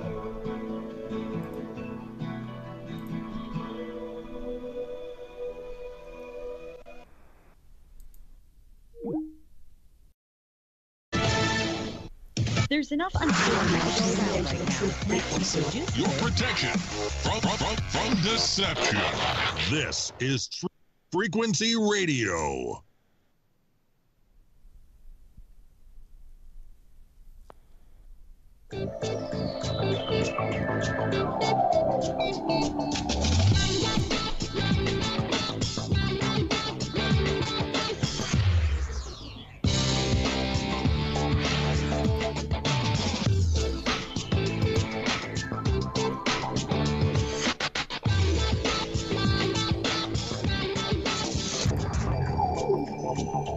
Hello and welcome to the Revolutionary Radio Project. I'm your host, Rob Skiba, and I'm excited to be joined once again by my co-host for this Quest for Truth edition on this book of Enoch study, Zen Garcia. Are you there, sir? I am, brother. How are you doing this week? I'm doing good, man. Been a crazy busy week. Want to give a big shout out and a thank you to all of our supporters. My son has had back problems for about 5 years now. Been in a lot of pain. And finally, we're like, we got to do something about this. So we've been searching for a long time for a solution, and nothing's worked so far. But we stumbled across what looks like a very promising stem cell therapy that does not use fetal tissue. They use bone marrow and stuff like that. That looks very promising, but it was going to cost over $13,000, which we didn't have. So I put out a notice on Facebook and built a donation page on my website for him, and it looks like we may have raised all of the money that we need for it. I went ahead and booked it in faith on Friday, for this Friday. I booked it on Monday, figuring, well, okay, Father, you're just going to have to make a way. I'm going to trust you for it. Yeah, we've had quite a number of people contribute. I want to say a huge thank you on behalf of our whole family, certainly for Jeremiah in that regard. And somebody donated some Bitcoin, and I don't know if you've been following that, but man, it's been going up quite a bit in the last few days. So I'm still waiting for that to clear the bank, but if it does, then we should be funded and ready to go for Friday. So very excited about that. Yeah. Praise God. Yeah. Praise God, and thank you to all that contributed for sure. And, I'm a little bit more hopeful about the garden too, man. I've been working. Wonderful. That's great. It's been a pretty good week, man. I've been working hard and starting to see some plants that are actually surviving. Yeah. It's like we'd see them grow so well in the seedling stage, and then I'd put them outside and they'd be like dead, in a day. But I've been working, it's trying to find that right balance of location, the amount of sun and water and fertilizer and, all that. It's definitely a learning curve. But got some stuff figured out in that regard. And I've been kind of a little bit of a MacGyver engineer out there today.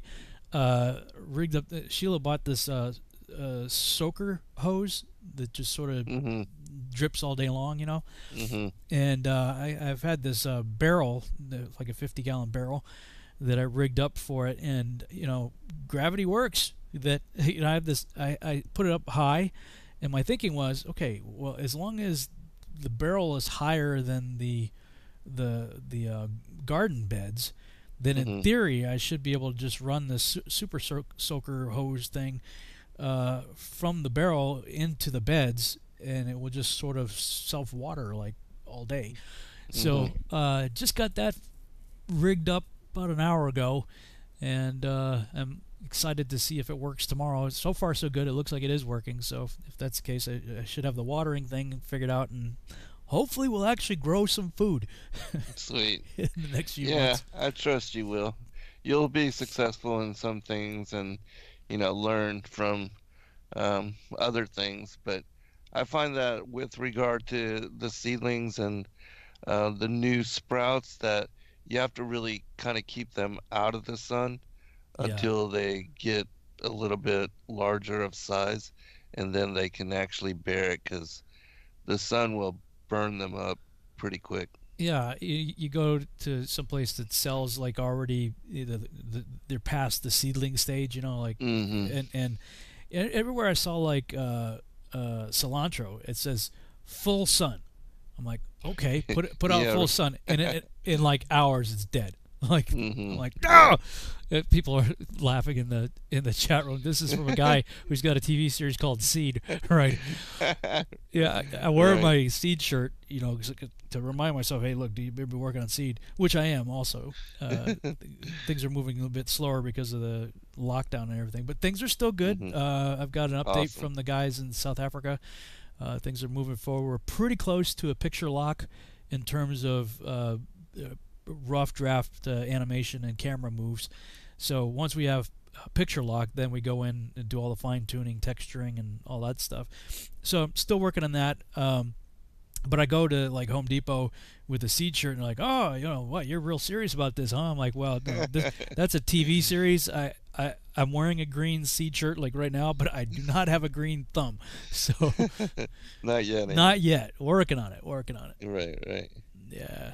So yeah, what have you been up to this past week?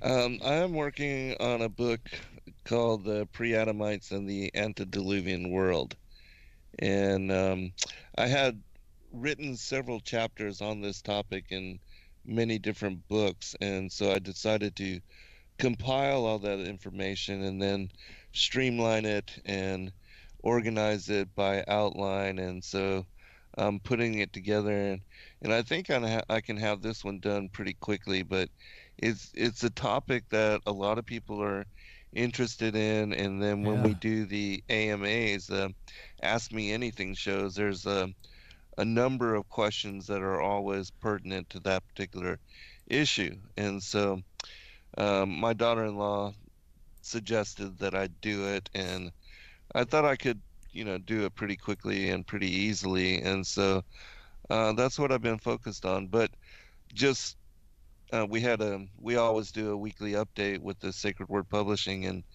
she mentioned to me that there's been a number of people asking myself, as I'm sure they're asking you, to do something in response to the controversy of Paul and all of that, and so I did take a few excerpts out of one of the books that I published, the Epistles of the Apostles and the Church Fathers, and I addressed that issue earlier this evening and did a 2-hour show on that. And so and that's just there's so many sources that I have that I can pull from, but I am starting to address it, and I did actually listen to like 90 minutes of that 2-hour program that the Christian Truthers did on the topic. So I've kind of backed off just a little bit. I'm kind of waiting in the wings over here to see what else comes out, because I was pretty hot and heavy on that for probably the last 2 weeks. Although I had a really good heart-to-heart conversation with Justin, and brought in Adam from Parable of the Vineyard. And the three of us had just a real nice face-to-face, through like a Zoom meeting deal. And, like anything else, I'm like, look, he still names Yeshua as his Messiah. So I'm like, you're my brother, man. Just, as long as you're doing that, right. We're brothers, and, and I consider us friends too. Yeah, absolutely.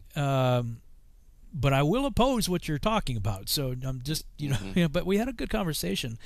And in the course of the conversation, sort of the comment came up, do you think maybe the Bible has been messed with? Now, this is like yet another can of worms, right? I mean, because we want to talk about the inerrancy of Scripture, and I believe that the Scripture is divinely inspired and inerrant. Yes. But I would say parenthetically, in the original language it was written in. Right. Since it's gone through numerous translations through various languages, that I'm not so sure about. And the more I actually take the time, and this, when people say, well, God is faithful to preserve His word, I say two things. First of all, Yeshua is the word that was made flesh, and He certainly preserved Him. But as it pertains to the written word, I believe He did preserve it, and we have the benefit of countless manuscripts, many very ancient ones, and we got things like the Dead Sea Scrolls that take us even further back, that He has preserved. the word for us so that we can go back and, I'm always, people are like, well, what's the best translation? I'm like, frankly, I don't think any of them are. I wouldn't give any of them that title. I grew up on King James. That's my preferred study Bible because that's where I have all my memory verses and whatnot. But it's not perfect, contrary to the King James only camp that would say otherwise. So, my thing is like, look, I think we should have, you should always use multiple translations, English translations if that's what you speak, and compare. When you see a noticeable, most of the verses, there's not a big difference, but there are some where there's a notable difference, and you're like, well, why is that? Well, then you get to go look, and we have such amazing resources available to us at our fingertips online, where I always say, look, have multiple English translations that you can compare while having a good Hebrew, Aramaic, Greek concordance, lexicon, resources nearby that you can look at. And certainly websites like BibleHub.com or Blue Letter Bible or Bible Gateway. These are the three big ones that those are my go-to sites that I like to go to. But when you start looking into church history, and you start seeing characters like Marcion, first of all, and these guys show up early, we're talking within 100 years or so of the apostles. Right. Some of these guys show up, and they have radically different views. There was actually Justin did a video called the Nazarene, and I'm like, dude, you should go back and just watch your own video because you did such a great job of showing where things got jacked up, and how Paul was identified as the ringleader of the sect called the Nazarene, or, the Way. And so how can he be a false prophet if he's the leader of the Nazarene, who you identified as the true, followers of Christ until, later, early so-called church fathers and other characters like Marcion and whatnot started getting in there and messing things up. And what do you know? The Romans are killing the true followers of Christ, the Way. Right. And then all of a sudden, hey, we're Christian now.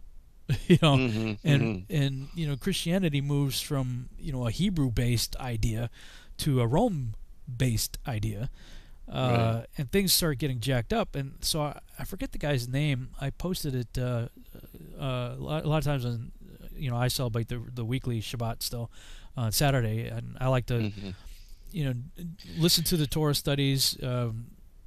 Sometimes even listen to the ones that I did years ago. And watch other things online that I can find. And I forget this guy's name, but he was a textual critic kind of guy. And he was showing how, various manuscripts have been significantly doctored. And, we've talked about it before, and I've talked about it in other shows. The Yohanan Kama is what it's known as. For there are three that bear witness, the Father, Son, Holy Spirit, these three are one. Yeah. That's not in the original text. That was a marginal note that got inserted much later, just like Lucifer, found its way from the margin into Isaiah 14.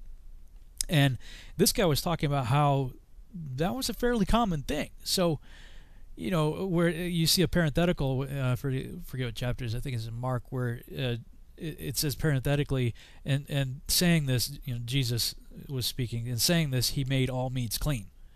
No, he didn't. That's a scribal, insert. And so the question comes up, like, okay, well, how much of that has taken place? Right. And how can we figure that out? Because, and this is what I was kind of challenging. Adams still believes Paul's legit, but he's entertaining, the various arguments. He's looking at both sides, so he's very neutral. I'm very pro Paul. He's neutral, and Justin's now against Paul. So we had a good, heart-to-heart brotherly conversation. But I said, why don't you go back, Justin, to your original video that you did on the Nazarene and start looking to see where perhaps the text has been altered. Because Marcion basically had an idea that the God of the Old Testament was not the father of Yeshua. That Yeshua came to set us free from that guy. I haven't heard that. That's interesting. Yeah, so it's a whole other can of worms, but I don't know how deep I'm going to get into it, so I just kind of put it out there for other people. Hey, check this out. Did Marcion believe that Yahweh was Satan? As a lot of people. No, I don't know. I couldn't say definitively either way. if that was the case. I just know that he basically wanted to divorce everything to do with the Old Testament. Like, get that out. Okay. Yeah, a lot of people do that too. Well, yeah, Constantine shows up later and makes anything deemed quote unquote Jewish, punishable by death. So here's right. Easter, here you go, Passover, you can't do that no more. Right. Eventually Sabbath is changed and all kinds of stuff. So, I'm just saying, when you think of the devil, what does he do? He always, right from the start, he's twisting what God says. Right. So I'm just putting it out there. Is it possible, whether intentionally or unintentionally, that this has happened in our English translations? And, it's caused me, even the stuff that we've talked about and just looking at what, the further back we go and looking at commentaries, that the people closest to the source material, how they understood, for instance, Genesis 4:1. Right. How did they understand it? We could talk about how we understand it now, thousands of years removed from the original text, but going back to Ezra and the people coming out of the Babylonian exile, and they're redoing writing their Torah out in Aramaic and what have you, they clearly had a different understanding of Genesis 4:1. Yes. So anyway, that's right. I have this annoying habit of coming up with these ideas that get me in trouble. Well, you're a deep thinker, and when people are seekers of truth, that's what happens, because a lot of times truth is completely alienated from what majority opinion is and what people think truth is in modern times.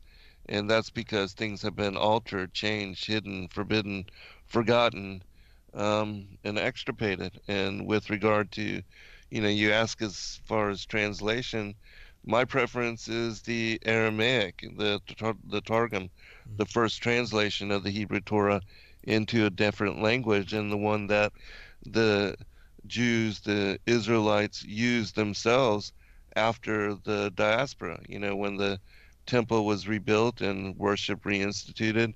That's the one, the English translation of that one that we have available, and which people can look to and study from.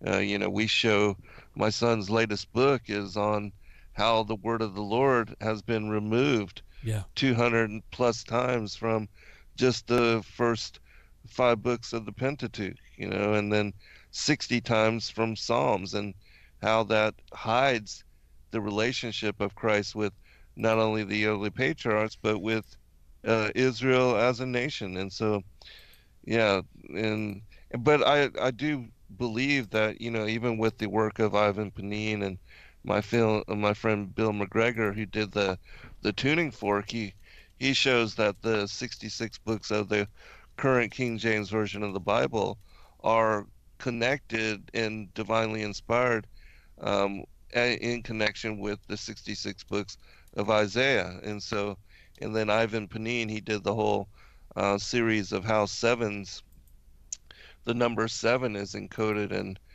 found all throughout the books of the Bible, the Old and New Testament, and how that could only be divinely inspired. And so I know that, without a doubt, the King James is inspired, encoded with inspiration of the Most High God.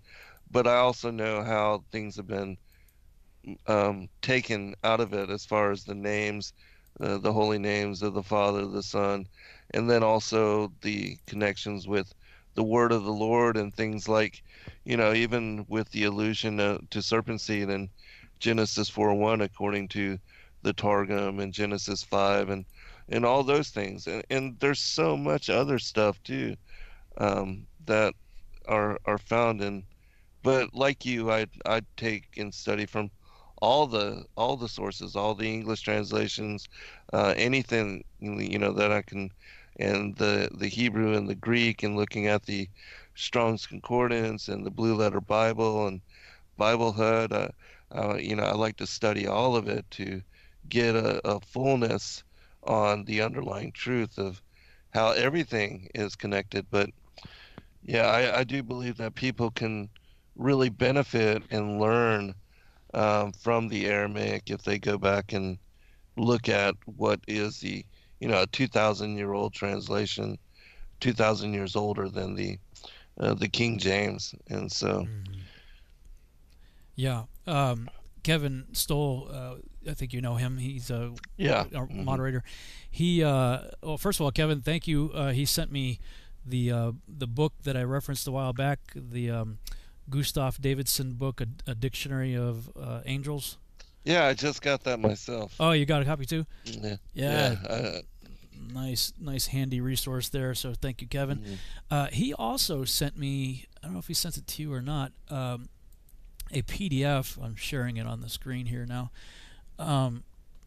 It's a short document. It's only like 9 pages, but it's the Israelite Samaritan version of the Torah, first English translation compared with the Masoretic version. I haven't really gone through it too much. I just kind of skimmed it over about an hour ago or so. He says there are subtle differences as well as big parts missing. Just thought it was interesting. He's digging deeper with it himself. But have you heard anything about the Israelite Samaritan text? No, I don't believe I have, unless it's a connection to a particular Bible. It starts with a K. I can't remember the people, the tribe, the name of these people, but they have an older version of the New Testament as well than the one that we have. And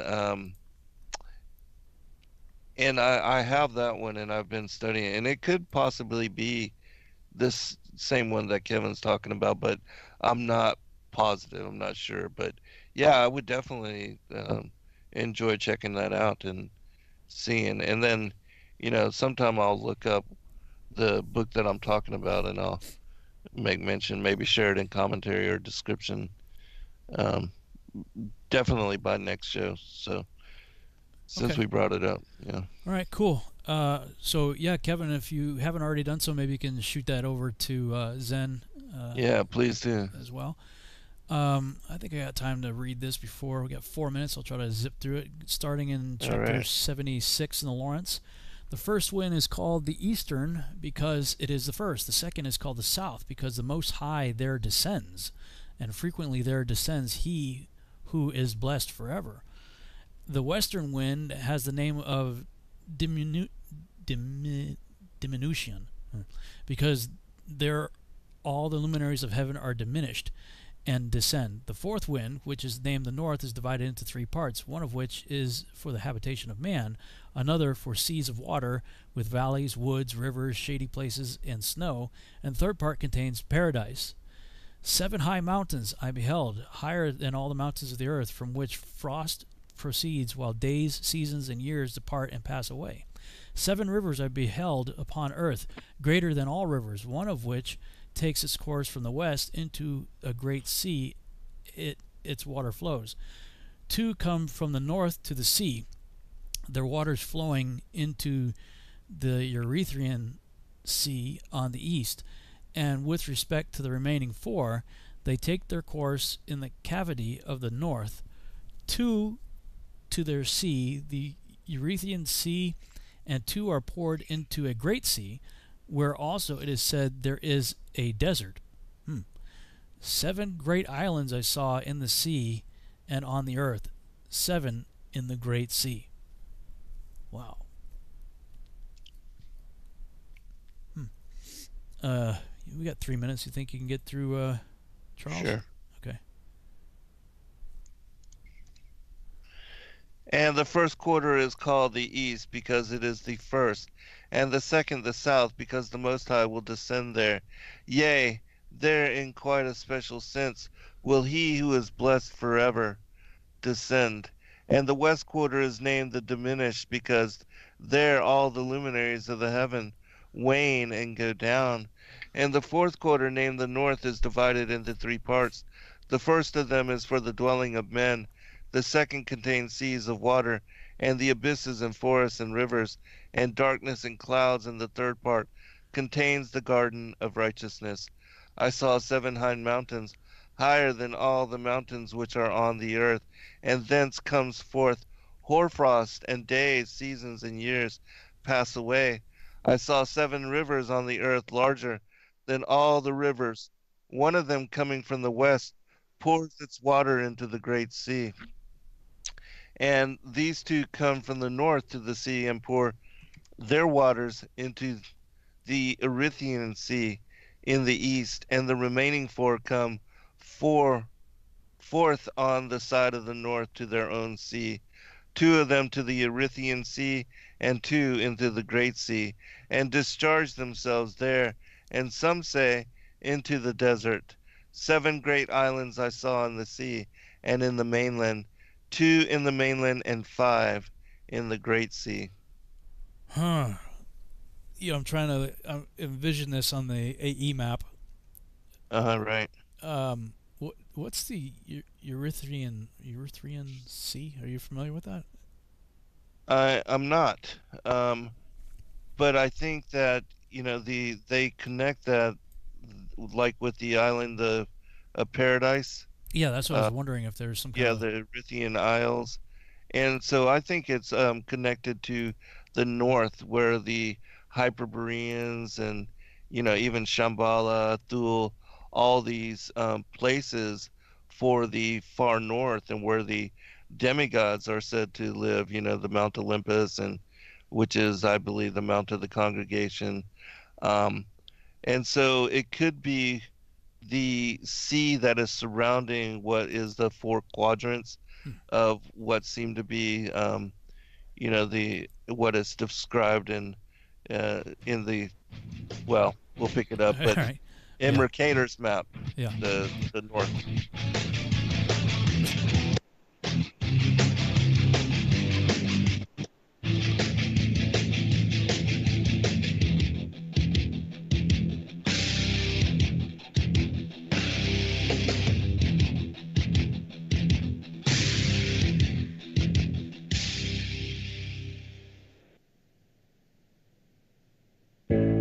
The reviews for Extendivite are amazing. Here are some from Amazon. By Christine, great for heart palpitations. By Anne, before I started using this product, every afternoon my ankles and my hands would be swollen. That doesn't happen anymore. So if that part of their advertising is true, I have to assume that the rest of it is also. Not to mention that when I had my yearly blood test, only a few weeks after beginning to use this product, my cholesterol had dropped over 30 points.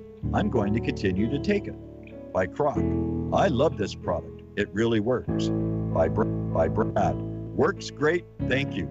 Tell us your story. Get your Extendivite today.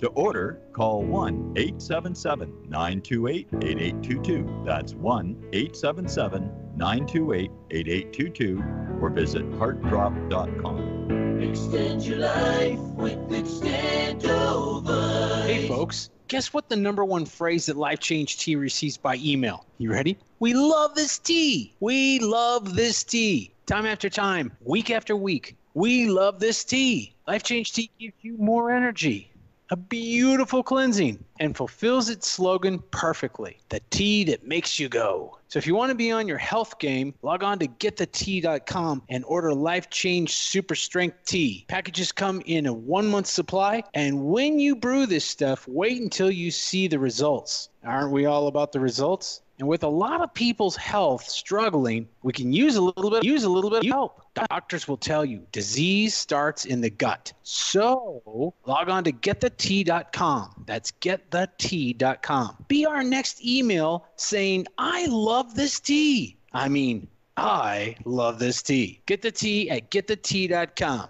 Helping America one tea bag at a time.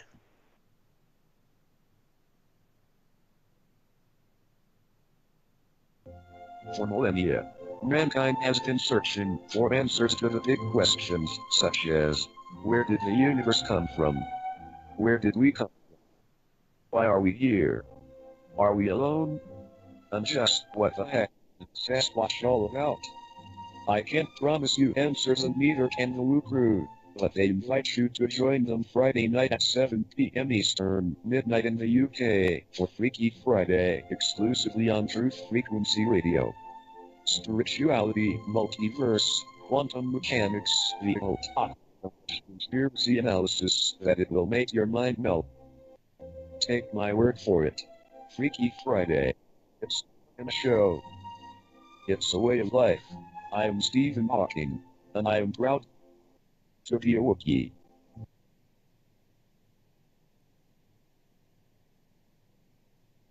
You are now tuned into the truth frequency. Your protection from deception. TLR. Truth Frequency Radio.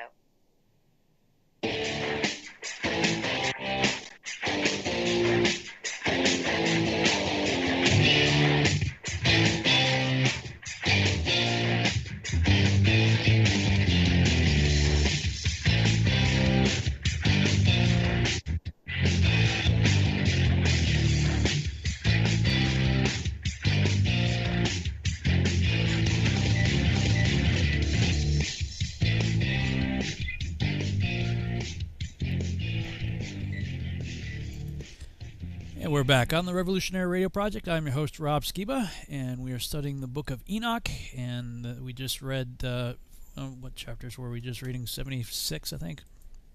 And 77, yes. 76 and 77 in Charles. And right before the break, we were talking about the, I don't know how you say that, Erythraean Sea. Mm-hmm. So quickly looked it up during the break. The description was a former maritime designation that always included the Gulf of Aden and at times other seas between Arabia, Felix, and the Horn of Africa. When I did a quick Google search on it, I'll put it up on the screen for those watching on YouTube, this is what I saw. So apparently, at least in ancient times, that was what we now call the Indian Sea area, going into the Horn of Africa and the Gulf of Aden. But to your point, you know, I was looking at it too, sort of from a pre-flood AE map kind of perspective, because this whole description is rather interesting. I want to go back to verse 1 and 2, or verse 1 anyway. This is talking about 4 quarters of the world, 7 mountains, 7 rivers. The first quarter. So I'm wondering if this is the same as the 4 corners. A lot of times that word that's translated as corners can also mean quarter or region like that. So I'm wondering if it's called the east because it is the first, and the second, the south, because the Most High will descend there. So he's descending from the south. At least that's what it looks like. Oh. Yeah. Lawrence says the same thing. The second is called the south because the Most High there descends, and frequently there descends he who is blessed forever. What's your take on that? Well, I take that as far as connecting it with Jerusalem, since that seems to be his holy land. But I also believe that, where it says that Christ would come back from the north, that the opening, in my opinion, is there in the north. But with regard to this whole particular chapter, I look at it as the same way that we were looking at the winds, and that you have to, even with all the descriptions of the luminaries and their movements, that in my opinion, Enoch is showing to us from above, and like these 7 continents, I believe, would be, looking down at the entirety of the world. And so just like when you're looking at the movements of the sun back and forth between the tropics, you have to look at that map that has, that is the azimuthal equidistant projection map, and how last week, when looking at the movements of the winds, and I have a screen share too, that we were looking at this particular map. And in the same way, I think that Enoch is describing, again, the 4 quadrants that would be the north, the west, the east, and the south. And so he's looking at the entirety of what is, and that possibly the seas, there would be the greater, which would be the outer ring, and then maybe the smaller, which is the inner. But again, we don't know exactly. But I do believe that Enoch, in all of his descriptions of all of his visions, that he's looking at the fullness of the world from above, and that the four quadrants again would be the circle of the earth inscribed upon a square. And so that's. I'm sorry. What you're showing here, this is from your book, "Flat Earth is Key to Decoding the Book of Enoch." Right, and this was when we were talking about the winds last time. Last week, yeah. Yeah. So you actually have this in your book then here about the Erythraean Sea. Well, it's interesting. Two come from the north to the sea. Their waters flowing into the Erythraean Sea. So, yeah, I could still see that. Like, well, I wasn't looking at it that way, but from if you go back to that previous. Oh, sorry. Yeah. Flowing from the north. So if we're considering this direction again from the vantage point of Israel, right. Jerusalem going north, all this water flowing into the Erythraean Sea here, if that is, in biblical time is the same as in whatever ancient times when the Indian Sea was called that. Mm-hmm. The other thought I had was when I was doing the research for my Yahuwah Triangle series, it talks about the Gihon that encompasses the land of Ethiopia. Mm-hmm. And right now Gihon is a spring. It's underground. Solomon was baptized there and anointed king, and all kinds of stuff happened there. So my hypothesis was that if can you see my cursor moving on the screen here? Let me go to where you are. I have to open up the YouTube. Oh, okay. Yeah, I'm talking about. I got my cursor over. Whoops! You just changed the screen again. Oh, sorry. Hold on. Oh, you're doing it from what I was looking at. Yeah, I was showing the. Oh, okay. Sorry. Yeah. Okay. No, I don't see your cursor, but. Okay. Well, neither do people on radio, so I should describe it anyway. Yeah. I gotta remember. Hey, we're on radio here, even though I'm showing it. So my cursor's over what we call the Mediterranean Sea now. Here. Yeah. So Joshua says that in the days of Enoch, when King James says it was in his days that men began to call upon the name of the Lord, and that sounds good, right? Well, no, the words used there actually mean profane. Right. And as we've read in various other texts, they're saying no, that was when they started worshiping other gods and idols and all kinds of stuff. And the book of Joshua says that he flooded 1/3 of the earth with the Gihon. Yes, I remember. So when I was considering all of that, I basically put a like if you can imagine taking the compass needle and putting it on the Giza plateau and extending the needle all the way out to Babylon and just drawing a circle. That was my theory was with the center point being Giza. My theory was that was the region known as Eden, the land region known as Eden. Within eastward was placed the garden, and eastward from there. It would be over here. Well, yeah, being Jerusalem. Right. Yeah. Shechem being ground zero for the trees. So I was looking at the sort of the traditional idea of the four rivers. Now we know Tigris and Euphrates. Those are easy to identify because they're still there. Right. Yeah. What's the other one? Hiddekel is no longer a river that we can see. However, if you look at that region on Google Earth, you could draw right from the Persian Gulf area where the Tigris and Euphrates come in. You could go right across Saudi Arabia on Google Earth and see a dried riverbed. Like you can clearly see that there used to be something there going all the way across. It's dried up now. And so the other river that's missing is Gihon. But it says that it encompasses the land of Ethiopia. Or Ethiopia is way the heck down, below the Horn of Africa, right?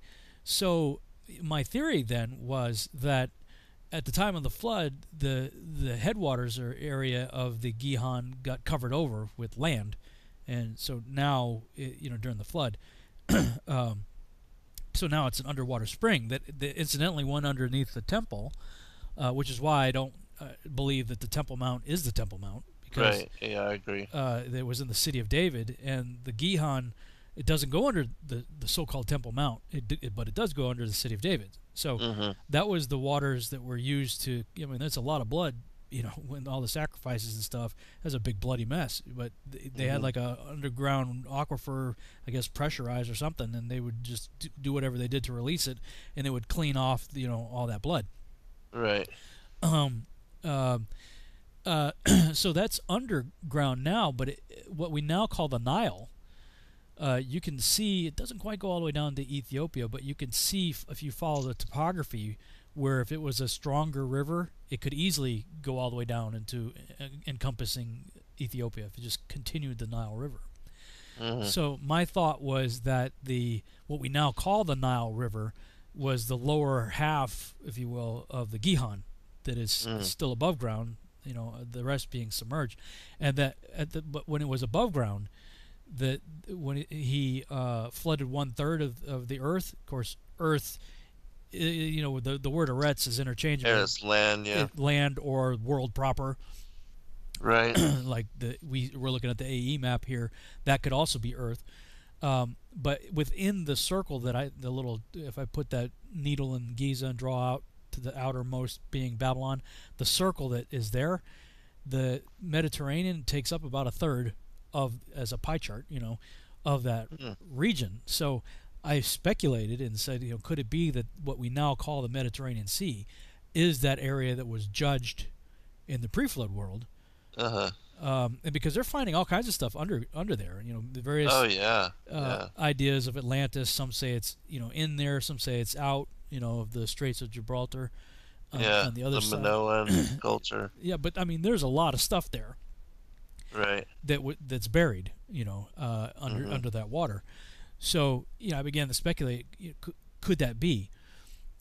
So just kind of thinking out loud with regard to this chapter that we just looked at, maybe that fits. I don't know that the AE map as it is today is the same as it was pre-flood.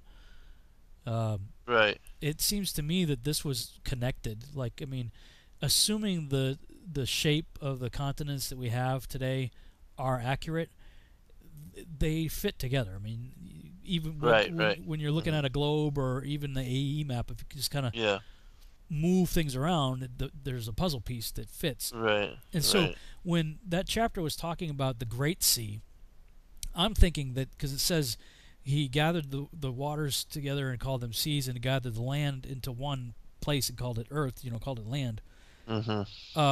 That in kind of a simplistic term, if we consider Pangea as a yes, and all of this may have slid also, but if it was more of a centralized landmass with a great sea going all the way around it, and perhaps rivers and waterways and mini seas in between, that maybe we can make some sense of all this stuff that we just read. I don't know, just thinking out loud here. Yeah, no, I'm with you, and there's a book that we put out called The Book of the Earth, that this person did a study on all of the ancient belief systems of as far as what the world was in the ancient past, and he talks about, or I think it's a she that wrote the book, Edna something Kenton or something of that nature, but she speaks about how all the native and the indigenous peoples around the world spoke about the island being Turtle Island, that there was once a supercontinent, and that it was Pangea, and that it was unbroken, and altogether one island, and it made like the shell of a turtle, and then it was in the center, and everything else, it was surrounded by water.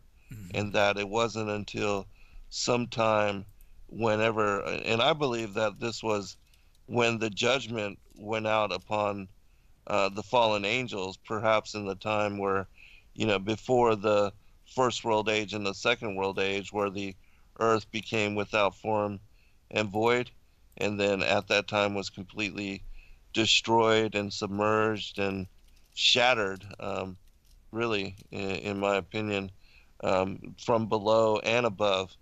And that perhaps at that time is when the continents initially separated and came to have the different contour and the different shape that we're more familiar with now, looking at the azimuth equidistant projection map from above and seeing the separations of the different land masses. And because it would make sense too that later, God knowing the end from the beginning, and that he's going to separate the tribes and the tongues and the peoples and place them in different parts of the world, that that would keep and hold the divisions, as far as having the land masses and the continents in the shape that they currently are in.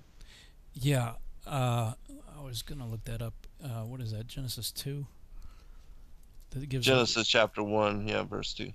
No, I mean the rivers are in chapter 2. Yeah, chapter 2. Mm-hmm. Yeah, I misspoke. I think I said Hiddekel. Hiddekel, I think, was the original name for Tigris, maybe. Okay. I forget. Yeah, I know. It's one of those. It's been a long time since I looked into it. It's the Pison River. Yeah, Pison. Mm-hmm. Pishon, however you pronounce it. Right. That's the one I was referring to that goes across. It's the dry riverbed. Because it says it goes through. Well, let me just put it over on the screen here for everybody. It says, the name of the first is Pison. That is it which compasses the whole land of Havilah, where there is gold. Mm-hmm. And so I was looking into all of that and came to the conclusion that that's what we're seeing, the dry riverbed that's going across, and the gold of Havilah is really good. Mm-hmm. And then, of course, Gihon says is the same that compasses the whole land of Ethiopia. So, like, when everybody was, looking into Eden, like, they weren't paying attention, I don't think, to the description of these rivers, because, like, what was his name? I think it was Stan Deo, was saying that it was way down in Tanzania or someplace, like, way down here. And yeah, like, I remember him talking about that. He put out a bunch of stuff about the same time I did. We were like doing parallel studies, but came to vastly different conclusions. Mm-hmm. I was doing my research for the Yuhua Triangle. This was back in 2014. I did a whole series of lectures on it in like November and December, and also did I did it for Sukkot that year, so earlier, September, October. So that he had been making the public speaking circuit, doing radio shows and stuff like that with Skywatch and whatnot. Mm-hmm. And I'm like, I mean, his logic for what he was, I mean, it's interesting. I'll give him that. But I'm like, dude, like, the rivers, it's telling you, I don't know. Where they are. Yeah. And, other people that were locating it, like, in the Persian Gulf and other stuff, I'm like, well, it's like everybody that I was looking into the Garden of Eden, they weren't paying attention to the Gihon. Mm-hmm. So, anyway, that's a conclusion I came to. So you going to show something about on the Mercator? Yeah, I was thinking that on the Mercator map, if these 4 rivers somehow connected to at one time, when all this, because if you look, it seems like all this could have came together too with what was the northern portion of, what I believe originally Paradise was up towards the north, and then afterwards, when they moved east, then they ended up in Jerusalem, but that the demigods and the whole thing with Mount Meru and all of that. That's located there again at the north, and that's where the opening for paradise and also the entrance into Sheol, the whirlpool that surrounds the mountain. And then if all of this was somehow connected together, if these rivers would connect with those four in some manner, I don't know, but Yeah, that's you know, interesting. just speculating. The lower quarter area is always been peculiar to me. Like it doesn't seem to have a defined border like the other quarters do. Mm-hmm. Right. It's like it just sort of slides out of the sea. Yeah. Where the other ones are hedged with mountain ranges. Right. It is interesting, though. I mean, when you consider the ancient maps that, I mean, up until very recently, they all had this. Right. Exactly. Yeah. So, you know, to kind of reiterate some of the things we've said in previous shows, it's a way more interesting and accessible to me than anything in the South would be. Mm-hmm. And then, you know, we talk about the whole theme of Tartaria and the mud floods, which actually I'm doing a show with Flat Earth British tomorrow night, and so I'm gonna ask him some questions on, you know, all because he's done a lot of research on that. But the ancient maps, you know, even the Great Lakes seem to be a newer phenomena, as well as California now being connected to the continental United States, and so, you know, there's things like we don't know. Just within the last like 200-300 years. Yeah, exactly. That's crazy. I mean, right. When you think about it, because I was trying to think of when the time period. It seems like it was somewhere between the 1600s and maybe late 1700s that I remember seeing a map or something that was California as an island. Yeah, and it was like as recent as the late 1600s. That's the way that it is depicted. And then there on some of those maps, there's a world empire called Tartaria, which none of us had heard about until people started examining these ancient maps, and then there's allusion to them in some of the more ancient books, like for instance the Travels of Noah into Europe, which describe the peopling of the earth after the flood of Noah's day, and how all the different countries of the world in Europe were first settled and came to be from the three sons of Noah. There's mention of Tartaria in that particular book, and even of it being an empire before the flood of Noah's day. Wow. And so, yeah, very ancient. And this leading up to and being on maps up to the late 1600s, that's pretty amazing when you think about it. That's, massively significant. How did you ever make any connection between the Tartarians and the Thracians, or is there any connection to be made? I think there's, well, you know, the Thracians were the first empire that came up after the flood. Mm-hmm. And I think what happened is this Tartarian empire, that if it's according to this particular book, if it actually existed before the flood of Noah's day, it would seem to be like the Atlantean empire, which was spread all across the earth, and which was built again in this megalithic cyclopean type architecture, and with the incorporation of pyramids and ziggurats and temple structures that all over the world, and that people inherited this architecture and just moved in on it. Like, for instance, you know how they date the Mayans and all of that, that some of that may have been even pre-existent, and then, you know, the stelas where they have the dating and all, they could have put that up much later, just like you know, we see in different parts of the world megalithic sites, which, some are at the bottoms of the oceans.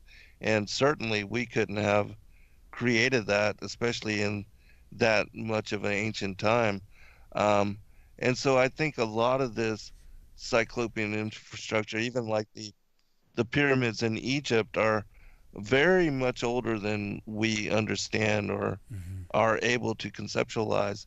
And that this ancient culture, just like even here, we see that, in America, we had all of these cities and all of these city centers that somehow were just inherited, and that people just moved in after whatever people had originally created them disappeared. And I don't know exactly what happened to them or what, but there is, even in the indigenous, the Native American people speak of a giant people that used to live here before they were here. And these kind of myths and legends are found in other places like Baalbek in Lebanon. Those places are said to have been made by the giants, as other places in South America. They attribute Pumapunku and some of the, Tenochtitlan and those kind of places as having been created by a race of giants that disappeared before the Native American people came to be. And so, I don't know if this is what was the Atlantean empire, and were they, the fallen angels certainly seem to have been larger size than us, but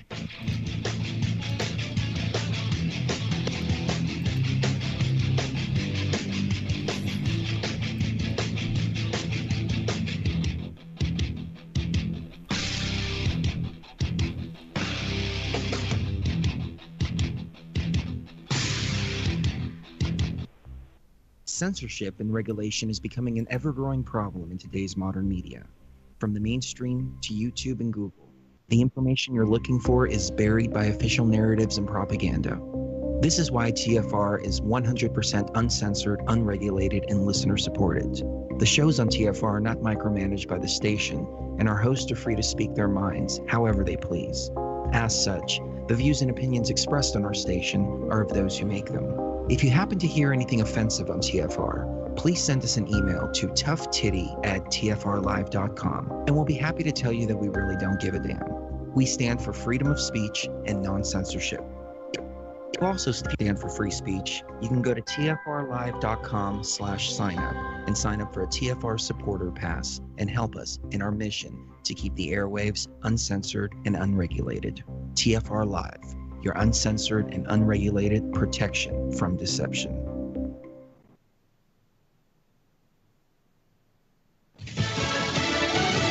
Safer at home? Maybe not. I'm Jack Callahan, Fox News. A new study suggesting staying at home to avoid the coronavirus may be the wrong thing to do. A 3-day survey of 113 hospitals with 1,300 new COVID-19 patients found that the vast majority are retired or unemployed. So 4 out of 5 were out of work and sheltering at home. 57% of the new cases from New York City, close to half of those were Hispanic or African American. 96% had underlying health conditions, and only 3% in the city were using public transportation. So they're not working, they're not traveling, they're not on the front lines, and they're still getting sick. Fox's Rick Leventhal, President Trump reversing course on the coronavirus task force. We're keeping the task force for a period of time. I look forward to when we can close the task force, because then the job will be essentially, hopefully, over. The president says some members of the task force may leave to focus on the economy, but they'll be replaced by others. Fox News has learned transcripts from the House Intelligence Committee show top intelligence officials had no evidence of collusion between the Trump campaign and Russia during the 2016 election. Intelligence Committee Chairman Adam Schiff refusing to release the transcripts, even though they've been screened for sensitive information. Acting Director of National Intelligence Rick Grinnell wrote to Schiff saying the transcripts were ready. In a letter obtained by Fox, Grinnell told Schiff that if the committee doesn't release them, he's willing to release the transcripts directly. A committee spokesman accused the DNI of being, quote, overtly political, leaking the letter that the transcripts are ready. It says the panel is ready to release the transcripts, quote, which relate to misconduct by the Trump campaign and the president himself. Fox's Chad Pergram. Wall Street Wednesday, the Dow dropped 218 points. NASDAQ gained 45. The S&P 500 down 20. America is listening to Fox News.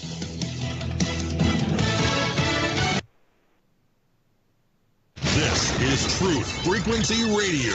The wicked ones obviously under heavy Masonic influence.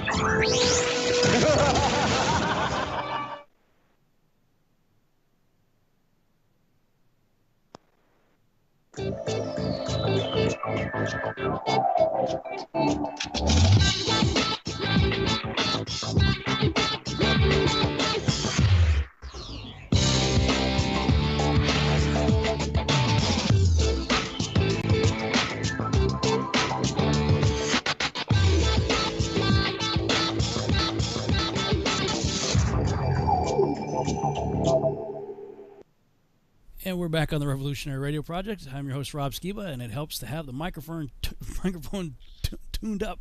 I had it turned down there during the break. So yeah, we're already in the second hour. Right before the break, you were talking about ancient cultures, ancient civilizations, and things that may have just simply been forgotten in recent memory, or intentionally taken out of the textbooks and things like that. Speaking of taken out, before I forget, the video I was referring to earlier in the broadcast about how could the Bible have been tampered with. I have the video up on the screen now for people if they want to check it out. It's by a guy named Bart D. Ehrman, E-H-R-M-A-N. The title of the video is Misquoting Jesus in the Bible, Professor Bart D. Ehrman. Interesting video. Now, in regard to what we were talking about right before the break, let me put up a picture here that I use a lot in my presentations. The pre-flood timeline of the Nephilim chart. You're talking about various ancient cultures and Mayans and stuff like that, and a fair amount of these things, if not maybe all of them, pre-existed the flood. Right. Like, a few years ago, back in the big 2012, right? December 21st, 2012, we was talking about the Mayan calendar, Aztec calendar stone, all that kind of stuff. Mm-hmm.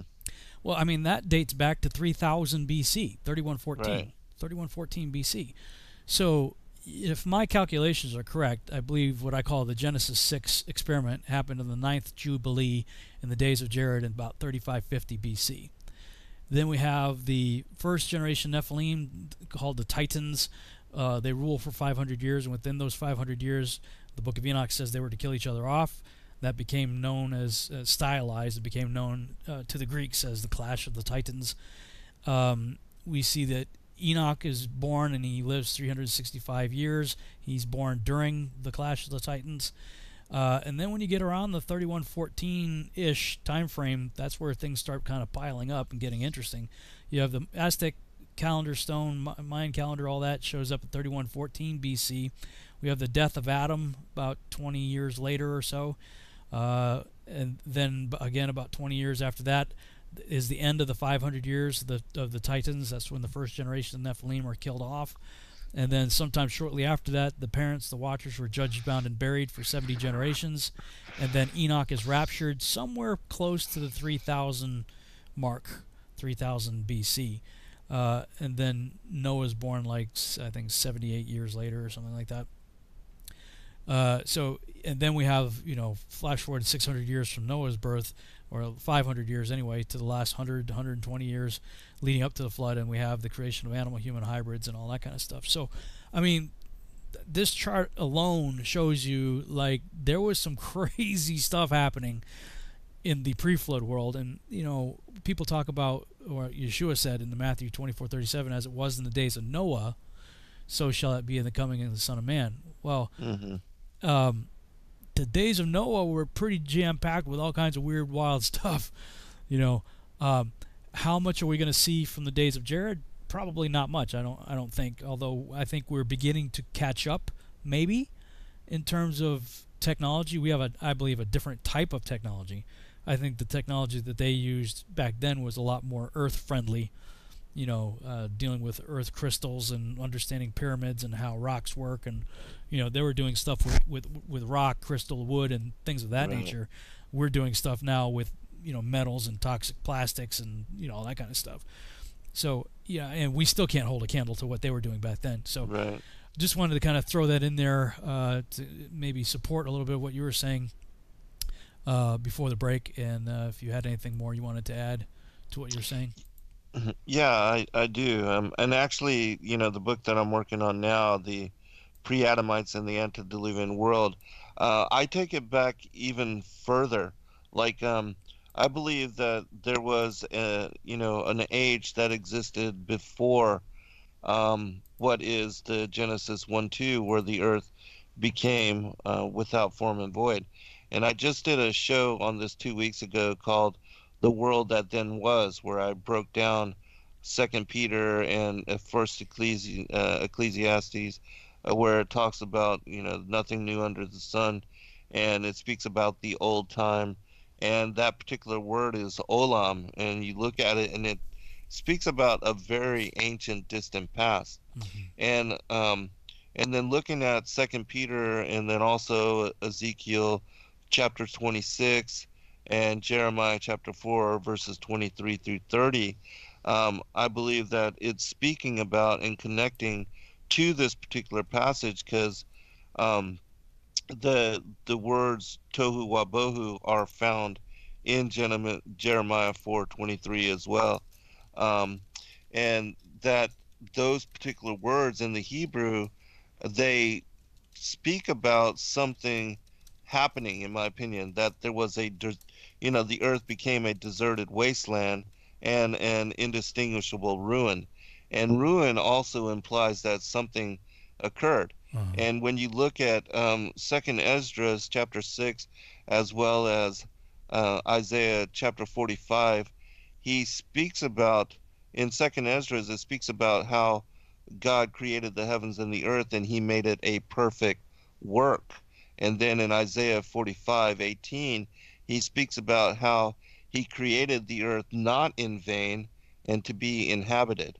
And you look at the different versions, and it's either not in vain or not deserted or not empty. But it's implying that it was created perfect and, without, and to be inhabited. And so, in my opinion, and with what I'm writing about in this particular book, I talk about how in Second Enoch it speaks about the fallen angels as being cast out on the second day. In chapter 29 and 30, you see there that it's the word of the Lord speaking to Enoch, which is Christ, and he talks about how he cast out one from out of the order of the angels, had an impossible thought to establish his throne above mine, and to overthrow me, or something of that nature. And then we see that, in my opinion, that connects with Luke chapter 10 verse 18, whereas Christ tells us that he saw Satan as lightning cast out or fallen from the heavens, because I believe he was the one that cast him out. And so in my opinion, the fallen angels were cast out long ago, and this was a result of the war in heaven, and that when the earth was recreated, reestablished, and reformed from Genesis 1:3 and onwards, that they were already in placement here upon the earth before even the pre-Adamites that were created on the sixth day. And so that some of this architecture, because again, we see that there are megalithic structures in cities like Yanaguni and Dwarka, and there's this pyramid city outside of Cuba on the bottom of the ocean floor, that had to have been built at a time when the ocean levels were completely different. And, I don't trust science at all, but they say that the ice age, or the global ice age, or whatever, that its meltdown was 13,000 years ago. And some of the people speculate that the Emerald Tablets of Thoth, are speaking of a time dating back 25,000 years. The Sumerian texts on the the reign of the demigods and the timeline of the king's list. Well, when you add that all together, it goes back to 432,000 years in the distant past. And so, is that, possibility, or is the king list actually true? There are confirming witnesses to that. Even Berosus and Mantheo speak about and write about the antediluvian times and the kings and the fallen ones that lived during that time. But it's my opinion that the Titans, that there were, we see the mud fossils and how some of the landscape and the mountains and things of that nature look like these really huge giants, like giants that, in the Bible it even says that Og and some of the pre-flood giants were of huge size, could even lift up and rip mountains off of the ground. Now, if that's in any way true, then maybe there's some possibility that, giants of a larger size, and maybe it's even the fallen angels, because in the book, The Legends of the Patriarchs and the Prophets, it speaks about that when the angels were cast out and they were of larger stature than humans now, that they took on corporeal or took on physicality from being cast down. That after 7 days they started to become substance. And if that's, there's any truth to it, then they would have took on some kind of a physical nature. And again, in the Sumerian text, it says that, they, being here in the earth, that they started to age, and then they started to move towards death when they never had previously. And so just, looking at all the ancient records and all the myths of Atlantis, the Emerald Tablets speak about a time when, the Atlantean culture ruled. And even in Plato, in the discourses of Solon, he mentions in the Critias and Timaeus this culture that was worldwide.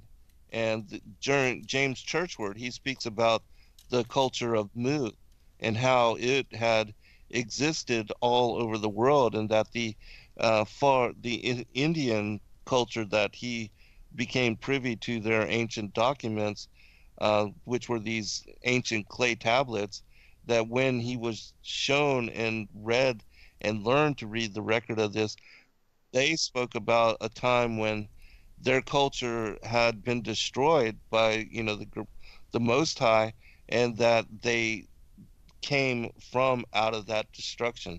And that same thing is also present in ancient Egypt. The Emerald Tablets speak about that when this diaspora happened, that the drowning of the temple of Undal, that the fallen angels split and went to 5 different places, and they created what were the ancient cultures of India, Japan, in the South America, and different places, even like, what we see in Baalbek and Stonehenge in the Middle East and different places like that, that it was the destruction, which I believe that is, again, linked to Genesis 1-2, the war in heaven, the separation of light and darkness, how Satan and Legion, 1/3 of the angels of the Most High, were cast out on the second day, that they were creating and establishing what were these cities in the megalithic size that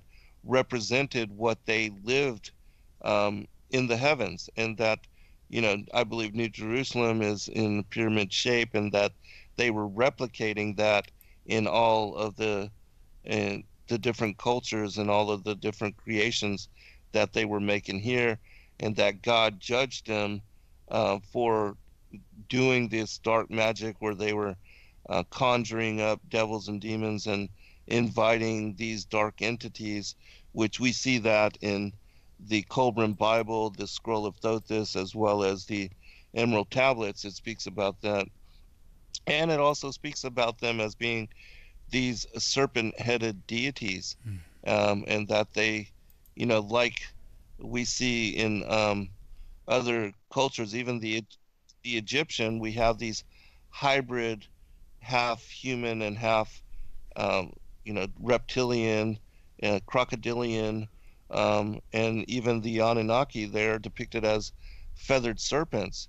And we see that in the depictions, they are of very much larger stature. Even sitting down, they dwarf those humans, which I believe that those are the pre-Adamites that were they tried to enslave and create a slave race and to make humanity into servants unto them. It's just this is described in great detail in the Sumerian mythos as well. And so I do believe there was an age before the actual Genesis 1-2 without that, where the earth became without form and void, and that God judged them, destroyed what was the ancient Atlantean, the Mu culture, and then that is what led us into the Second World Age.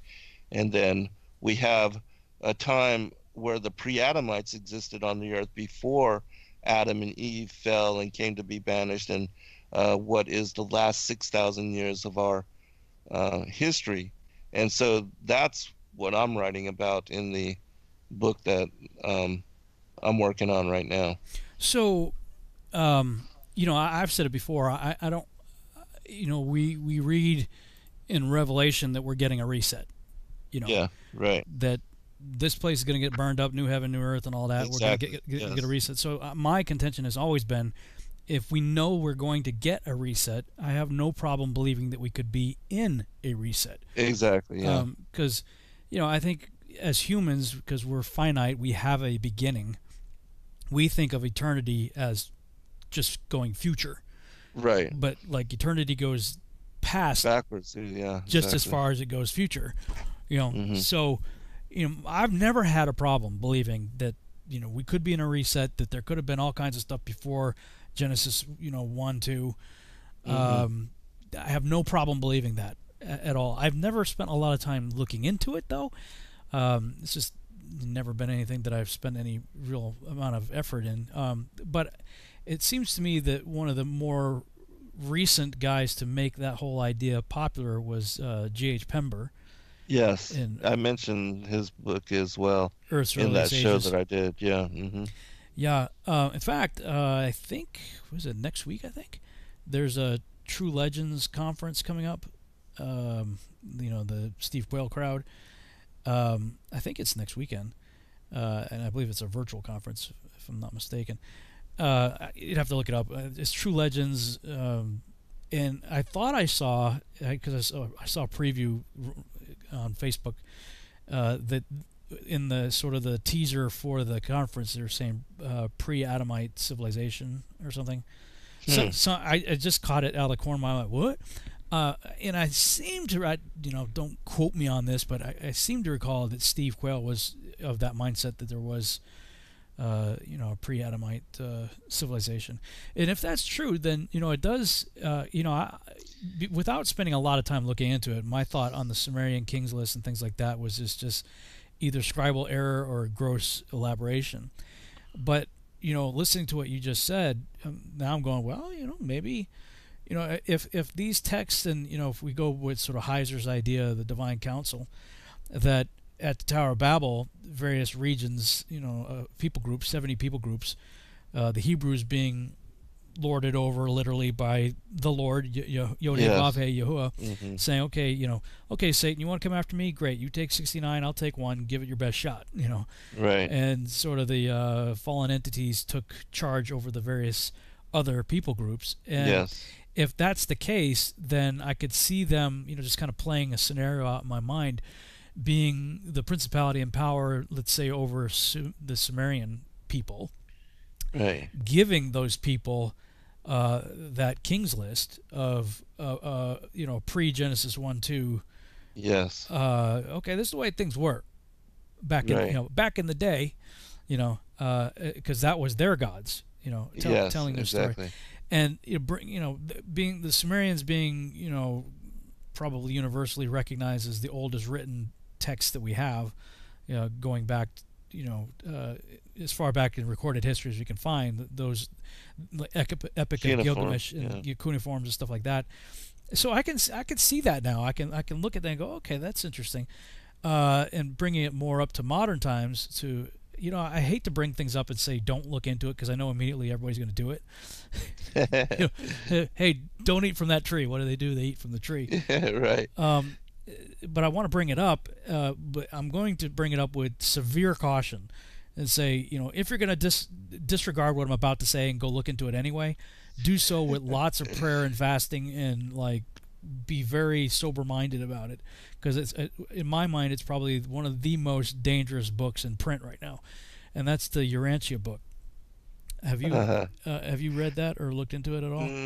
I haven't read a lot of it. I've read some of it, but again, with it being globe-minded, and then also there's no mention of the dual bloodlines, and so if it doesn't unfold and unlock that mystery for me, it's not worth the time. It's a exactly. It's a 2,000+ page document. I mean, it's it's a unabridged dictionary. Right. But it's a book that claims authorship to be from angels. The angels delivered this in Chicago. Chicago is another interesting place, man. The more I look into Chicago, the more I'm like, man, that place has got some serious interesting roots, let's put it that way. But this book supposedly showed up in Chicago, I think it was like 1952 or 54, somewhere in the 50s. Claims authorship to be from angels, and it basically says, it's going to elaborate on what the Bible says. So where the Bible's silent or just gives you little bits and pieces, its goal is to unpack that. And of course, it's done very much from a Copernican model, which right off the bat, now we look at it and go, yeah, whatever. Right. Urantia being the angelic name for Earth, part of the Orvontan star cluster or some kind of nonsense. Anyway, it goes on and on. But same kind of idea with ancients. Now, with what you were saying, though, it seems to me that we got two things going on, and this may extend the timeline a bit, in my mind anyway, is, okay, the pre-Adamite has two meanings now, in my mind. It has the meaning of that world that existed before Genesis 1-2. Right. And then it has the meaning of male and female created he them in Genesis 1, before we get to Adam, Eve later being taken out of Adam. So, exactly. And it's only been, again, this is like within the last few years, 2-3 years, that I've even entertained that idea. But, going back and looking, when we cover Genesis chapter 1, we're like, wait a minute. It says, male and female created he them. Yes. In the Genesis 1 account.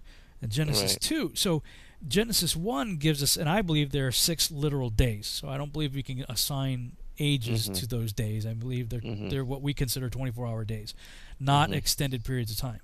But that's all wrapped up in Genesis 1, and then you get Genesis 2 and the creation of Adam from the dirt and Eve pulled from the rib of Adam. Right. So is there then, I'm just thinking out loud and just, ask me anything right here, asking you, is there then in your mind an extended period of time between Genesis chapter 1 and Genesis chapter 2? I do believe it represents at least some period of time. And then again, if you're looking at the Sumerian texts, which, again, they're heliocentric and they were written to be deceptive and to give us the idea that the Anunnaki are from some distant galaxy, some distant star system, that they created us, all that. And so, given that they are based largely on deception, it does speak about how they were trying to create and enslave the pre-Adamites. And there, was an extended period of time from their arriving here to what we see in because they also mentioned 2 creations as well. They called the first creation, the pre-Adamites, the Lulu, the primitive worker. And then all of a sudden, the modern man created by Yod-Heh-Vah-Heh it shows up on the scene. They call this being civilized man.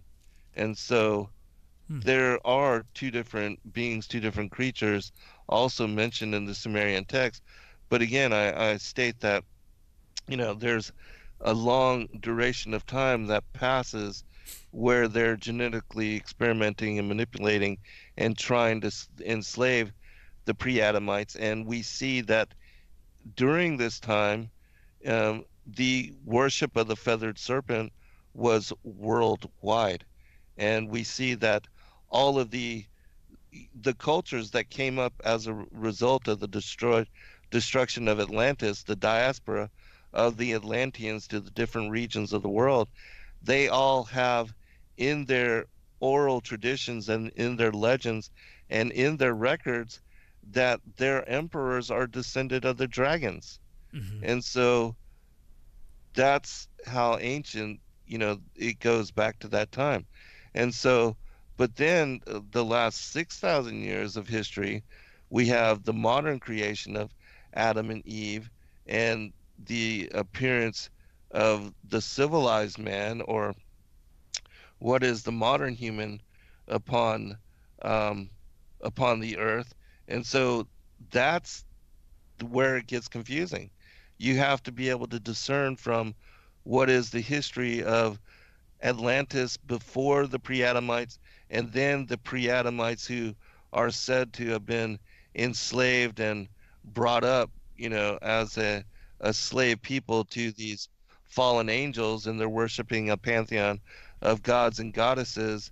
And also they worship the feathered serpent, and they declare that they were seated by the angels from above, that even Credo Mutwa, he talks about the Chitta Uli or the Chitta Uri, who are these dragon-like entities that descended down and declared them, that they should be worshipped as gods. So much.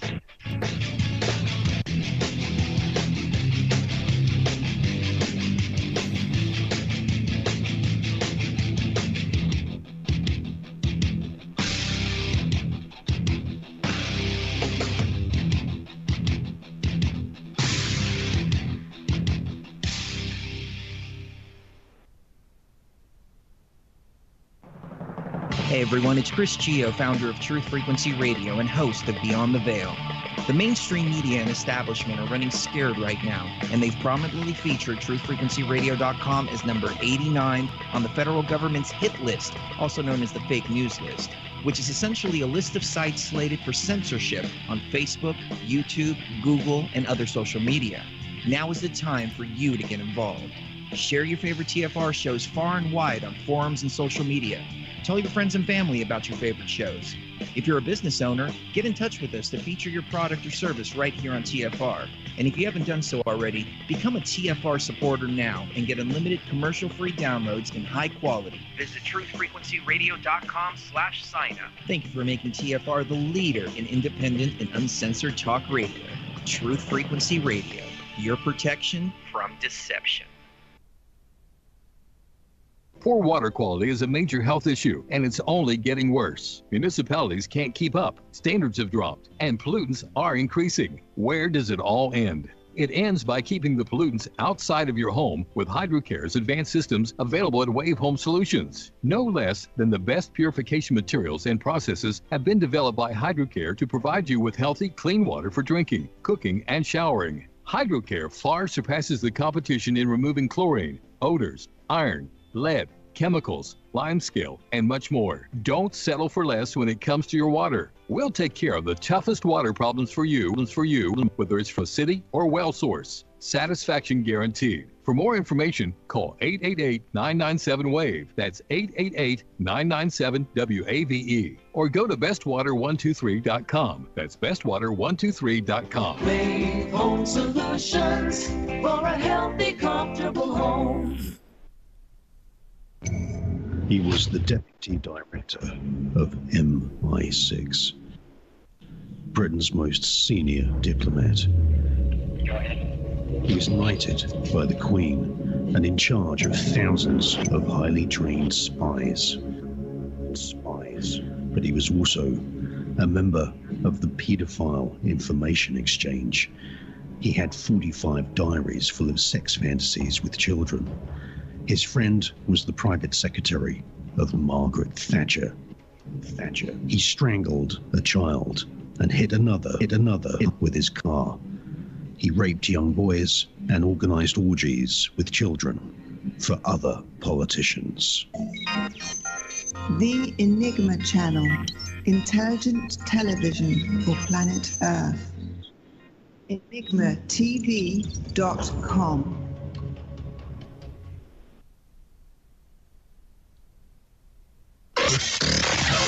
Real people, real radio.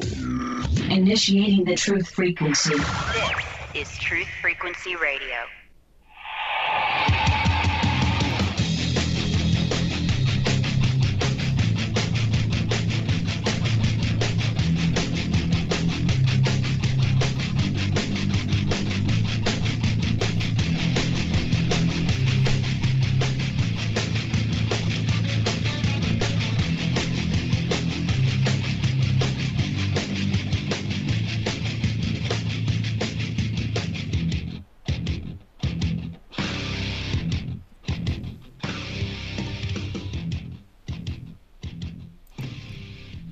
And we're back on the Revolutionary Radio Project. I'm your host, Rob Skiba, and wow, this show is flying by.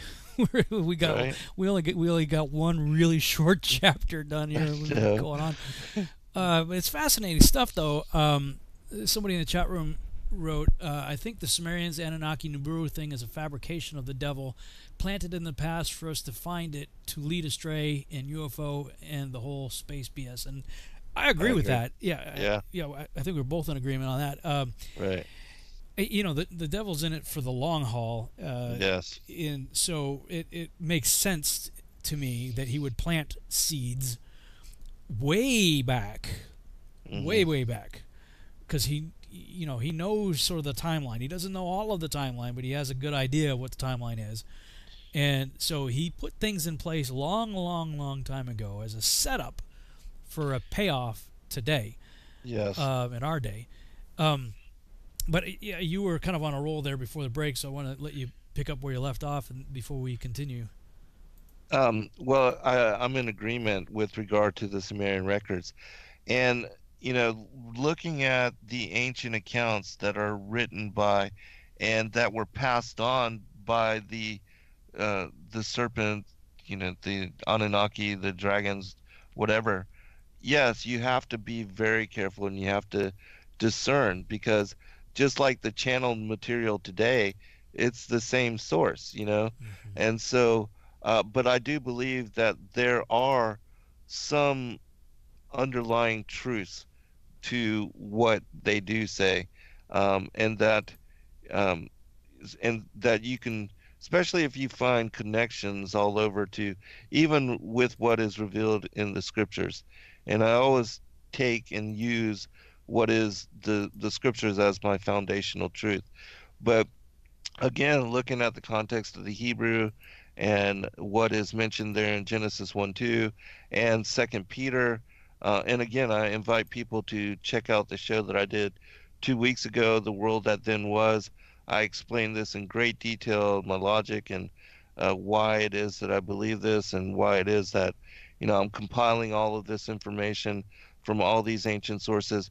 And I'm not in any manner saying that these ancient sources are, especially when it comes to like the Sumerian or like the scroll of Thothis from the Colburn Bible that also speaks about the destruction of Atlantis, or the Emerald Tablets. I'm not saying they're inspired at all. I'm just sharing what they say, and this is the story that comes forth. And so, you know, to bring it forth for consideration.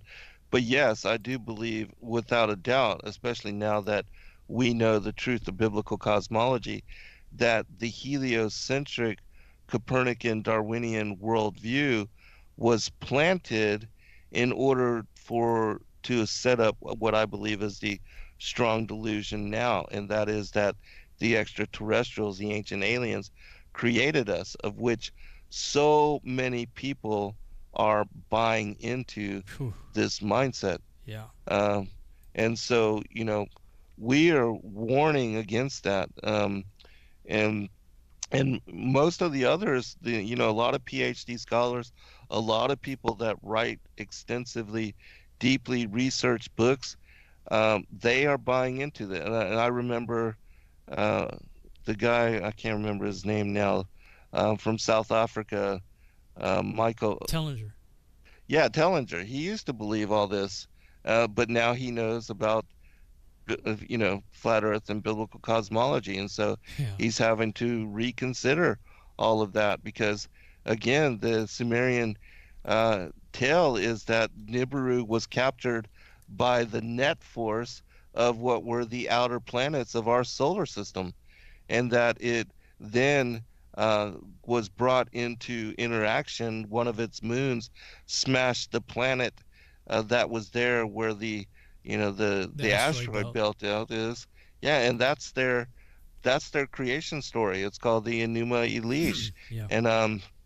And so we know all that to be false. And then the stories of them setting up way stations, bases on the moon and Mars, that's all fabrication as well.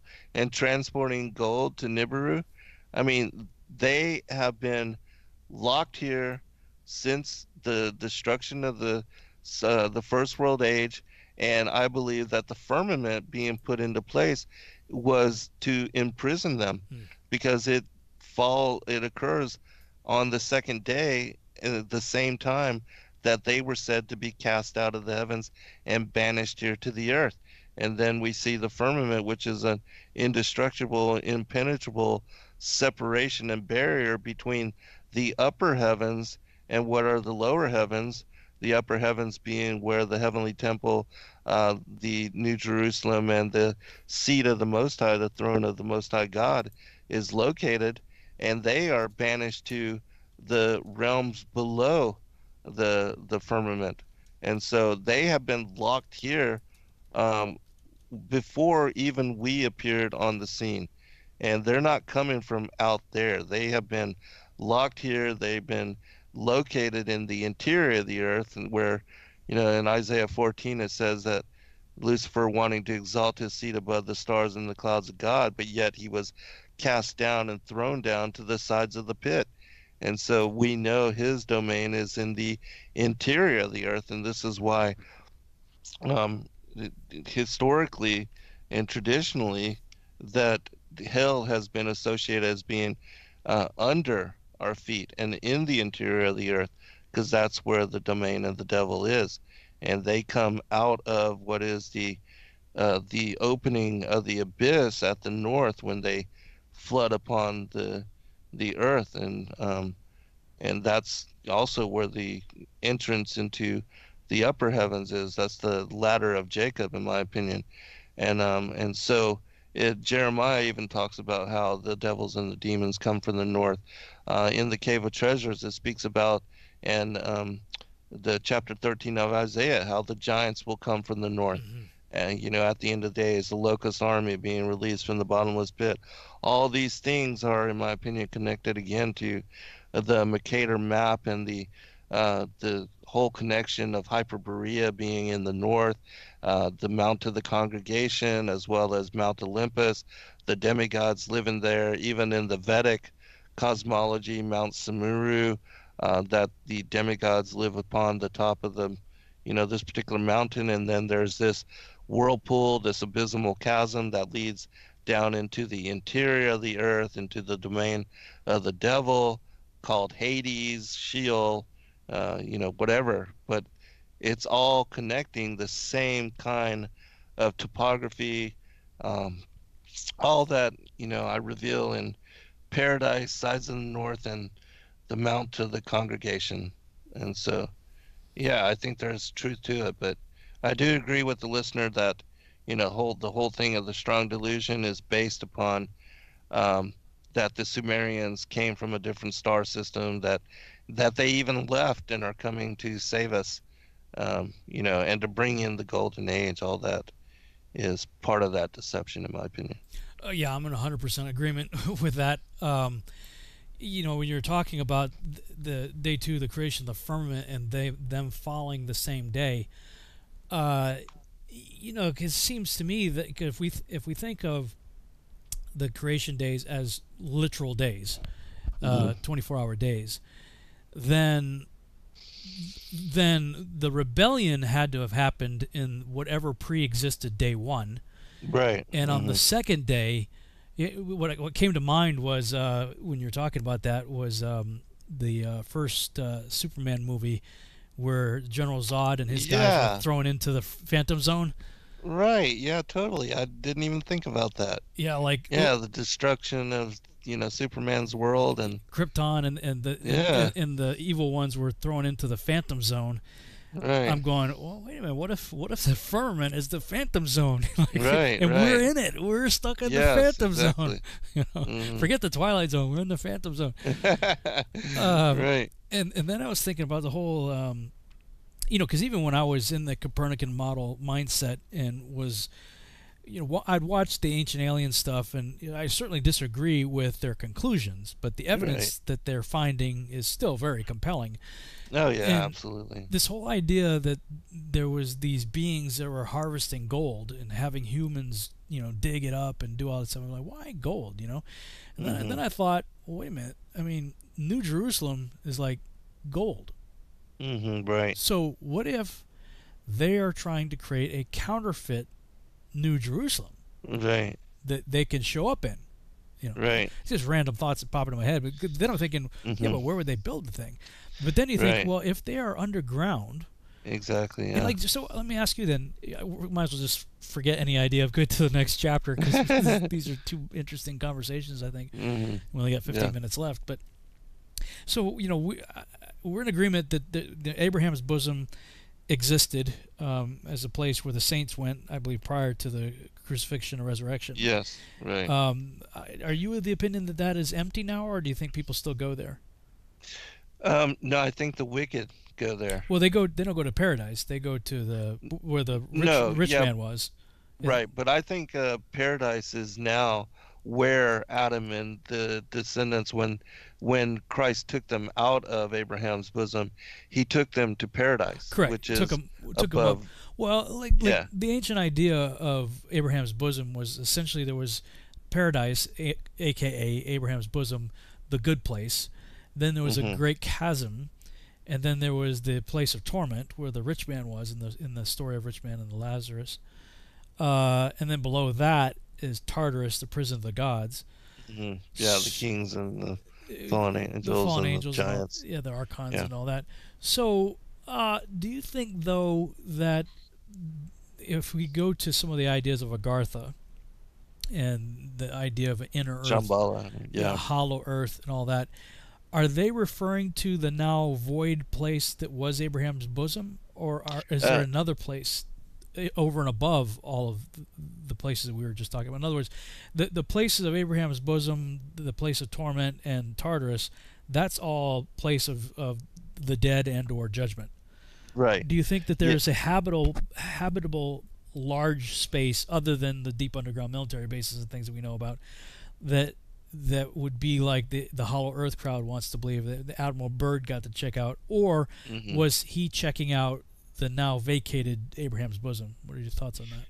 Well, I think that the Abraham's bosom that is vacated is part of the whole Shambhala, Asgard, and the interior. What the Vedics, they talk about the Naga races, the serpent races, and even these Bigfoot type people that seem to be living in the interior of the earth. So they're going to the vacated Abraham's bosom, though, in your opinion? Yes, and I believe now that Christ has taken Adam and the righteous out of what is the Abraham's bosom and the interior of the earth, that is no longer for the righteous, that when the righteous die, they go to New Jerusalem. And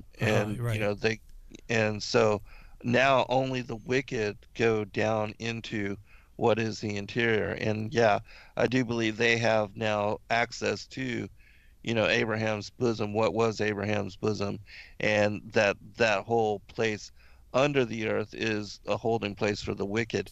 And that Shambhala, Asgard, these different places that the fallen ones are, I believe, living like kings and that they have unbelievable worlds, and cities and things made which are trying to replicate what they see in the heavens, or what they had seen in the heavens before their banishment and their being cast down. And that's why we see, even again, all the structures worldwide, the Cyclopean megalithic temple complexes, because I do believe New Jerusalem is a pyramid as well, um, and that they are trying to replicate what they were once witness to, being before they were exiled. And so, Yeah, you know, yeah. I think when I think of Abraham's bosom in that region now, that there may be people inhabiting now the vacated space there, I think of the movie Wrath of Khan, Star Trek II, when they shot the Genesis device into a dead moon. And Khan's like, I shall leave you as you left me, as you left her, buried alive, in the center of a dead planet, and then, they think they're doomed in the corridors of this place, and they're like, she's like, let me show you, Kirk's ex-wife's like, let me show you something. He's like, she wanted to show him Genesis. He's like, oh, wait. McCoy's like, I thought this was Genesis. She's like, this? It took the Starfleet Corps of Engineers 10 months in spacesuits to core out this. No, what we did in there, we did in a day. And they walk into this area, and it's this beautiful paradise, complete with its own, like, mini sun inside the place. Wow. Just fantastic waterfalls and just amazing, like, wow, place.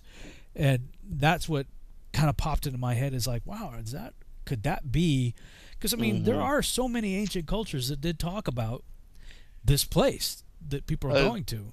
Yeah, think of even Journey to the Center of the Earth, Jules Verne. Yeah. And we know he was an illuminist, and he wrote about things that happen even in the future. Some of his stuff was kind of prophetic. And so, yeah, who knows? Did he know something that we didn't know? I mean, certainly the stories of, like, the Smoky God, the fisherman, and his tale of, the giants that live in the interior of the earth, and the incredible technology, and the megalithic, creatures and trees and things that are down within the interior of the earth.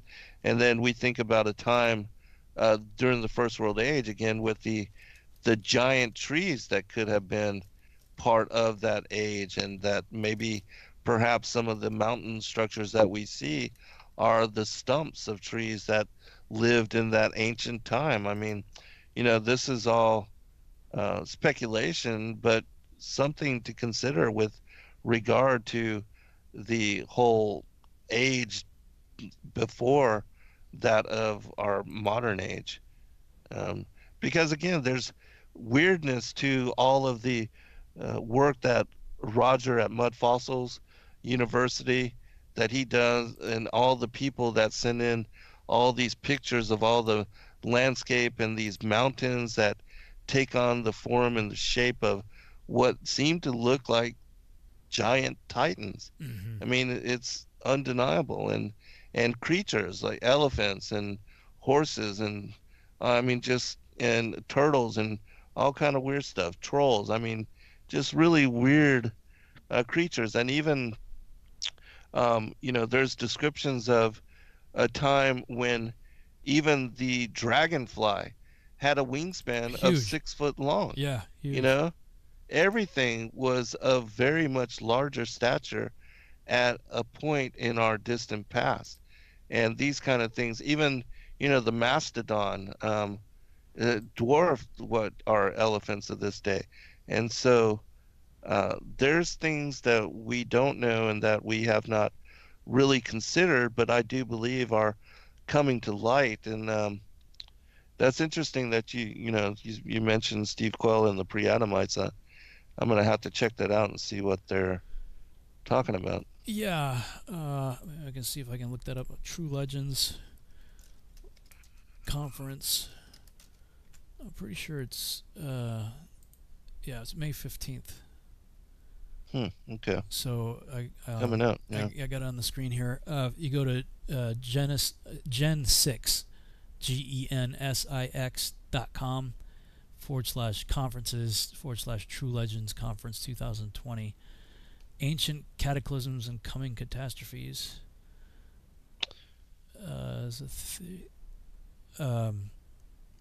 Yeah, right in the first paragraph. Before Adam and Eve, before the Garden of Eden, before the earth had become formless and void, did a vast and ancient civilization thrive in the time before time began.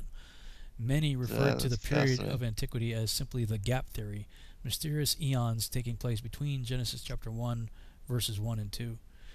Yeah, I definitely want to see what they say and talk about, because yeah, that's totally my mindset as well, for especially for this book and what I'm writing currently. Yeah, so I'm probably gonna get tickets for it too. It's a virtual conference, May 15th through May 16th. Is interesting. Is the dates on that? I know they're globe centric, so I have to kind of ignore all that, but but still, yeah, the pre-Adamite stuff should be interesting. And that's what really frustrates me with them, especially some of the guys in that crowd, because like they're all about Antarctica, like and inner Earth and hollow Earth and all that. Like I'm like, you guys are like 3 inches from the finish line. Like just step over it. Like you're so close. But man, I mean, anything like this, you got to count the cost, and I think for some of these guys, it's just it's not worth it. Way too much of a cost that they're gonna have to. Well, I mean, even if you look at their the logo on their page, it's got a massive mountain fireball, headed towards the earth. Oh, really? Yeah. Because apparently Tom Horn's all about wormwood, a big falling out of the sky thing. So. Yeah, all that stuff is. Anytime I hear anything like that, my eyes just kind of roll, and I'm like, nah, that ain't happening. That's what's like these people. Like, I love these people. First of all, they hate me. They don't. Right. Yeah, I love their work too. I mean, they were instrumental in a lot of my awakening, especially Steve Quell. I thought, as far as the giants and Nephilim, he's the guy. Kind of fueled that stuff for me. Yeah. Yeah, I mean, you got like Pember kind of really kicked it off in the modern era. Then his mantle, if you will, was picked up by Dr. I.D.E. Thomas, and then from there, I think a good case could be made in terms of the Nephilim. The big guys out there would easily be Steve Quell, L.A. Marzulli, and Tom Horn, those guys. Definitely carrying the torch on that. But man, I mean, like, they're so close. It's just that they can't, and they love the Book of Enoch. It's like, guys, like, what do you? Did you stop in chapter 15 or? Yeah, exactly. I mean, it gets a little weird after that, but and by the time you get to the chapters we're in now, I mean, it's complete gobbledygook. It's total gibberish. Yeah. When you're in a Copernican mindset, so it's like, come on, guys. I mean, if you give Enoch the credibility that you do, then listen to him for the rest of it. Absolutely. And I know they're great researchers. They are. So it's not that they cannot discover the truth.